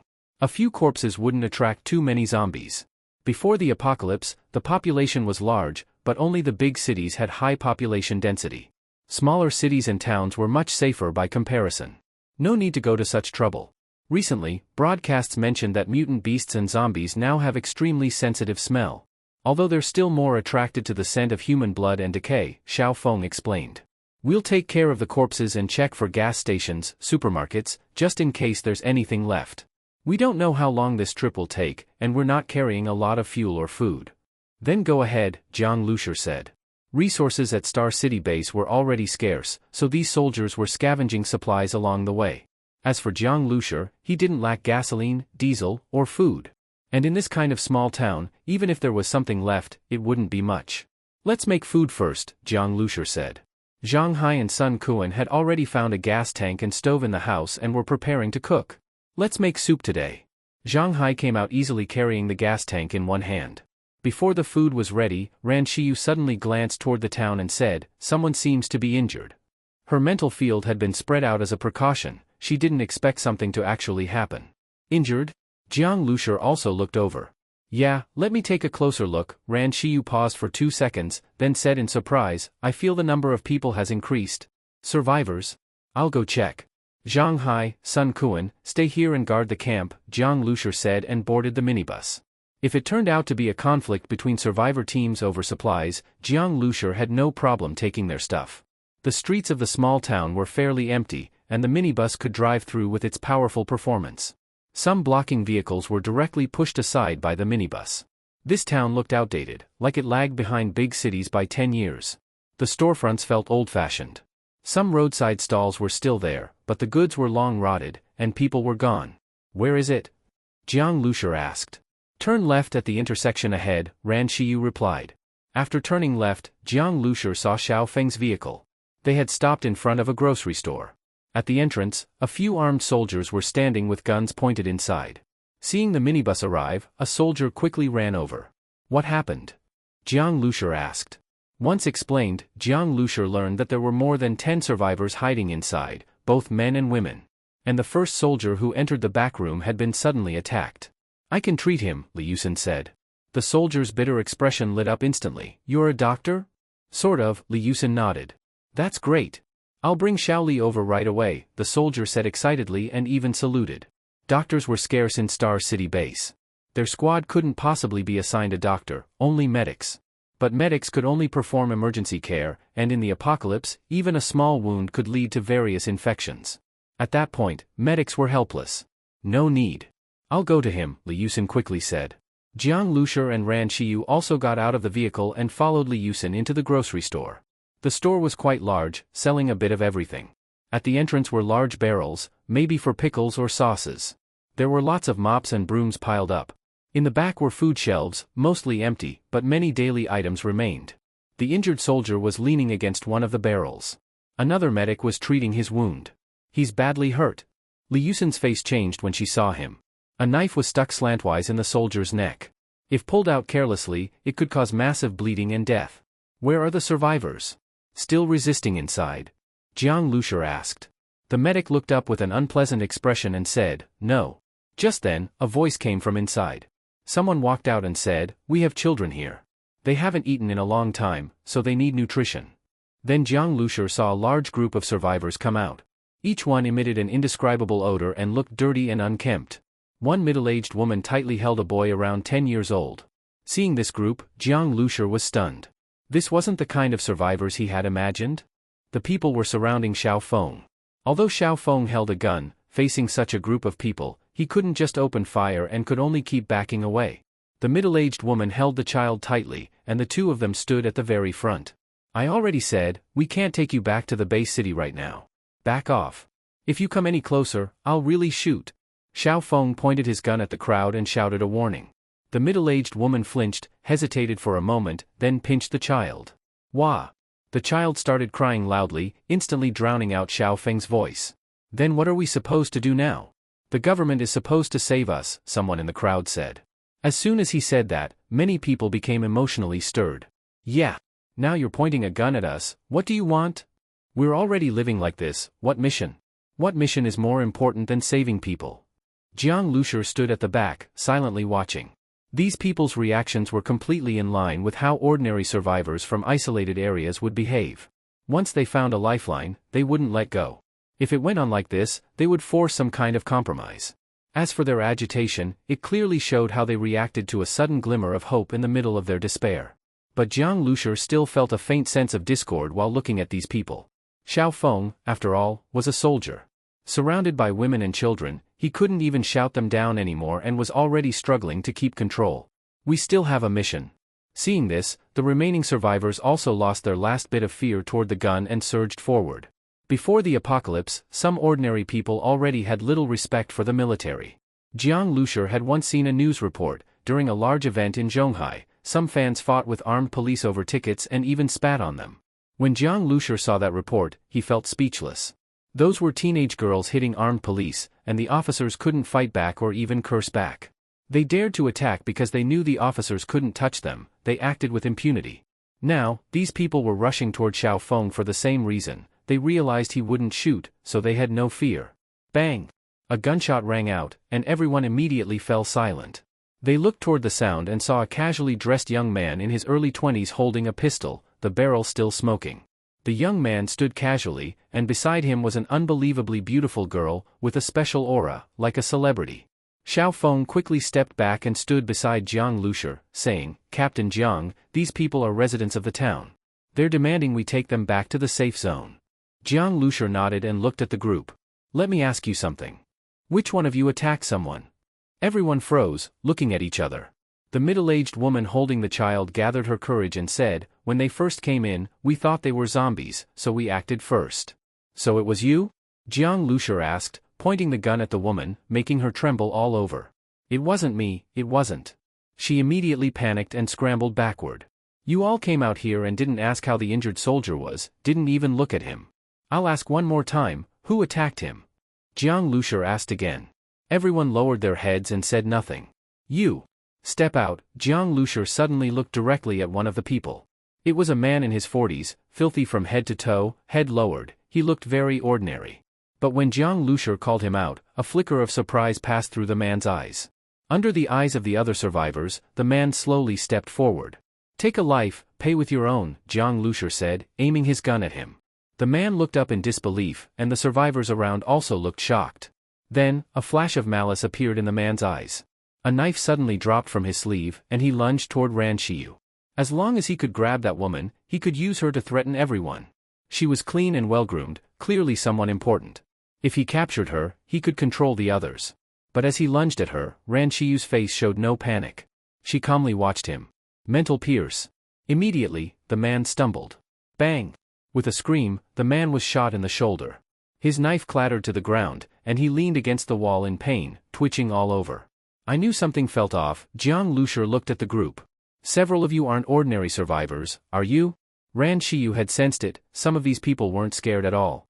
Jiang Lushur guessed they had planned to ambush them, but, seeing they were up against a military team, decided to play smart and pretend to be helpless civilians. They were clearly experienced. They must have done this many times. This town wasn't far from the base city, so other survivor teams probably passed through, and got screwed. Hearing Jiang Lushur expose them, several people looked shocked. In the apocalypse, anything can crawl out, ghosts, monsters, and now this. "And you people actually came up with this kind of plan," Jiang Lushur shook his head. But before they could react, Jiang Lushur had already opened fire. Even though they were among the crowd, at such close range, it didn't matter, his aim wasn't affected. With the sound of gunshots, people screamed. Warm blood splattered their faces and bodies. Nearby, corpses fell, eyes wide open with bullet holes in their heads. When the shot stopped, everyone was stunned, even Xiao Feng froze. He hadn't expected Jiang Lushur to be so decisive, giving no one a chance to react. At that moment, the remaining survivors finally showed true fear on their faces. "Stop screaming. You're accomplices too," Jiang Lushur said, then looked at the child. "The biggest red flag was you.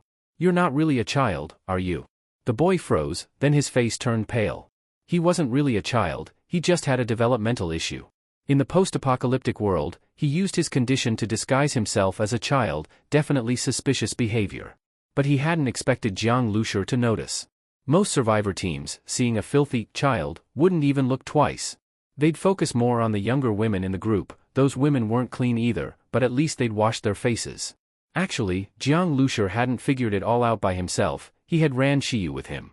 No matter what these people said, their emotions betrayed them, and helped Jiang Lushur confirm his suspicions. "Now, I'll ask and you answer. You were trying to sneak into our camp, right? Even one night would be enough. You'd make your move at night. But with your numbers, you couldn't pull it off alone. Where are your backup people?" Jiang Lushur asked coldly, staring at the wounded man. He was not only in pain now, his face had gone completely pale with fear. "You. Speak." Knowing they used these people to trap others, and probably had killed many survivors, Jiang Lushur was somewhat curious about them. As for the survivors, they might have been victims, but they had also helped lure and kill others. Jiang Lushur had no misplaced sympathy for them. Sparing their lives was already lenient enough. As soon as the injured middle-aged man saw Jiang Lushur turn around, he shivered violently. Seeing the corpses of those companions, he naturally understood why he was still alive. So, without waiting for Jiang Lushur to say anything, the middle-aged man immediately said, "I'll talk. I'll say everything." Though he was in intense pain, it was still better than getting shot in the head. Xiao Feng watched from the side, shocked and full of lingering fear. Under the pressing of these people, Xiao Feng's head had already been spinning. He had actually been thinking, maybe they could just temporarily settle these people, leave them some food, then come back to bring them to the base city after completing the mission. But if he had really done that, he would have become a criminal. His comrades who had risked their lives together, would have been ambushed by these cannibalistic survivors just after setting out, dying without even having time to send a message. Xiao Feng felt he might have stayed in the safe zone too long and begun thinking that all survivors struggling outside the safety zone were harmless. In an apocalyptic world where morality and law had collapsed, ambushing and killing people was nothing unusual. It was truly thanks to Jiang Lushi being so decisive, pulling the trigger without a shred of hesitation. Our boss lives just a short way behind here. When he heard the gunshots, he told us to lie in wait for you. At the entrance of this grocery store, we deliberately left a few intact barrels and such, any survivor would come over. The store gets darker near the warehouse area, and once a survivor enters, seeing the warehouse door, that's when we strike. If it's a strong survivor team, or like you guys, the military, we act pitiful to infiltrate, and then kill them at night. The boss sensed only one ability user among you, so he told us to strike directly. He didn't expect you were the military, the injured man said. The stolen food and supplies are all handed over to the boss for centralized distribution. He also keeps some prisoners, he added. Prisoners. Actually, that wasn't surprising. Doing this kind of thing involved losing people, so they had to replenish numbers somehow. Likely, some weaker captives were kept around to continue doing his dirty work. Even though this was just a small town, they survived by relying on the remaining local resources and by slaughtering passing survivor teams. We were forced, threatened into doing this, the injured man said. Bullshit. You're not like us. You're old Zhong's dog. You used to follow him around and bully us all the time. You were the one who attacked those soldiers first. A woman in her 30s suddenly gathered her courage and spoke out. Mister, when they encounter other survivor groups, most are just regular teams. Strong ones don't usually come to small places like this for supplies. The men, they either kill them or force them to do hard labor. The women, all kept. The pretty ones are all taken by old Zhong for himself. As for women like us, who aren't that good looking, he doesn't even give us food, only a little water to wash our faces, then sends us out to lower the guards of survivors. Old Zhong doesn't touch us, but his dogs torment us every day. The woman trembled all over. It was unclear if it was from fear or anger. Shut up. Fuck, have you looked at yourself? Filthy and stinking. If there were other women, you think I'd touch you, the injured man cursed furiously. Mister, if you had fallen into their trap, the beautiful women around you would definitely have been presented to old Zhong like tribute. That guy is both lecherous and cruel. Jiang Lushi frowned. This really hit his bottom line. But since Zhong was the one who made the first move, Jiang Lushi hadn't planned on letting him go anyway. Mister, I'll lead the way, the injured man struggled to his feet and said. But suddenly, someone shoved him from behind, and he let out a miserable scream as he fell to the ground, writhing in pain. Mister, you're right. We're accomplices too. We did it to survive, but we hurt many people. Let us lead the way for you, the child said. Jiang Lushi looked at these people. In their eyes, he saw a flicker of hatred. All right, Jiang Lushi nodded. Mister. Seeing Jiang Lushi and the others turning to leave, the injured man cried out loudly from the ground. But the child just glanced at him and stepped over him. Soon after, the other survivors, men, women, young and old, stepped over him one after another. At first, he still screamed, but soon his cries grew faint. Jiang Lushi didn't even look back. Just from their eyes, he already knew that man's fate. Even if he still had a breath left, once the smell of blood drew zombies in, his life would be over. The soldier treated by Li Yusin had already stopped bleeding and was moved to the vehicle. Xiao Feng immediately assembled the team. He had nearly made a huge mistake. Now he was eager to destroy the survivors' hideout and drag out that boss. Jiang Lushi and the others returned to the minibus. Ran Shiyu used her mental field to summon Zhang Hai and the others. As the many survivors arrived and saw all the vehicles and weapons outside, they were shocked. They were used to encountering small survivor teams, never imagining such a well-equipped squad would come to a grocery store looking for supplies. Passing through a town like this to do a mission? The next city ahead was still very far. Old Zhong is right at the end of this road. There were many survivors, but they had their own special paths. There weren't many zombies around, and most of the spots where zombies could crawl through had been sealed off. Other vehicles passed through easily, but the minibus felt crowded in such a narrow alley. But with Ying's precise driving and careful calculations, even such alleys could be squeezed through. Jiang Zhuiying looked out the window and felt the glass was almost scraping the wall. Although the starseed could give distance and angle corrections, Jiang Lushi felt that even if he drove it himself, while he could make it, he wouldn't be nearly as fast. Ying was managing it all without even slowing down. This was where the advantage of the base vehicle's AI manager showed. Ying, as a life form created by the starseed, could perfectly execute its data instructions. All the soldiers and survivors, who should have been focused on what lay ahead, were instead shocked by the minibus's godlike driving, unable to take their eyes off it. Only Zhang Hai and Sun Kuan, following behind in the off-road vehicle, remained calm. It's just driving. No big deal. After all, they had already seen much crazier things. That there is old Zhong's lair. The survivors pointed to a place. It appeared to be a small factory or something. The sign had been removed. Outside were brick walls, with lime peeling in many places revealing red bricks. Above the wall, some wire and glass had been arranged into a protective net. Inside, it looked very large. Many cargo trucks were parked, like a parking lot. On each side of the gate were two very old houses. Even the windows were the wooden grid glass type. This place is actually outside the town proper, somewhat safer. Old Zhong has had us working in there every day, building up his residence very solidly. One survivor said. And he's got many firearms from our robberies, and we've formed a team around him. When they arrived at the factory, some of the survivors became afraid, remembering old Zhong's strength. Isn't there a saying, easy to defend, hard to attack? Seeing their hesitation, Jiang Zhuiying opened the window, scanned them with a look of mocking disdain, and said, such a good opportunity and you're not taking it? First make this clear, we are not here to save you. If you're afraid, you can leave right now. Jiang Zhuiying spoke bluntly. The survivors exchanged uneasy glances. At that moment, before they could react, the minibus had already driven toward the factory. This? We're going straight in? Isn't that making ourselves targets? One survivor exclaimed. Xiao Feng sneered and said, and you think your old Zhong is some big deal? On this tiny town, however much you robbed, can you have as many guns as the guys from Fallen City? Captain Jiang, wouldn't he just rush out anyway? Fallen City? These people had never heard of it. Their knowledge of the outside was only the base city, and even that came from survivors captured by old Zhong. Let's follow. Xiao Feng shouted to his men. Actually they had only heard that Jiang Lushur burst out of Fallen City, but had not seen it themselves. These soldiers, including Xiao Feng, wanted to see whether Jiang Liushur's team was really as powerful. Of course they wouldn't just watch, they would follow and cover as well. Meanwhile, inside the plant, a lookout survivor had already seen the incoming vehicles. He froze for a moment then yelled downstairs, "Boss! Someone's coming!" In the middle of the factory yard was a large open space. Equipment had been moved by old Zhong's orders. In the center stood several tables stacked with food, and a mahjong table.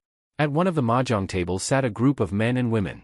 One burly man had two scantily clad women on each side, cleaner dressed than the female workers outside. One of the women was in his arms, and he pinched her from time to time. The woman, though she frowned, dared not say a word and forced a smile. People? What people? The muscular man was old Zhong himself. He was playing cards. Hearing his subordinate, he did not immediately process it. If someone's coming, bring the people down. Weren't those idiots supposed to be ambushing? While old Zhong spoke, his subordinate looked again and saw the minibus in front of the reinforced gate, no sign of slowing. Boss, I reckon it's that group. They're barging in, the subordinate yelled. Before he finished speaking a huge boom sounded. Ah? The women shrieked. Old Zhong froze, his mahjong tiles crushed in his fist. He grabbed the gun from the side and shouted, "Damn, a pack of wastes. They better be dead already, or when I get back I'll make them suffer worse than death. I want to see who's so stupid they come to my door." Old Zhong ruled this small town with a single hand. The lives of these survivors were in his control. Anyone daring to resist him had been made an example. As for someone hitting his door, it had never happened before. He only ever led his people to trap survivors and listen to their screams. Those hesitant survivors were rooted to the spot as the minibus rammed the metal gate and drove toward the factory. They watched, mouths agape. When old Zhong stormed upstairs with men, peering out a window, his fury and intent to kill surged, but then a flicker of reason cut through. 4 vehicles. And many soldiers. So many people. Their guns wouldn't be few. Compared with these soldiers, old Zhong's men weren't even militia, just rough amateurs. Guns.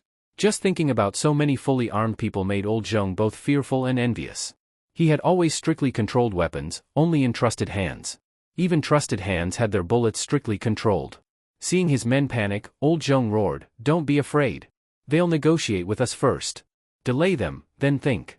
This factory had already been heavily fortified, designed to defend against zombies and mutant beasts, and good enough to block survivors too.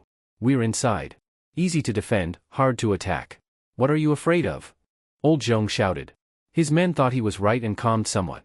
But at that moment, one of the minibuses suddenly roared its engine and barreled toward the factory gate. At the front of the minibus the ram glowed with metallic light, cold and terrifying. These people, even the white brothers he once met on the black market, weren't like this. Jiang Lushur wouldn't waste time with old Zhong. Boom! With a massive crash, the giant steel-reinforced gate collapsed. Just as the factory door had been meant to be tough. Seeing the minibus burst through, the women and survivors inside screamed. Watching this, old Zhong's mind went blank. He saw the military vehicles following behind. His men were even weaker, rubber-legged with fear. They had never seen a scene like this. "Boss, let's run." A subordinate's voice quivered. They could no longer defend the factory. Now the only option was to flee. Old Zhong glared at him red-eyed. If he had more men now, he would have shot this guy himself. All this business he'd built with sweat. A safe residence, stored food and weapons, his men, and women. If they ran away, all that would be taken by these people. Old Zhong now bitterly regretted not killing his 2 women right away, then they'd never have gone to others to play with. Why don't we burn this place? He thought of that vicious plan, but then rejected it. No. I still have so many supplies. The survivors and his women could die, whatever. But his supplies, he raided and collected from the town many times to get these. But letting it all go like this, he couldn't accept it. What to do?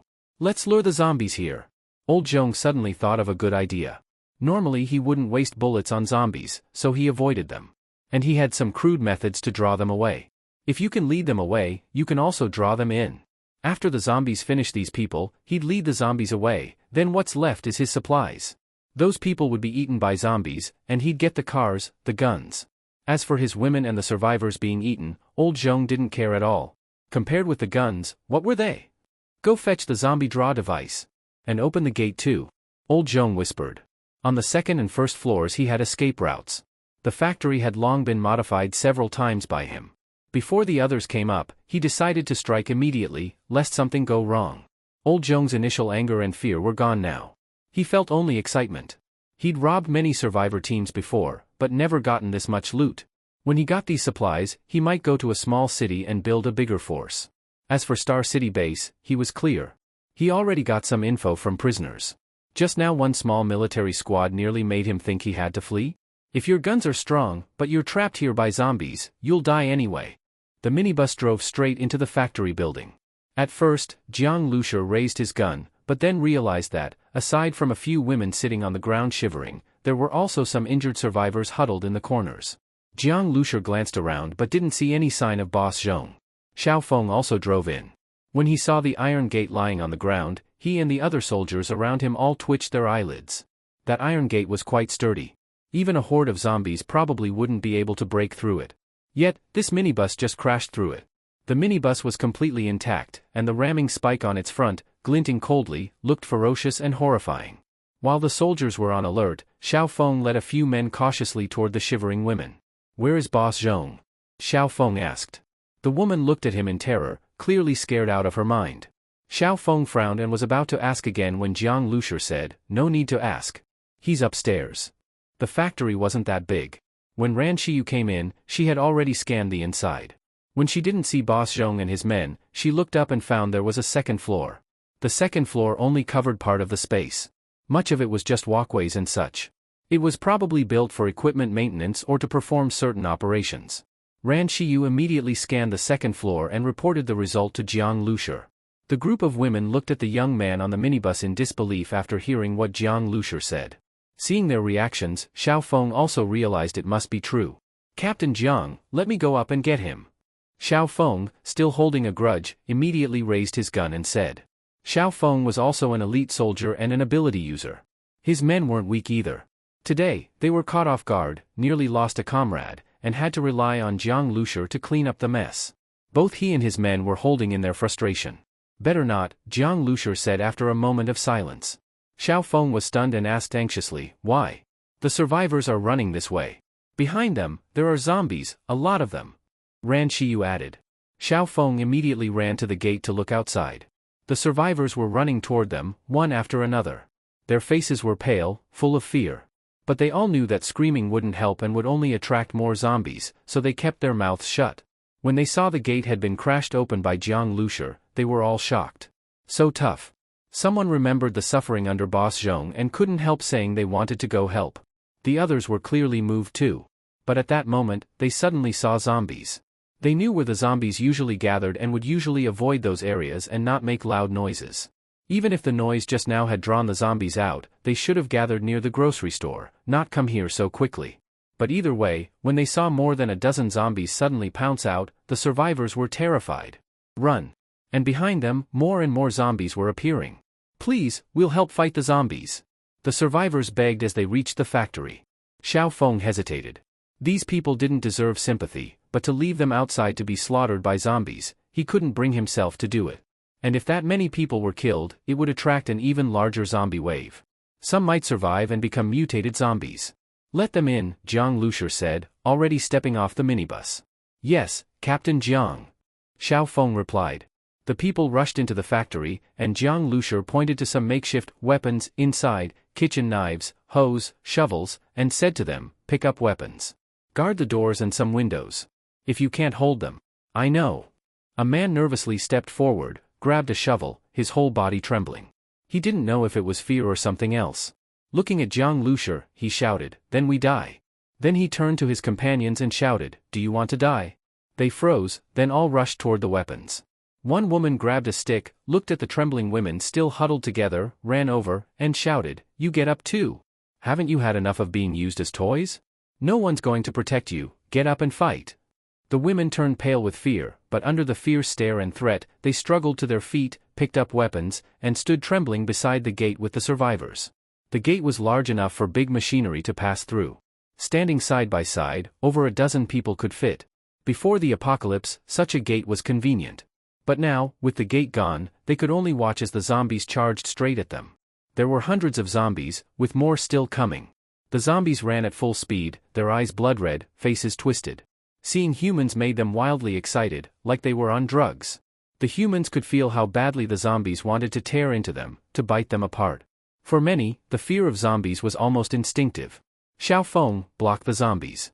Zhang Hai, you guys stay and help. Ing, stay and drive the minibus. Ran Shiyu and Li Yusen stay too. As Jiang Lushur spoke, he picked up two Type 54 pistols, his eyes flashing with cold light, I'm going to drag that Zhong guy down. These zombies didn't just appear out of nowhere. Turns out Zhong had some tricks, using zombies like this. Brother Jiang, he's moving to the right from the left side. There might be an exit over there, Ran Shiyu said. Got it. Jiang Lushur immediately ran upstairs. His enhanced body and activated mutated bloodline made him much faster and more agile. Jiang Zhuiying and Zero followed close behind. At that moment, Boss Zhong was looking out the window. Seeing the zombies swarming in, he grinned twistedly. Good. Good. Let's see how they escape now. Just wait to be eaten. Then he heard footsteps on the stairs. Zofust? Those bitches betrayed me. Boss Zhong spat and waved to his men, let's go. Boss Zhong had modified the factory long ago and had left himself a way to escape. Those people would be eaten alive, while he would be completely fine. At that moment, Jiang Lushur and the others quickly reached the second floor. This place, Jiang Lushur frowned as soon as he stepped onto the second floor. The floor was covered with an iron plate, and its original color could no longer be seen. Bits of flesh and blood were still stuck in the gaps. Dirty bedding could be seen everywhere. Jiang Lushur guessed that this was where the survivors usually lived. Boss Zhong had remodeled the first floor of the factory into a small room with a bed and furniture. As for the survivors, he thought they were filthy and smelly, so he had driven them to live upstairs or in the small outer buildings. What a strong smell, Zero said. From the already mixed odors, she caught a particularly thick one and quickly covered her nose. Over there. Zero's ability was to mutate into a leopard cat. Her sense of smell, hearing, and sight were all far stronger than those of ordinary ability users. She slightly bent her body and swiftly ran toward the source of the smell. Soon she found that inside a control room connected to the outside, countless mangled limbs ground up by machines, along with the stench they produced, were being sprayed out through a pipe. These were the mixed corpses of zombies and humans, mostly decomposing, and the smell was overwhelming. Such a strong odor being constantly sprayed out was like the scent of fresh meat to hungry animals, it drove the zombies crazy. Moreover, Boss Zhong must have used some method to make the smell stronger and spread faster. Otherwise, the zombies wouldn't have reached this place so quickly. They couldn't have created those body parts in such a short time, so many mutilated limbs could only mean one thing, they kept them ready in advance. As a fellow survivor, Zero immediately understood what had happened. The survivors that Boss Zhong killed, or those who died from abuse, even their corpses weren't spared. As for the zombie corpses, he must have hunted those on purpose. Just the survivors' bodies wouldn't have been enough. Even Zero, who had seen countless bloody scenes in the arena, felt sick looking at this. Captain Jiang, you don't need to come over, Zero said. But as she spoke, Jiang Zhuiying still walked forward. When she saw the scene, her face also changed. Jiang Zhuiying frowned deeply, gripped her long knife, and said, "Let me handle this. These bodies are left here exposed and used as his tools, better to burn them clean." She raised her other hand and spread her fingers slightly. Instantly, white lightning flashed across her body, skin, and eyes. The electricity gathered in her palm and then turned into a bolt of lightning that struck the piles of horrific remains. ZZZZT. The sound of electricity startled Boss Zhong and his men. What a strong energy wave! Boss Zhong was shocked. Against such an ability user, he had no chance to fight back. But the thought that someone this powerful would still die by his hand gave him a twisted sense of pleasure. At that moment, his underling was trying to open the door. "Why haven't you opened it yet?" Boss Zhong shouted angrily. The underling was panicking. Seeing the minibus crash in, the soldiers behind it, and now the flood of zombies, his body was drenched in cold sweat. Under Boss Zhong's yelling, he finally managed to open the door. Boss Zhong immediately shoved him aside and crawled out the door. Outside the door was a welded ladder. Climbing down led to the back of the factory, completely hidden from the zombies' sight. As long as he hid for a while and then made some noise to lure the zombies away, everything would go perfectly. Boss Zhong thought his plan was flawless. "Hurry up!" he urged his men. If he didn't need them, he would have locked them inside long ago. Then, Boss Zhong saw figures appear in the corridor. Bang! Bang! Bang! He fired several shots immediately. "Boss! Let me through," one underling shouted. He hadn't made it inside yet. He turned his head and saw someone there, but Boss Zhong didn't hesitate and fired. The deafening gunfire and the sound of bullets hitting metal and walls made the underling tremble all over. Boss Zhong glanced at him and slammed the door shut. With such powerful ability users around, he didn't want to waste even a second. Besides, it was just a small fry, why risk his life for him? A bug like that, dead or not, who cared? The door had a heavy padlock, like a chunk of iron, and also a bolt. Breaking through it would be difficult. That iron door would at least delay them a bit. By the time they got it open, he would have escaped through the factory's back door. "Ah! Boss! Don't!" the underling screamed, pounding on the door with all his strength, but he couldn't match Boss Zhong's power. Boss Zhong quickly locked the door, laughed, and shouted, "Go!" The other underlings, seeing this, were both fearful and relieved. But since it wasn't them who died, one less person meant more loot for them. Thinking of all the supplies and weapons they could get, the men grew eager and excited as they escaped. "Boss! Boss!" The abandoned underling screamed desperately. Then he turned and saw Jiang Lushur and the others watching him. "They already ran, it's got nothing to do with me," he begged. "I'll handle him," Zero said, walking slowly toward him. The man knew he was doomed. He roared and raised his gun. If he was going to die, he'd drag one with him. "You look pretty, dying with me isn't a bad deal," he sneered, his face twisting. But Zero suddenly sped up, her body turning into a blur. In an instant, she appeared before him, jammed her fingers into his gun's trigger guard, and slashed his neck with the other hand. She didn't use a knife, but her nails were sharp as blades. The man's eyes bulged, his body slowly kneeling down. As he made choking sounds, blood spurted wildly from his throat. Zero said coldly, "You? Worthy? Brother, I'll open the door," Jiang Zhuiying said, holding her knife. "No need. They'll head for the back door," Jiang Lushur said, turning to go downstairs. Downstairs, the soldiers and survivors were already fighting the mad zombies. The military vehicles blocked the entrance like walls, while the zombies kept crashing into the gate. Gunfire rattled nonstop, zombies falling one after another. If even one zombie reaches the front of the car, the others will climb over. "Don't let them near," Xiao Feng shouted. The survivors on the side piled up objects as makeshift walls. At first, only a few dared to stand in front. The others cowered behind them. They had fought zombies before, but never so many at once. But as the zombies came close, the sheer terror of death made them forget their fear for a moment. "Ah!" they screamed, swinging whatever weapons they had at the approaching zombies. Some zombies were less than a meter away. Their wide eyes, outstretched arms, and ferocious attacks were terrifying. Even so, the survivors held the line. Soon, several zombie bodies lay before them, creating a barrier. "We can kill zombies too. We can live by our own strength. Kill. Don't be afraid. If you're afraid, you'll die," one survivor shouted hysterically, slamming his shovel into a zombie's face. Blood spurted like a fountain, and the man, almost insane, struck again and again until the zombie fell.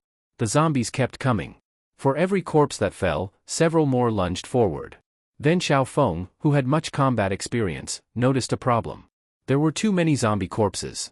The ones behind climbed over their fallen kind and pounced from above. Attracted by so many living humans, the zombies didn't even stop to eat their own kind. Their blood-red eyes were fixed on the people hiding behind. Hold on. When Captain Jiang comes down, with Miss Jiang Zhuing's electric power and that thing on the bus, Xiao Feng didn't even know what to call the flying saucer-like device, but with it, the minibus was like a moving fortress, a ready-made stronghold. Combined with Jiang Liusher's precise shooting, they could ease the zombies' pressure. Just then, a beep sounded from the minibus behind him.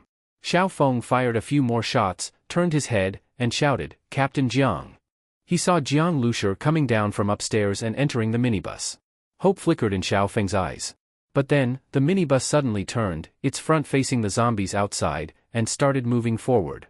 "Captain Xiao, have the soldiers move the vehicle aside," Jiang Liusher said calmly through the window. His tone was calm, which made Xiao Feng doubt his ears. "Captain Jiang, what are you doing?" he asked. "I'm going out," Jiang Liusher said. Outside were hundreds, maybe thousands of zombies, and piles of corpses blocking the gate. Go out? Both the soldiers and survivors were shocked. Crossing a street with some zombies was one thing, but facing thousands at the door was entirely different. They were packed so tightly together, with immense force. Only overwhelming firepower could hold them back. Charging into them meant entering the jaws of death.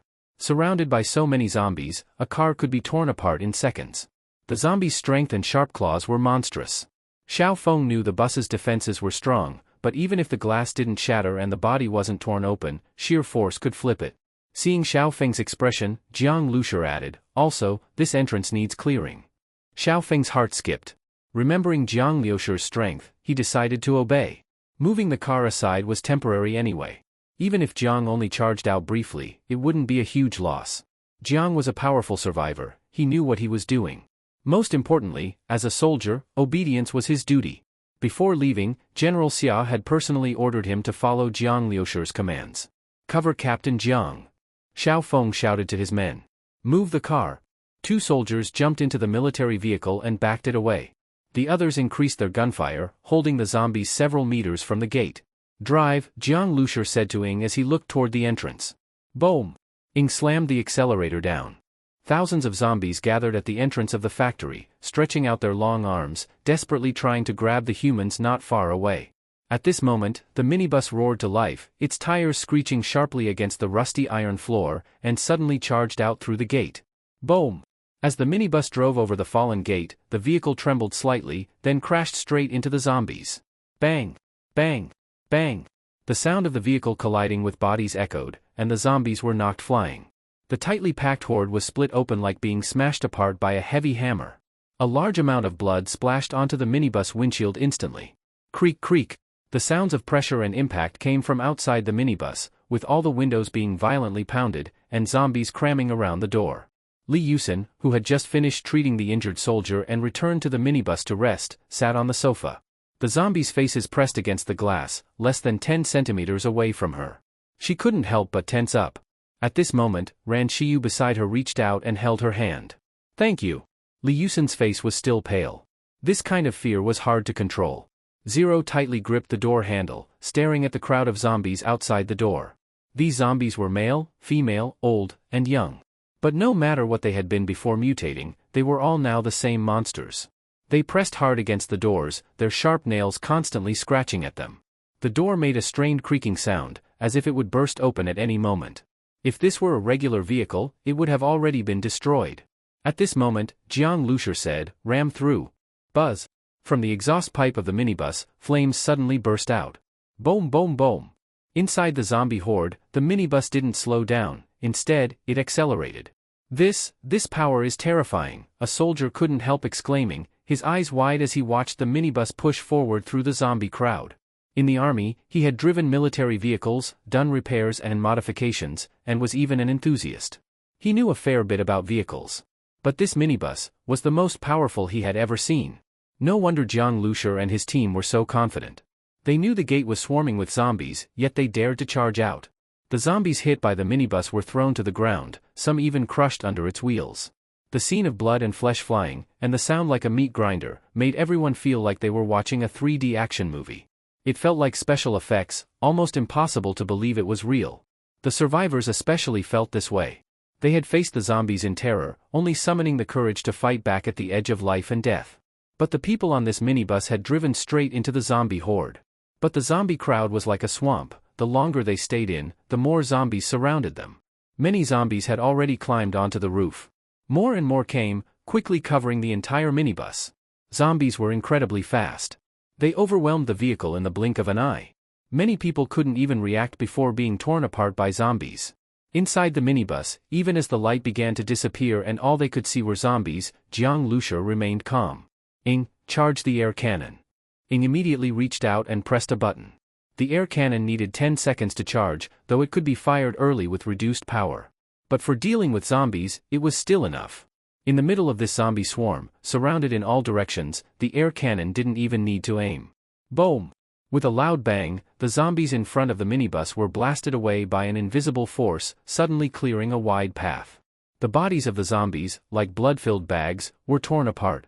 The ones pressed against the front of the minibus were completely turned into pulp, as if smashed repeatedly by some machine. Under the impact of the air cannon, the minibus shook backward slightly. But since the charge time was short, its windshield and outer shell could fully withstand the force. Instead, the jolt made the zombies on the roof lose their balance, and those behind the minibus were also pushed back. What was that just now? The survivors heard the loud explosion and saw the zombies thrown into the air, completely stunned. Xiao Feng and the others also felt a jolt in their hearts. Such terrifying firepower. Who knew how many more hidden features this minibus had? We didn't even need to cover them. Xiao Feng thought to himself. It looked like the minibus could break through the horde. Unfortunately, there was only one minibus. The rest of them still had to face the zombies. But then, the minibus suddenly turned on the spot. What's it doing? A survivor asked, not understanding. Its goal was to break out. Now that it had the chance, why turn back? Buzz. The minibus roared again, then shot toward the factory gate like an arrow. The zombies blocking the way were smashed aside by the terrifying vehicle. Their strong bodies and combat power meant nothing against this iron monster. Boom, boom, boom. Everyone stared wide-eyed as the minibus plowed forward again and returned to the gate. Bang! Several zombies were flung in front of the crowd, and the minibus stopped a short distance away. Gulp! Someone swallowed hard. Everyone stared at the minibus, their jaws about to drop. All of them together had only been able to passively hold back the zombies with firepower. But this minibus had gone into the zombie horde, made a round trip, and came back. Damn, if they hadn't seen it with their own eyes, they wouldn't believe it. Jiang Lucia glanced at the surrounding zombie horde. Seeing they were closing in again, he said, now their pressure should be reduced a lot. It's time for us to go after that boss Zhong. Shiyu. Ran Shiyu had kept her mental field active. She immediately replied, he already went out the back door. Is there a suitable route? Jiang Lucia asked. No. It's full of zombies outside. Ran Shiyu shook her head. The fastest path was the one boss Zhong had taken. No problem, Jiang Lucia smiled slightly. He can't escape. Climbing down the ladder, boss Zhong ran quickly to an off-road vehicle parked behind the factory. He yanked open the door and jumped in.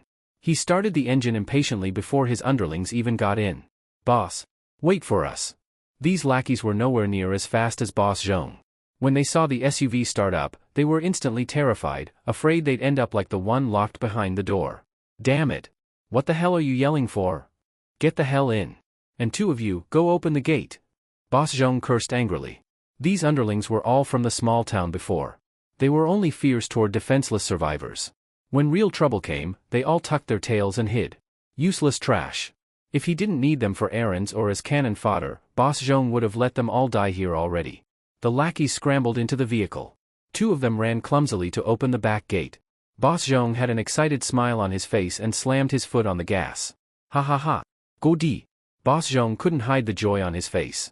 Hearing the gunfire behind him made him feel great. Damn it, what are you still fighting for? The longer you fight, the more zombies come. You'll all die anyway, so save me some bullets.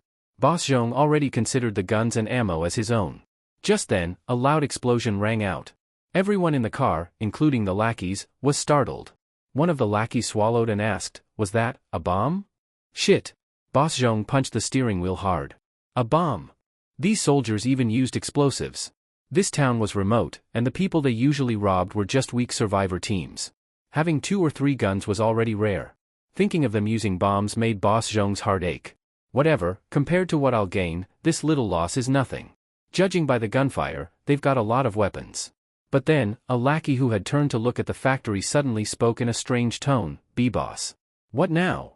Boss Zhong hated being interrupted. Normally, no lackey dared cut him off when he spoke. Especially now, when he was feeling so proud. But he didn't need the lackey to say anything. Buzz! A harsh engine roar came from the distance, and it was getting closer. Boss Zhong looked into the rearview mirror in disbelief, and saw a minibus charging out from behind them. This minibus was covered in blood and chunks of flesh. A zombie was stuck under its wheels and then thrown out violently. Seeing this, the lackeys were stunned, and Boss Zhong's heart skipped a beat. What the hell? How did that minibus catch up? Did it come out from the zombie horde? Boss Zhong wanted to curse out loud. How was that even possible? Buzz! Boss, that thing's fast. The lackeys started to panic. It didn't matter how the vehicle got there, just knowing it came out of the zombies scared the hell out of them. They were in a vehicle too, but with just some tin and flesh, compared to that minibus which had charged through the zombies, they were nothing. Killing them would be like squashing bugs. Panic for what? Shoot it. They can't catch up to us. Boss Zhong shouted. These guys were nothing but thugs. Sure, they bullied weak survivors and killed without blinking during sneak attacks, but against real opponents, they were cowards. Yeah. Shoot the tires. The lackeys snapped out of it and quickly opened the windows and sunroof. I'll shoot the driver. One of the smarter lackeys, who also had decent aim, climbed out through the sunroof with his gun. He saw the driver in the minibus. It was just a woman. He couldn't possibly lose to a woman, right? But, such a beautiful woman, he'd only ever seen that kind in movies. In real life, he never even got near anyone like her. What a shame to kill such a cold, stunning beauty. Bang! The moment the lackey stuck his head out, a gunshot rang out. His body jolted violently. Warm blood and brain matter splattered inside the car. Shit! Shit! The other lackeys were terrified. They stared at the corpse stuck in place, its head blown open by a single shot. Who still dared to stick their head out? He had only just poked out the top of his head, and it was instantly blown off. Damn it! Boss Zhong was also shocked. The enemy's aim was terrifying. Was the minibus full of soldiers? Special forces? Compared to those guys, they were just thugs, no match at all. Just then, Boss Zhong felt a strong sense of life or death danger. Ah? He turned the wheel hard and saw a flash of sparks behind the car. A bullet had grazed him. Boss Zhong went cold all over. If not for the danger sense that came with his abilities, he'd be dead. Damn. Come on then. In desperation, Boss Zhong yanked the steering wheel and sped into a side street. He was a local boss and knew the roads way better than the minibus did. Also, the minibus had made it out, but gunfire was still coming from the factory. Would they really chase him non-stop and ignore everyone else? Boss Zhong figured they wouldn't chase for long. He'd find a place to hide. Maybe later at night, he could play another dirty trick. Since most of the zombies had been lured to the factory, his car sped down the road with little resistance.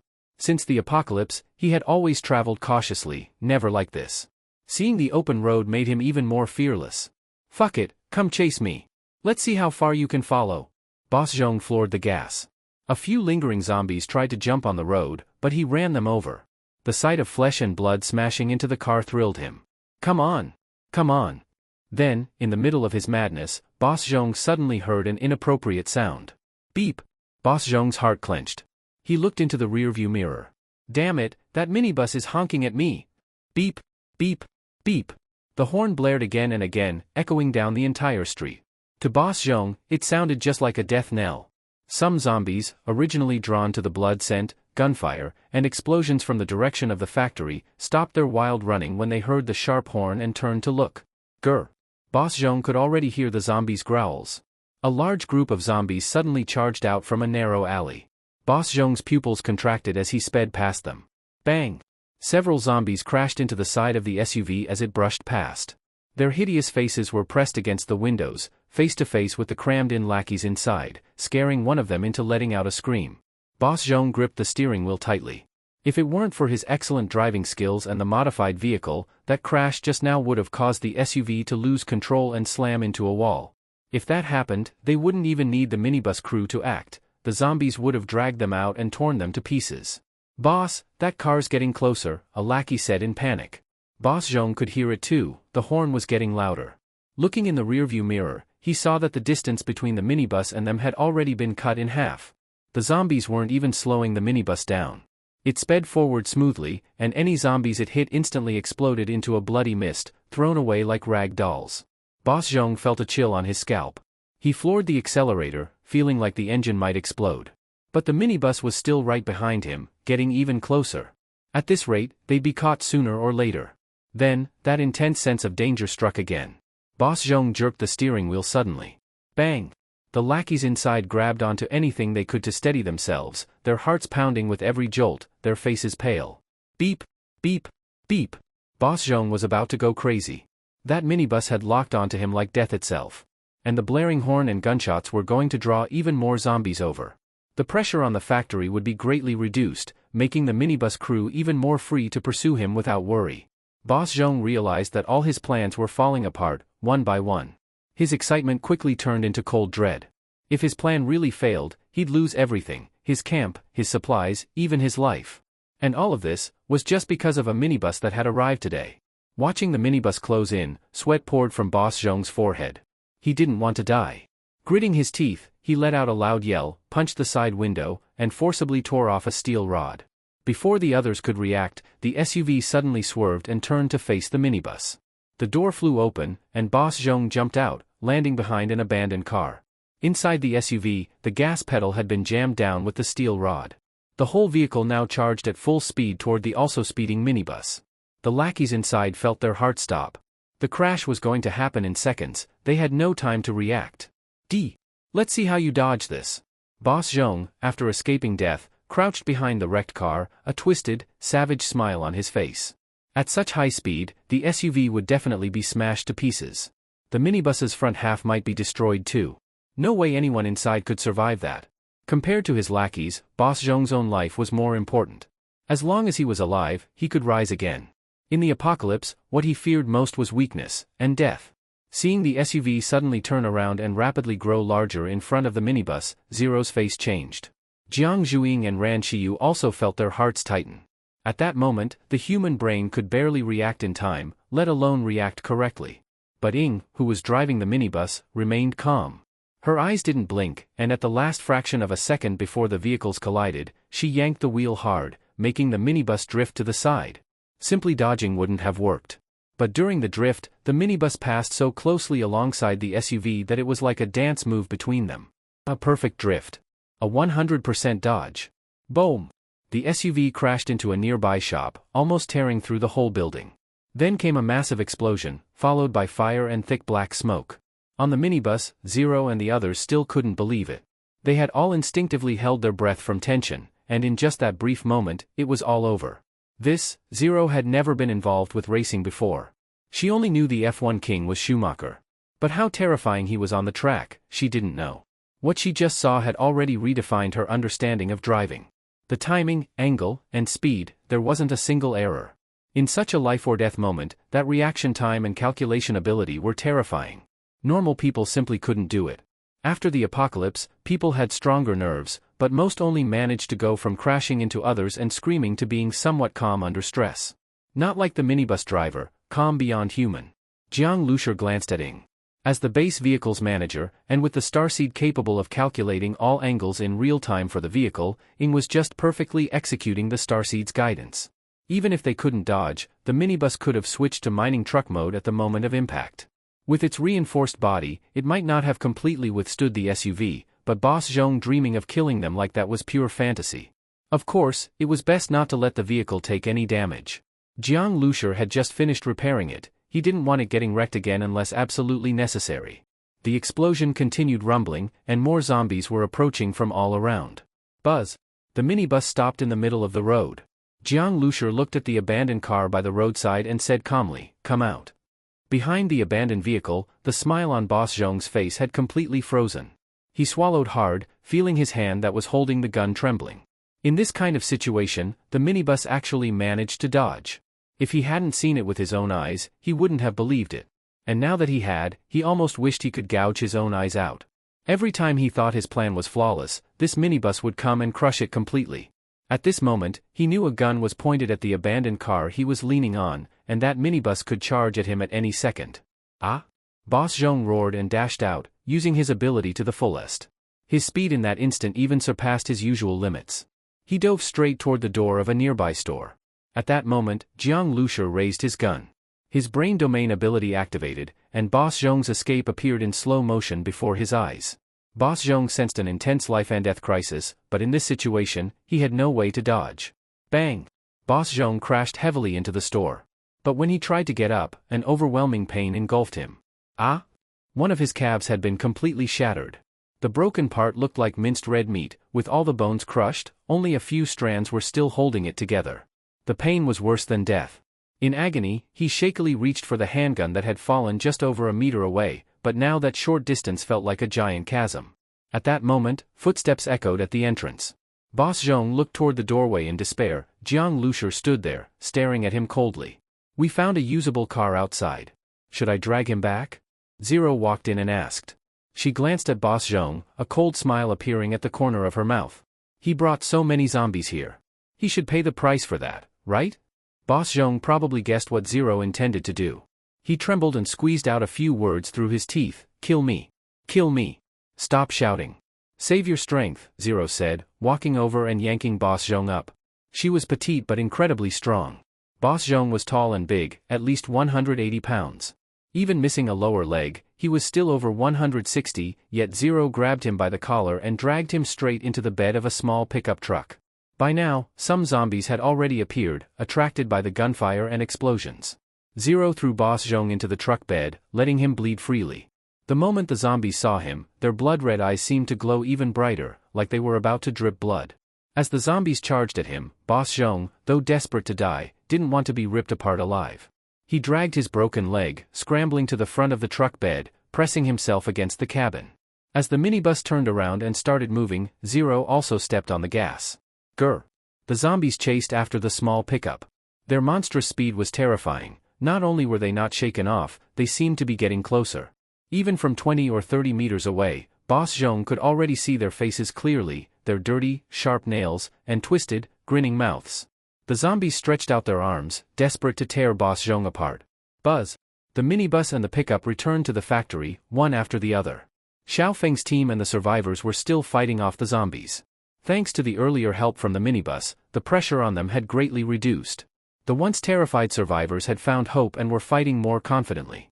Also, the number of new zombies hadn't increased rapidly, another key reason they could hold out.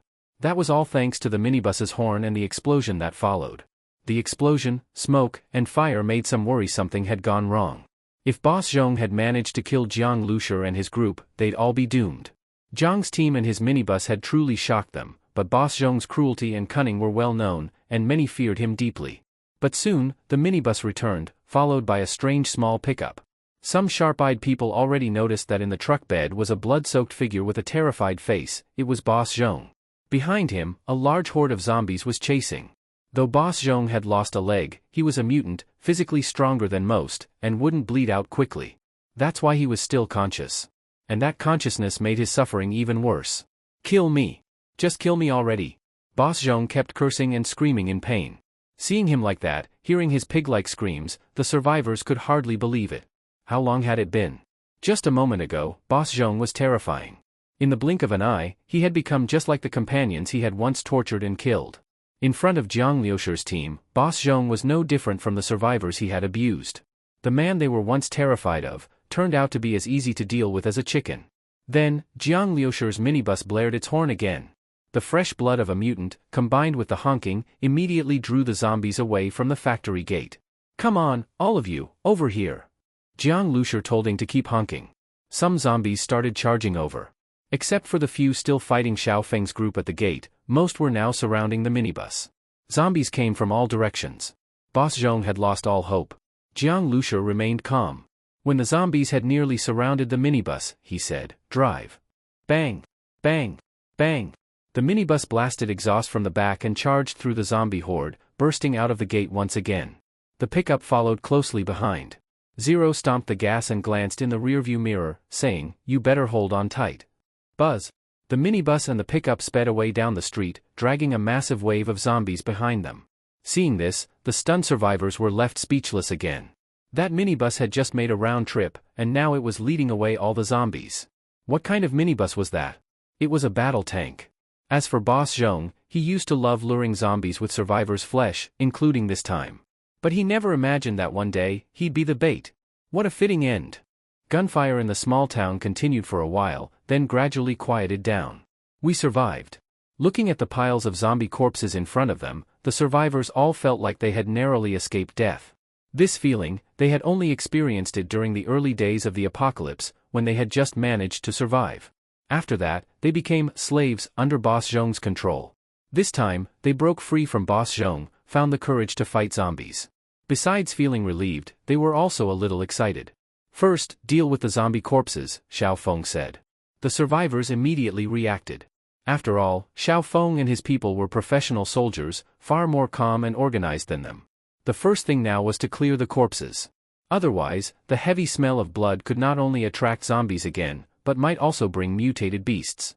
Inside the factory were 2 large trucks. The survivors all went to load up the corpses.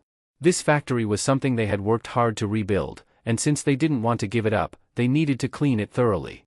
Even though the factory doors and gate were smashed, they could still be repaired and reused. Buzz!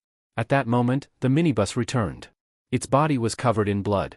Remembering the shock of how it had charged through the zombies, the survivors all stopped what they were doing, a little frightened, and stared at the minibus. Behind the minibus, the small pickup was gone. It wasn't hard to imagine what had become of Boss Zhong. As for the zombies, no one knew where the minibus had lured them. They not only managed to lead away the horde, but also returned without a sound. Captain Jiang.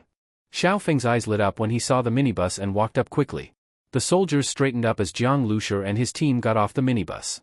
Actually, when they first set out, these soldiers thought that working with an ability user team would at least be mutually beneficial, even if they weren't stronger. But in the recent battle, Jiang Liushi's Stone Shadow team played the decisive role.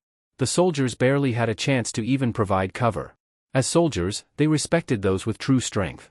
Damn, there's at least an inch of blood stuck to it, Zhang Hai said, walking to the minibus and exaggerating while inspecting it. The vehicle was covered in sticky blood, on the body, wheels, and even window seams. The horror of charging through the zombie horde was clear. All right, I'll wash it, Zhang Hai rolled up his sleeves and said. Thanks, Jiang Lushi smiled. He looked at Xiao Feng and asked, how is it over here? Any casualties? No casualties in our team. Thanks to your team taking on most of the pressure. Otherwise, the outcome could have been different. One of the survivors was dragged away, Xiao Feng said. Most of the survivors were ordinary people, lacking combat experience, so casualties were hard to avoid. But without Jiang Lushi and his team, without this battle, they would have just continued dying slowly under Boss Zhong's torment. Actually, Xiao Feng's team's firepower had already covered the area in front of the survivors. The zombies the survivors had to face directly were already few. As a soldier, Xiao Feng felt he had done his part. These survivors weren't completely powerless, they had even helped Boss Zhong before. Jiang Lushi understood Xiao Feng's thinking and had no issue with it. The ones who were violent or had murderous intent among the survivors had already been dealt with by Jiang. As for the rest, the ones driven like puppets, he didn't care how Xiao Feng handled them. Captain Jiang, our people already gathered Boss Zhong's stored supplies, Xiao Feng said. Boss Zhong had some weapons and a good amount of food. Jiang Lushi followed Xiao Feng into a separated room inside the factory. It had been both Boss Zhong's bedroom and warehouse. At this moment, some survivors were peeking inside, looking uneasy. Those supplies were basically the small town's entire stockpile. Smells awful, Jiang Zhuiying immediately covered her nose upon entering. Though the room had fancy furniture, it was still inside a factory, mixed with all kinds of strange odors. Jiang Lushi glanced at the supplies, rice, flour, lots of dried food, and some preserved meat. Preserved meat was great for ordinary survivors, but for ability users, it was nothing special. Jiang Lushi had already stored plenty of rice, and better quality rice than Boss Zhong's. There was also some mutated beast meat, but not much. For someone like Jiang who always ate fresh meat, the smoked jerky wasn't appealing. Xiao Feng, on the other hand, clicked his tongue and said, didn't expect such a small place to have this much stuff. Jiang Lushi noticed a wooden box. He walked over and kicked the lid open, shiny guns and ammunition appeared inside. This knife's nice, Zero said, walking over and picking up a small blade from the box. She twirled the knife in her hand. The blade was black, sharp at the tip, and looked dangerous. But in her hand, it seemed light and agile. What kind of knife is that? Jiang Lushi asked. FS fighting knife. When it was designed, it had only one purpose, killing. It's different from today's multi-purpose knives, Zero said, tossing and catching it smoothly. You see, the handle, narrow at both ends, thick in the middle, makes it perfect for a forward stabbing grip. And it's made of brass, which gives it weight, helping in close combat. The surface is textured for grip. The blade is very sharp, double-edged, good for both cutting and stabbing. Jiang Lushur looked at Zero with some surprise. You know a lot about this. Had a bit of interest in this stuff before the apocalypse, Zero said. A baby-faced girl into knives, pretty rare. Especially one who talked so passionately about how perfect a knife was for stabbing people. If you like it, keep it. Zero had performed well in this battle. As good as the knife was, Jiang Lushur didn't need it, he was more used to guns, and he already had a tri-edged military dagger. Jiang Lushur checked the rest of the weapons in the box and said, I'll take some handgun and rifle ammo, and a gun. The rest, divide it among yourselves. He wasn't interested in the food. Preserved meat wasn't valuable to sell to survivor teams. The real currency now was still weapons, ammo, mutated beast meat, mutated crystals, and evolution crystals. Boss Zhong must have hidden his mutated crystals, right? Jiang Lushur rubbed his chin, looking around the room. Boss Zhong never traded with outsiders. His most valuable possessions should be the mutated crystals. Xiao Feng and his soldiers had no objections to Jiang Lushur's arrangements. You, come here, Xiao Feng called over the survivor who had been the first to charge at the zombies. His shovel was covered in blood and mud, and his body was splattered with blood. The survivor glanced at the others, then walked over nervously. I'll take some of the supplies as food for our journey. The rest, you can keep. But sitting here and using things up will get you nowhere. If you don't have the ability to establish your own base, it's best to head to the base city. If you want to wait here for us to come back, there are too many uncertain factors, Xiao Feng said. Heading to the base city would be dangerous for the survivors, but staying here was just as risky, they would only end up in another dead end. Xiao Feng was leading a small team. He couldn't even be sure they'd return alive, let alone escort these survivors safely to the base city. We'll leave you some weapons too. Whether you go or stay, it's up to you, Xiao Feng added. The survivor, along with many behind him, heard this. He turned to look at the others, then turned back and said, thank you. In this situation, even if Jiang Lushur and Xiao Feng took all the supplies, the survivors couldn't resist. But Xiao Feng's words left them all silent. To go to the base city or stay here? We found it, Sun Kuan said, pulling out a small bag from under the mattress. No one else wanted to touch Boss Zhong's bed. As soon as the bag was opened, a slight smile appeared on Jiang Lushur's face. 3 mutant crystals. As an ability user, Boss Zhong had to eat mutated beast meat. Whether these 3 crystals were hunted by him or stolen from survivor teams, they now belonged to Jiang Lushur. If Boss Zhong were still alive, this would have made him furious all over again. He had learned the value of mutant crystals from another survivor. When relocating, these 3 crystals were supposed to be his guarantee of survival. In the end, they ended up in Jiang Lushur's hands. As usual, I'll keep the mutant crystals. This time, everyone gets a bigger share of the mutated beast meat. Zero, you take 800 pounds too, Jiang Lushur said to Zero. Zero had also performed well this time. Even though she wasn't a team member, she had contributed, and Jiang wouldn't let that go unrewarded. Zero looked surprised. She hadn't expected Jiang to offer her a share of the spoils. 800 pounds of mutated meat was no small amount. And as an ability user, she did need it. She nodded and didn't refuse. 700 pounds is enough. I already ate some earlier, Zero said. All right. Since she said so, Jiang let it be. After loading up what they needed onto the vehicles, Jiang and his team returned to the hotel they had cleared out earlier. There was no way they would act together with the survivors, nor any reason to live together. Dinner was fragrant roasted meat. Jiang not only ate his fill, but also drank a can of cold beer. Sitting in the war room, looking at the sky gradually turning dark, and the even darker street of the small town with no lights at all, Jiang Lushur slowly sipped his beer. The cool, refreshing liquid slid down his throat as Jiang felt his body and the connection with the base vehicle. To him, the base vehicle felt alive. It was connected to him via the starseed, which resided in his mind. His ability to modify his body also came from the starseed. At that moment, Jiang felt like someone was watching him. He followed the gaze and saw Ran Shiyu sitting beside the hotel. When she noticed him looking, she smiled faintly. However, Jiang felt that behind the smile, there was a trace of worry. Encountering Boss Zhong and his group today had made Ran Shiyu even more worried about her sister. The closer they got to northern Jiangsu, the harder it was for her to control this anxiety. Jiang understood her feelings. He had a younger sister too.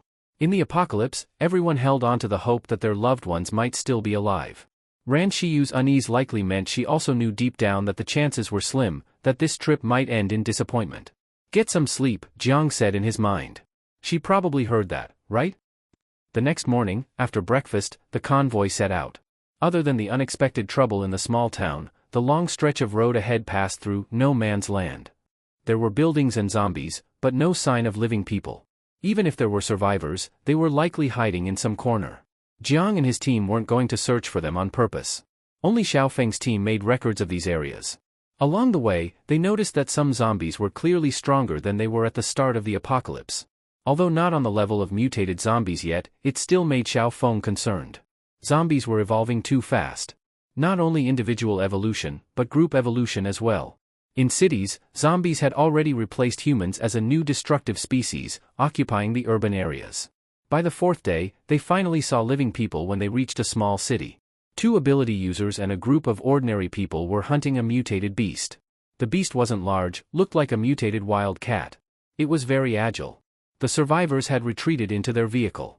The mutated beast immediately pounced, its claws tearing a long gash into the vehicle, producing a sharp screech. The vehicle's shell was as weak as paper against its claws. Just then, one of the ability users suddenly leapt forward, fast and forceful. A long iron rod in his hand pierced straight through the beast's lower abdomen. The sound of it sinking into flesh could be heard from afar. The beast let out a shriek. Several gunshots followed, hitting its body. The mutated beast struggled briefly, then fell to the ground, bleeding all over and twitching. It wasn't going to survive. Scenes of ability user teams killing mutated beasts were common. Without some skill, they wouldn't have survived till now. But these people didn't rush to load the beast onto their vehicle. They had all noticed the convoy not far away and were sitting in their vehicle, watching cautiously. A minibus, followed by an SUV, and military vehicles, this team of only 7 survivors with 1 vehicle was clearly outmatched, so they were naturally on guard. Jiang Lushur also looked at these people. They were already fairly close to northern Jiangsu. Were these survivors from Subei? Brother, we are friends of Xiang Shuihai. Who are you people? The ability user with the iron rod got out of the car and shouted across the air. He held the rod, his muscles tense, ready to react at any moment. At that moment, the minibus drove forward a few more meters, and the small survivor team became immediately nervous. Actually, the minibus didn't look all that threatening, but with the military vehicles following behind, these people dared not be careless.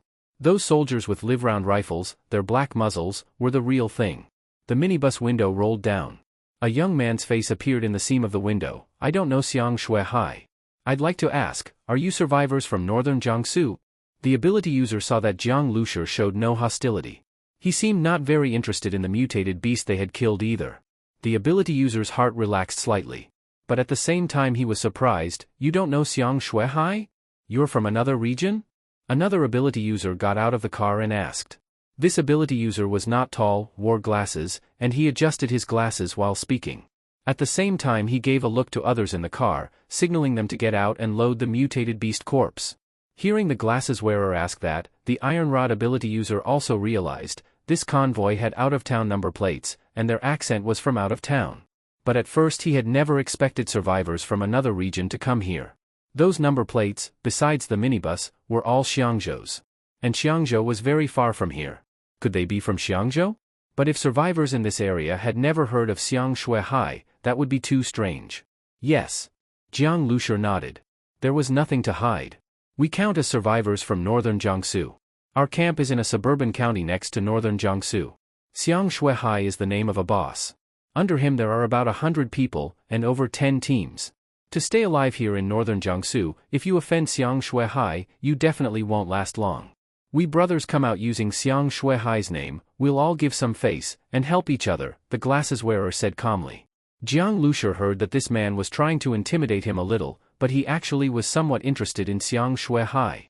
Shiyu, if we want to find your sister, we can first try to find this Xiang Shuihai.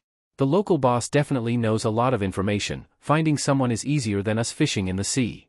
Jiang Lushur turned to Ran Shiyu. In this apocalypse finding someone means going to survivor gathering areas. If northern Jiangsu had no established safe zones, then you can only go to these small team territories. Ran Shiyu lightly nodded. Brother Jiang, I'll follow you. Can you take us to find Xiang Shuihai? We have a deal we want to do. Jiang Lushur turned back and asked the glasses wearer. The glasses wearer's eyes flickered with hesitation, but he also had no basis to refuse. And this convoy looked powerful. If indeed there was a deal, Xiang Shuihai would benefit a lot, and he would gain Xiang Shuihai's recognition. So the glasses wearer after a brief thought said frankly, "No problem, we just finished a hunt, we were about to return. You can come with us." "Thank you then," Jiang Lushi said. "Captain Jiang." At this time, Xiao Feng also got out of the vehicle and walked over. "Captain Jiang, we have gone farther than expected, next we are preparing to head back," Xiao Feng said. On this journey, he was filled with gratitude to Jiang Lushi and his Stone Shadow team. If not for Jiang and them, this scattered casualty situation he dared not even imagine. He heard that Jiang Liushi's team would go with this survivor small team to northern Jiangsu, so naturally it was time to part. "Okay, you guys go," Jiang Lushi said. At that moment Xiao Feng suddenly snapped off a standard military salute and said, "Yes, Captain Jiang." That salute was Xiao Feng expressing respect to Jiang Liushi's group, also thanks. After the salute, Xiao Feng turned and returned to his vehicle. Jiang Lushi looked at those military vehicles too, his heart moved somewhat. The return journey was actually very dangerous.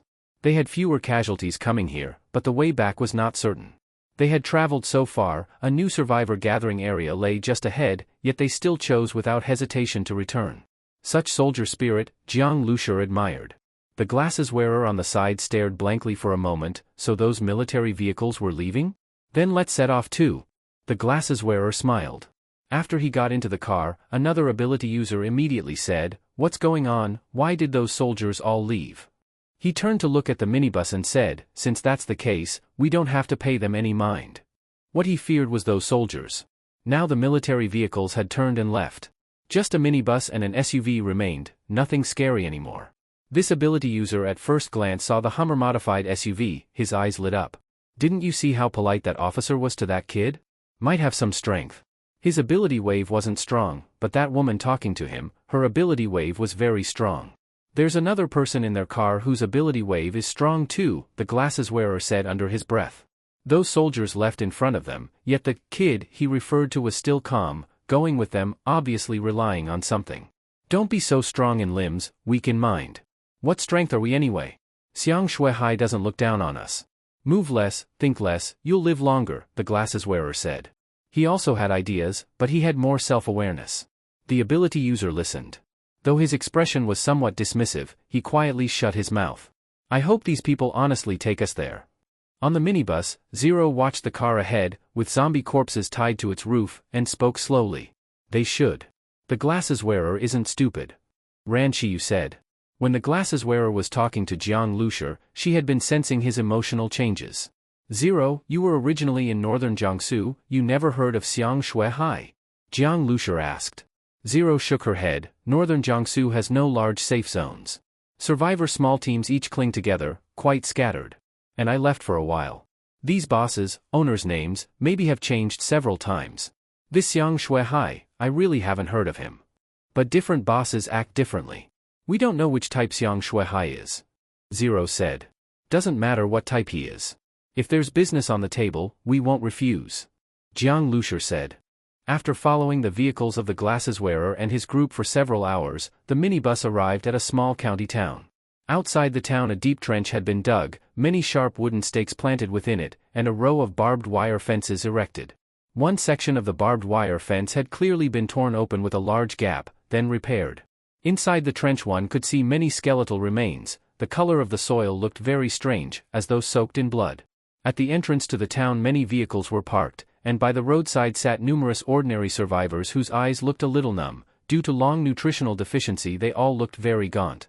When the glasses wearer and his group had just stopped the car, some survivors immediately surrounded them, quietly begging. "Go! Get away, we're working here, we don't need you pieces of trash. Stay away from me, you're filthy." Another ability user pushed open the car door. A big strong man climbed out carrying a long iron rod, stood before those survivors and impatiently waved them off. "This is Xiang Shuihai's territory. Your vehicle is too large. The roads in this town are narrow. Why don't you stop here?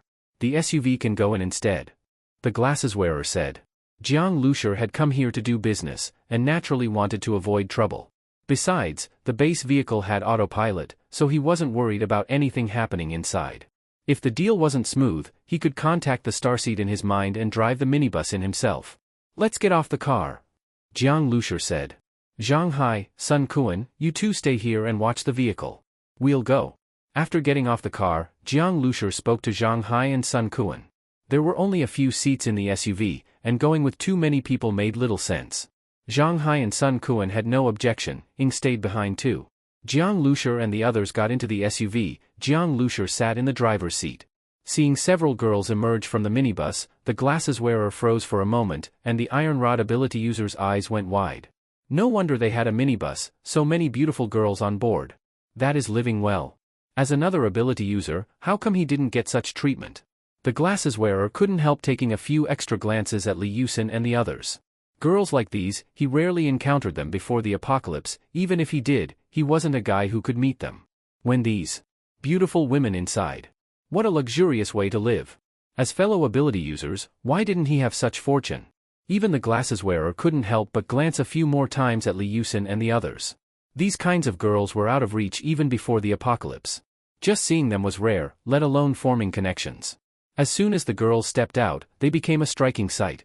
Even the numbed survivors by the roadside looked over. Jiang Zhuyin carried a large black duffel bag. The glasses wearer noticed that while it seemed light in her hand, the sound of metal clinking from inside made it clear the bag held a lot. If he introduced a big deal to Xiang Shuahai, maybe he'd get noticed. This out-of-town survivor group looked strong, and building good relations could benefit him too. Being known by Xiang Shuahai wasn't just about status, it meant access to more intel. There were no official safe zones in northern Jiangsu. Most area information came from survivors, who sold it to local bosses like Xiang Shuahai. He would then distribute intel to his men, the more trusted, the better the information, which meant better hunting efficiency and faster growth. To gain Xiang Shuahai's favor, one needed strength or value. Providing deals, like this one, was a way to get noticed. Thinking of this, the glasses wearer beamed. I'll drive another car over. Our blue sky team isn't that strong, but I can take you to see Xiang Shuahai. Oh, I haven't introduced myself, I'm Luo Junjiang, captain of the blue sky team. Thanks. We're the Shuriying team. I'm the captain, Jiang Lushur, Jiang replied calmly. He knew Luo Junjiang wasn't being nice for free, but as long as he wasn't malicious, Jiang didn't care what his motives were. Luo returned to the Iron Rod Man and said, Old hey, I'm leaving this to the brothers. Come with me. What for? This has nothing to do with me. I'm not going. I've been hunting outside for 2 days, fought today, then rushed back, I want to relax, Old Hay grinned. Damn you. Always thinking with your pants. You'll never amount to anything. Fine, stay here. You short-sighted fool. Luo glared and left with another car, leading Zhang's group. Old Hay's face darkened. He spat in the direction of their vehicles, muttering, kissing up to anyone with power, disgusting. He turned to the minibus, catching a glimpse of Ying at the wheel. Her stunning looks, tight outfit outlining her figure, and cold expression left a deep impression. But before he could look longer, the minibus turned and followed the SUV to a nearby empty lot. It had to be parked there, as the gate was too narrow. Old Hay watched the minibus drive away, then climbed into his own vehicle. Damn it. Let's go blow off steam. In this apocalypse, most ordinary survivors in these clusters had no powers. Unless they had a rare skill, men did hard labor, and many women became tools for others in exchange for food. Old Hay headed straight for an inn, now turned entertainment center. But even as women served drinks, he couldn't muster interest. They were decent-looking but thin, pale, lifeless-eyed, nothing like Jiang Liushur's girls. He used to think having power would make women fall at his feet for food. But later, he realized there were too many stronger than him. His turn never came. Even top dogs with dozens of men and cars weren't surprising, but some random guy could have so many beauties? And Luo Junjiang, a former exec from a prestigious school, always looked down on people like him. He knew Luo only teamed up with him out of convenience.